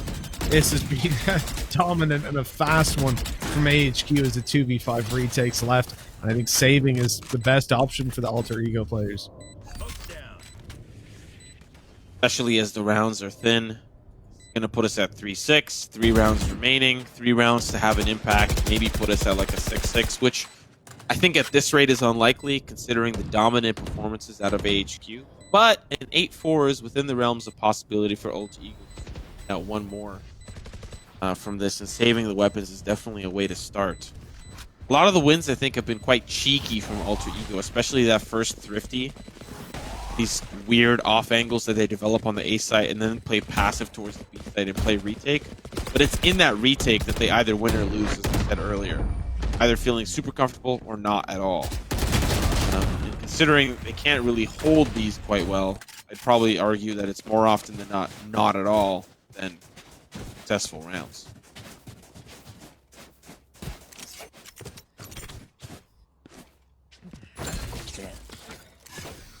Bottle had me a little bit excited for a second. He took out a Bucky, but he's gone for the Spectre instead.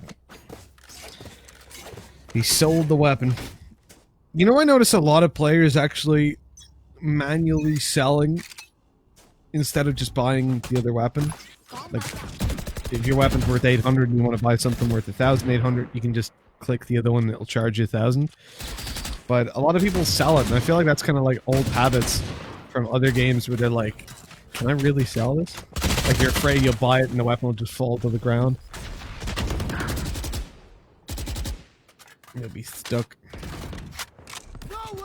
By the way, well, I'm mentioning it in a second because Thunder's Fury, that's heartbreaking. At least he gets the tag. He spotted that player's moved all the way towards the back of Lamps. They're going to be happy now to just straight push through as Frizz catches the first and then completely backs off so we can use his Hunter's Fury. That op came out of nowhere. I didn't even know that came in. Let's have a look at Bottle though. He's going to be coming in with the flank. Lemore, Sheriff in hand, finds at least one, finds an upgrade as well. Spike needs to be planted. There's a player. Shots from all sides. Now you can finish your point. I don't really know where you were going because you didn't tee up anything. I'm hanging in suspense right now, Mitch. I need to be taken down. And pull you down a few notches. I mean, look, there's only 2 to go in the half, and I think for Alter Ego, with their map win under their belt, they're not feeling pressure. We know that they've got 2 faces when it comes to this map, and that's either the one that we saw versus Myth, where they got smashed, or the one versus SMG, where they managed to do the damage. Now, the thing is, they picked up 9 rounds versus SMG on the attack. So the fact that they've already got 4 under their belt is a positive sign. If they can pull this up to 6, I think they're favored to win it. Oh, that was scary. Bottle. Yep, wall goes up. Get out. Get that heal. Oh, there was a slight crack.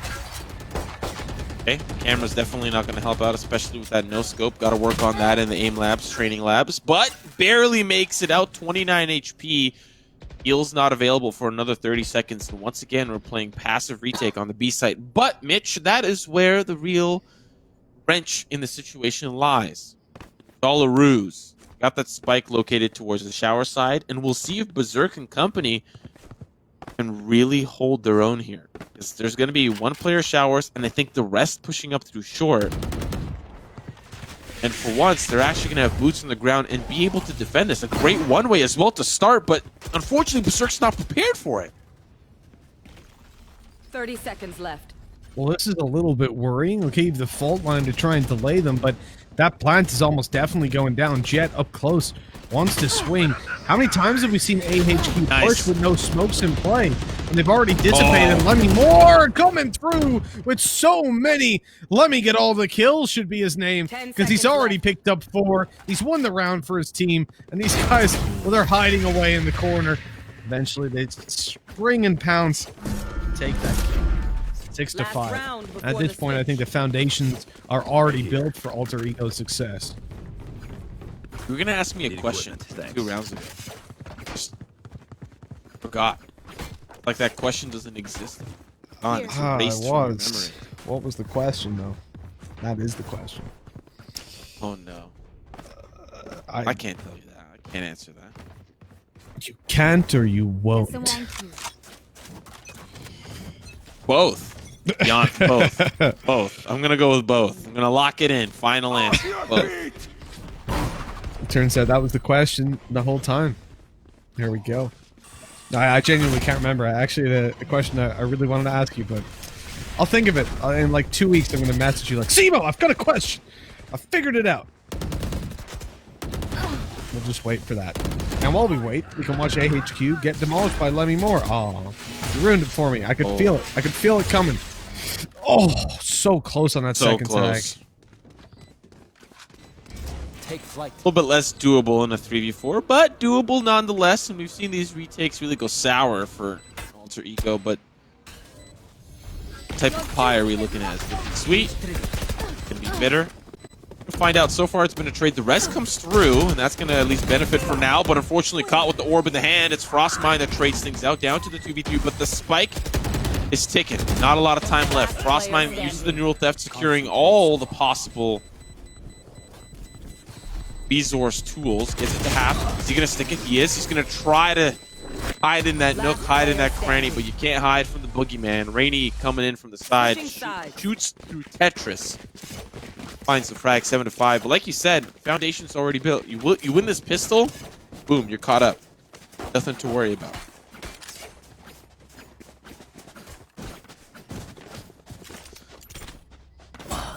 This is what it's all about, the pistol round for Alter Ego. To be honest, even if they lose that and pick up the first buy, I think they're still in with a pretty good shot. Like, the current position, we know they're attacking favored. They picked up, as I said, 9 rounds out of 12 versus SMG. I think the pressure is very much on AHQ at the moment to deliver. Whether that's going to be doable or not remains to be seen. We start this one out with Alter Ego looking very, very much towards the B side. I mean, they're hard pushing this. I like Berserk pushing on the back of the drone. He can dash to site now if he wants to. Open up some space for his team. He waits for the smokes first. And then he's on his way. Oh, this is about to be quick, as Bottle's really just up close and personal with the defense. I don't know if they have any idea. Now the frags and the fight start to come through. There's traded away. Can't, as he's going to find 2.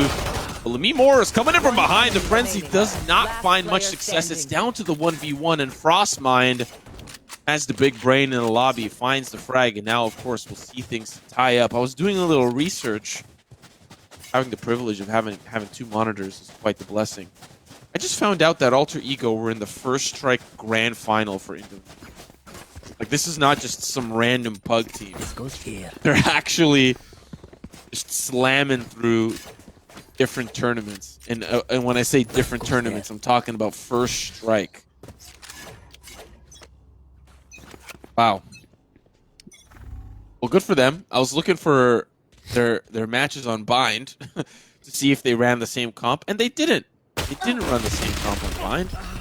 Frostmind was on Reyna against somebody else, or on a different team or a different match, but that's the interesting part. The fact that we're actually having them change it up, because they followed through in the first map with the Reyna pick, but this time they've gone for a very different approach, and I wonder if they've just been putting more time into the game and figured that this is how they wanted to approach things. Ray HQ pulling back some kills. 𝗍𝗎 is such a beast, man. This guy's already got 3 kills, pulling towards his ultimate. They're trying to hold them back. Holds it up on the smoke. He's in position, and a 4th goes his way. That is his at least 2nd 4K so far this map. Unfortunately, a little bit of a tougher finish. Buy here is going to be a little rough, so this should be a good opportunity for AHQ to regain their lead. But yeah, 𝗍𝗎, 18-10, really having some phenomenal performances across the entirety of the series so far. And to be honest, like, looking at 𝗍𝗎's performance on Haven, like, I wasn't like, oh wow, like 𝗍𝗎's popping off. Like, he was just getting consistent frags. He was winning consistent duels. Here he's just straight multi-killing fools. So I'm expecting some 𝗍𝗎 performances.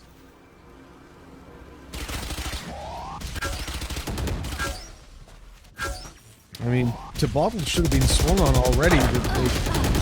No way! Wow. Okay, so the flash play, Frost, I presume, was playing anti-flash around a corner, swung out afterwards, shut them down. That was so well handled. That is unbelievable. I mean, that's the sort of thing we don't see from some top-level teams in EU and NA.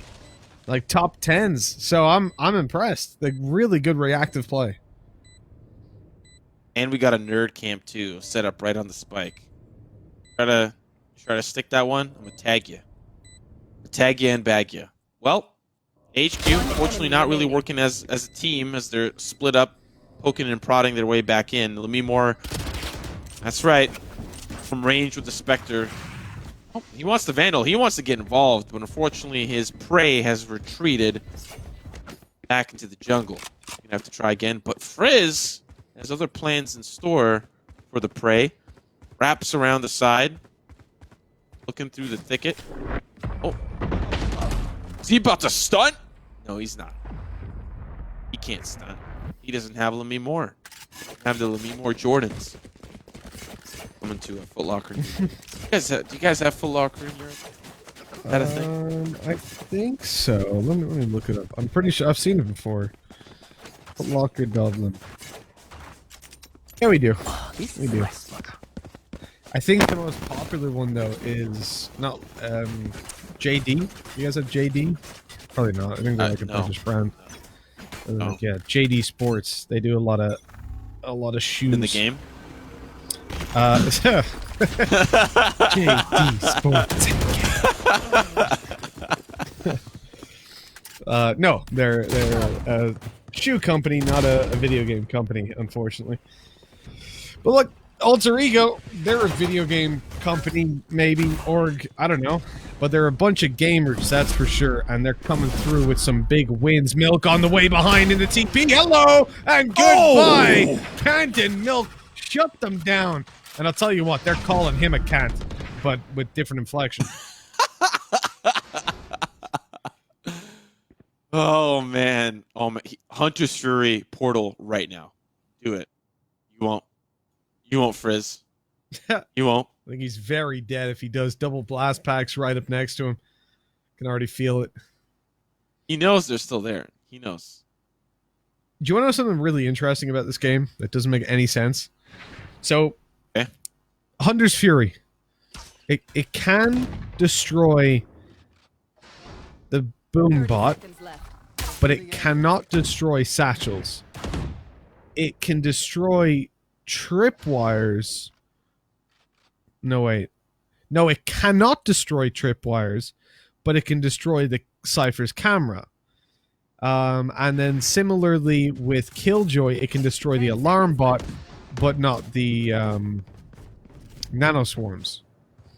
Wait a second. Wait a second. Oh, we still have a match on our hands. They thought this was over.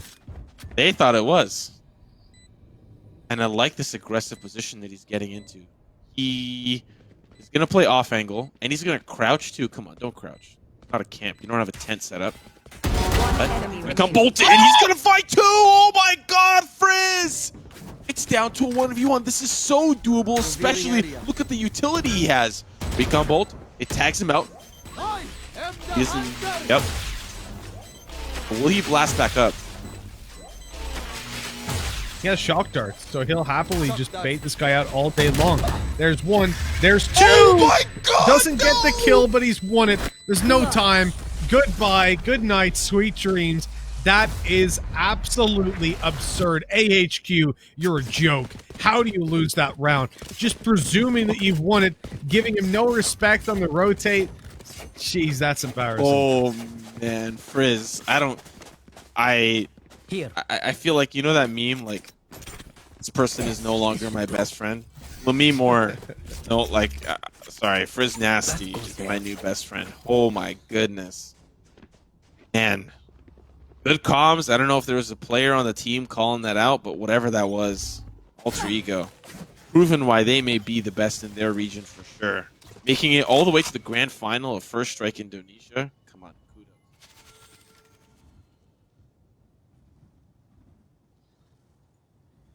This is insanity. Here. This is absolute insanity. AHQ down by 2. 𝗠𝘀𝘀 just steamrolling. Where does it end? Where does it stop? The pain, the humiliation for AHQ. Does 𝗠𝘀𝘀 look to push up long? Kant has support. Flash comes through. Uh-oh, he's burning. He's burning. Oh, gets one. I don't know how he gets one in that situation. Rainey was the last frontier in Octagon, but unfortunately he'll have to wait for another opportunity. If you didn't know, by the way, you can sharpen handicap. Spike planted. You Feels gotta very... grind it off the wall, right? Yeah, but it's just cool. You pretty much get like an axe and you get a knife, you know, in one. It's value. It's a skin that has value, you know. And that's why I bought it along with every other skin in the game. They all have value. Well, Sand's not got a lot of value for this round. He has his ult, but Wait. he can get this done. He's got a classic. He's looking for the right clicks. He's still 3 HP. And Berserk says, no. This is how you jump right click. He gets it done. Dunks on him 10-7. Oh, me, oh my.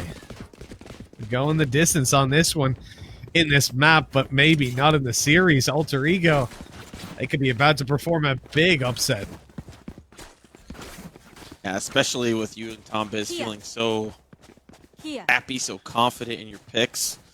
That really just maybe tells us that Group C was the group of death, you know, for this hired, you know, first regional qualifier, and that we will see potentially on the opposite end.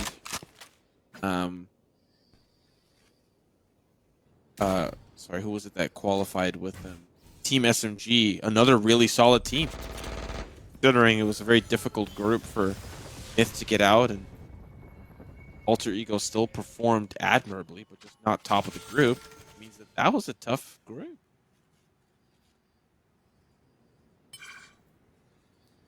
Here. AHQ, look at the ults. They've got so much to play with. They'll dispose it all now in this buy round. Or maybe they won't! It's okay. Milk does manage to deal with Lemmy more eventually. That got very awkward, but the bookie keeps on delivering.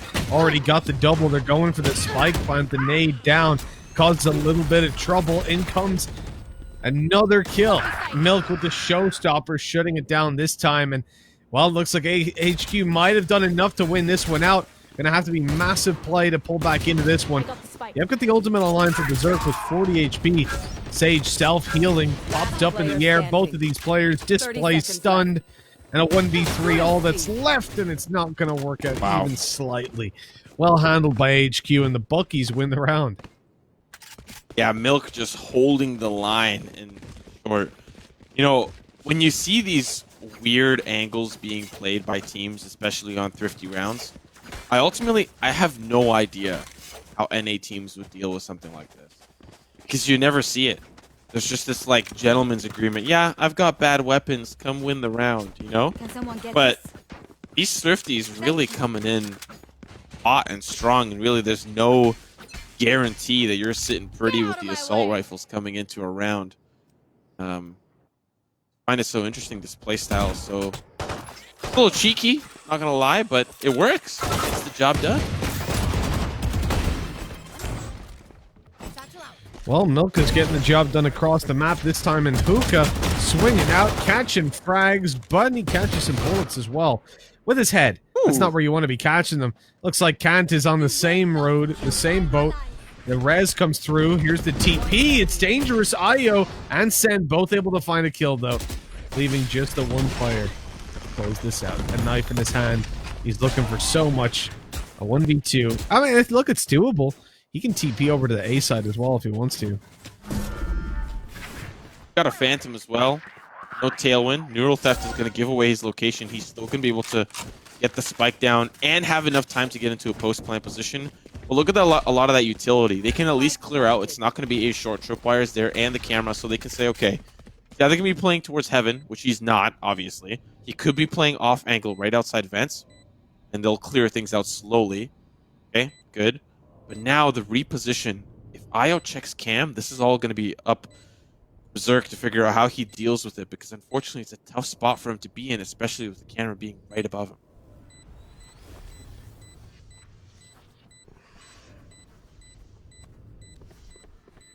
Well, they're going to just tap it. They're not even covering the right angle. That's an easy kill. He fades back with the dash. 29 health remaining. Knives out. Closes the distance, but he can't get it done. Has he delayed enough time? It looks like it. Another round. Rainy's dead as well. Wow. Oh, that's shocking. That's a great round for Alter Ego. I almost expected at some point Io to check cam, because I had anticipated, like, you clear out the off angle outside fence, then you clear out showers, and they didn't really even do a great job of that. They just peeked out the dust and didn't really see anything. Cleared out. Was that his cam? Yeah, that's another good question. I think it was. Been, but because he should have checked it. That's what you clear out Cubby in short. You have that information, but maybe it really was Frostmice. Oh, it was. I think because his is blue. Put down your cam, Frost. Put down your cam, please. Why his Oh, is yellow? they're both blue. See, never mind. Yeah. So I have no idea. The only excuse I can come up with then is that was actually Frost cam from when they pushed up. Although I don't see what it would have cleared. The close corner, I guess, if they're checking close left. Odd that he wouldn't have taken it back up, I suppose, but yeah. Either way, we're onto this round, and you can see trade straight away. Rainy getting a little bit overzealous after the initial kill by Milk. Revealing area. So we'll end up in a 4 versus 4. Not a round that AHQ can afford to lose in any way, shape, or form. The loss here is more or less a loss of the map. Nowhere to run. Hunter Fury coming through to at least initiate this sight hit. Oh, one's going to get tagged. Tries to predict the jump over to the right, but Shock Dart's definitely going to be able to get the job done. Oh, there's going to be a player close left to Bottle. Now the wall goes up. Oh, but they're right there with them. Oh, EO with 2 on the Bucky. But now it's the 2v2. Neurotheft is going to give the location of where that player's coming up, and they know he's coming in from the hookah side. So one player towards the elbow, one player now in hookah. Trying to hop out. There's the camera. Sees him. Tags him. One down. Down to Sen. And he's all on his lonesome. No Molotov, no orbital strike, just a couple of smokes up to no good, making trouble in the neighborhood. One little fight. His mom's definitely scared, but a 1v2 is something he should win or not. Lurk with the 3K in the round. Match point, series point, alter ego. Definitely not the favorites coming in here for you and Tom. But they're here to close things out and move on to the semifinals. They need 1 out of the next 4 rounds, and as we said, their attacking side was insane versus SMG, and you can see it right here manifesting yet again. These guys know what they're doing. They are out for blood, and man, they are shedding it. I gotta say, I'm impressed by this team, and again, it just feeds back into the narrative of how much skill there is within this region. AHQ, victors of the previous big Southeast Asian tournament, now being challenged and pushed down to potentially a 2-0. Nice openings, though. AHQ able to take this into a 5v3. Surely not a round that can lose. Surely. Say that.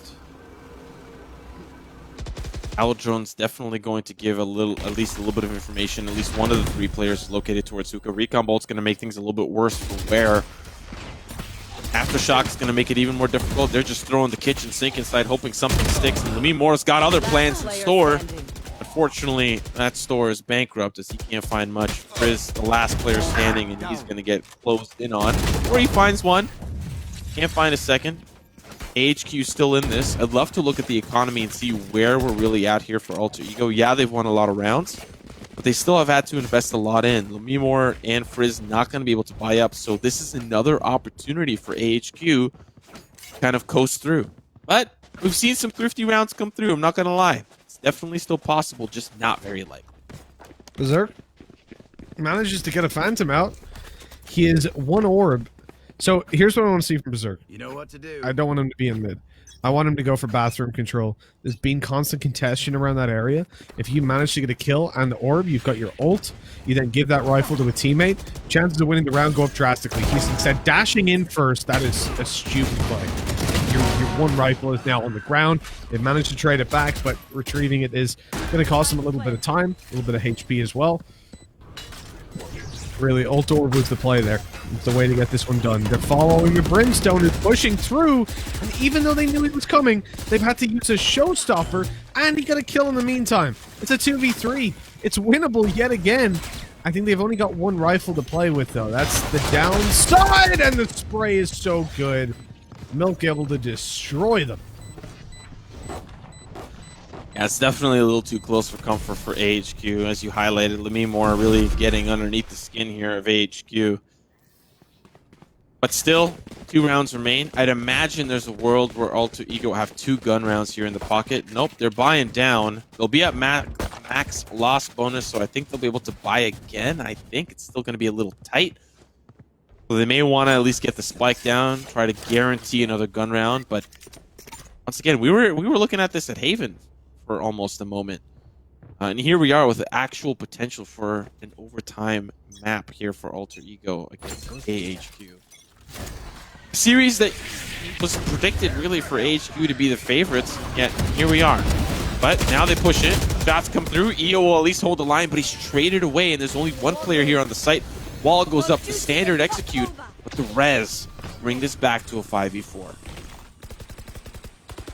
Well, it's definitely doable now for Alter Ego. They've got that man advantage thanks to the res. The spike plant goes down.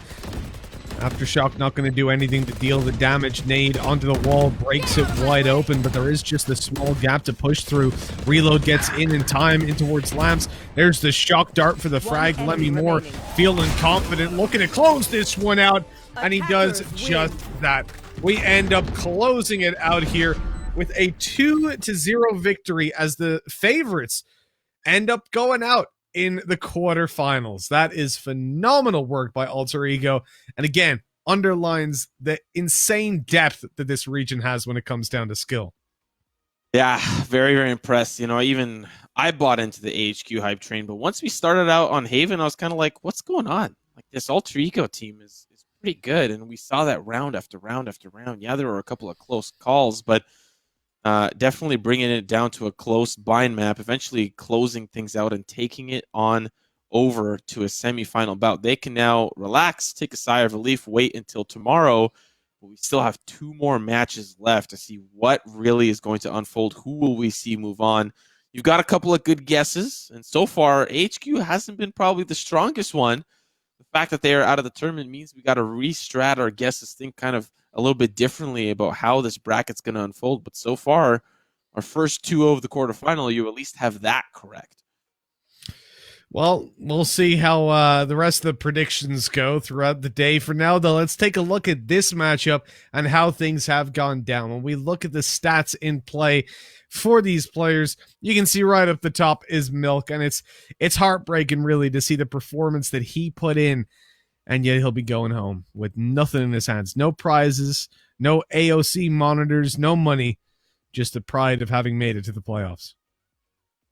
But man, Frizz and 𝗏𝗏. Honestly, I know that we likely won't see an entry fragger because the first bloods are just not enough. But really, Frizz and 𝗏𝗏 are 2 of the players that, despite being at the top of the leaderboard, well, in comparison to the rest of their team, they really had some impactful moments with their utility usage and the way that they positioned in certain engagements. 𝗏𝗏 finding good trades in a disfavorable scenario whether he had like a thrifty weapon or something, finding amazing trades, and Frizz Nasty consistently finding utility kills. That's what you love to see when you're thinking about a player on a Sova that finds value for their team. Normally, you're just a recon bolt bot, you know? Just get me that info, send the owl drone in, do your job. But the fact that he's able to find so many utility kills, brought so many rounds back from the depths, and especially that clutch plant in the 1v3. This man, how can he not be MVP? Well, that's the thing. I think he deserves it. He's in there for the first bloods. The entry fragger is ACS, tops it out. And again, the MVP going to the losing team, it's not something you see all too often, but with the performance that he fielded, I 100% agree. It's a shame for Milk. It's a shame for AHQ, but that is the end of their run, as they have dropped out of the tournament early, leaving Alter Ego to go forward and face either Team SMG or Bren Esports.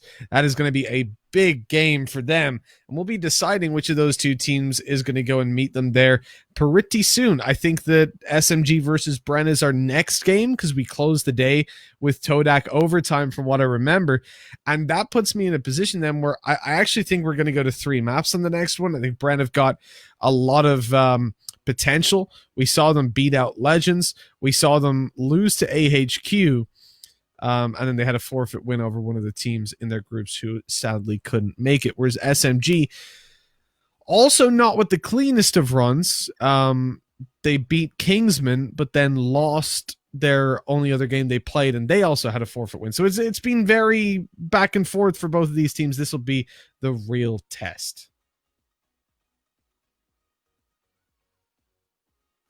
We are getting word that for any of the Facebook streams, they can only go maximum of up to 8 hours. So we will be recreating a new link for a new stream. Get back, continue watching the action that you love here at the AOC Masters, and continue to see your teams perform to your heart's content. And of course, you get to see us. I think that's ultimately what you got to be here for that, right? Right, Mitch? That's what they're here for. They're here for the Miley Cyrus memes. They're here for the High School Musical. They're here for all of that. That's what they're here for. Well, that's it, right? I mean, that's what we're all here for. You could say we're all in this together. No. But look, once I you know, alley-ooped you. I set you up. You did. You took that one up. I had to just dunk it in.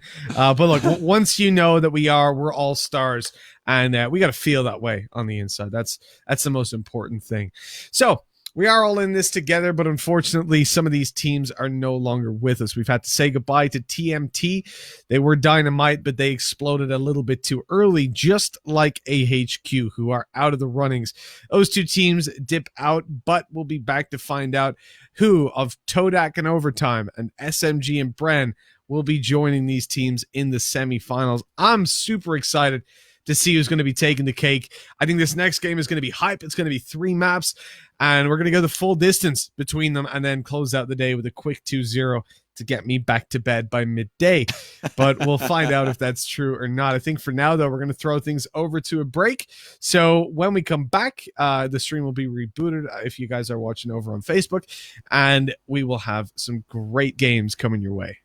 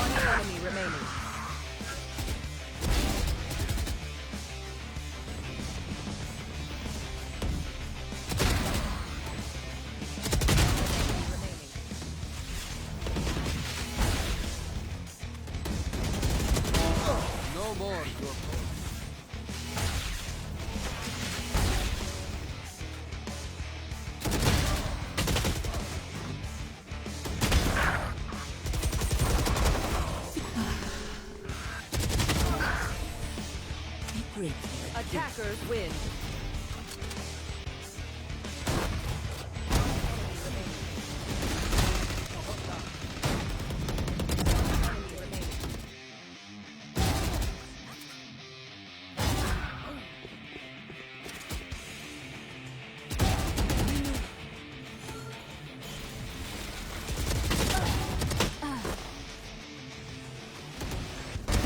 You fought well.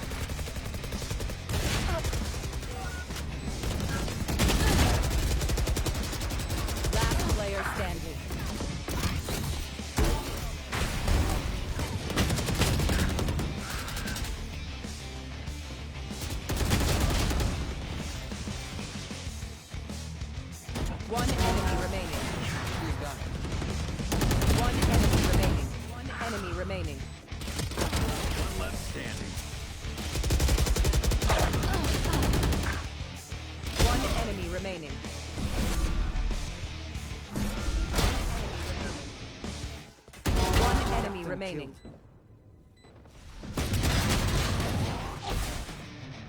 Enemy remaining.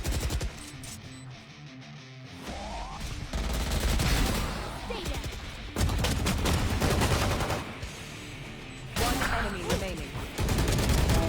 Thug. Down.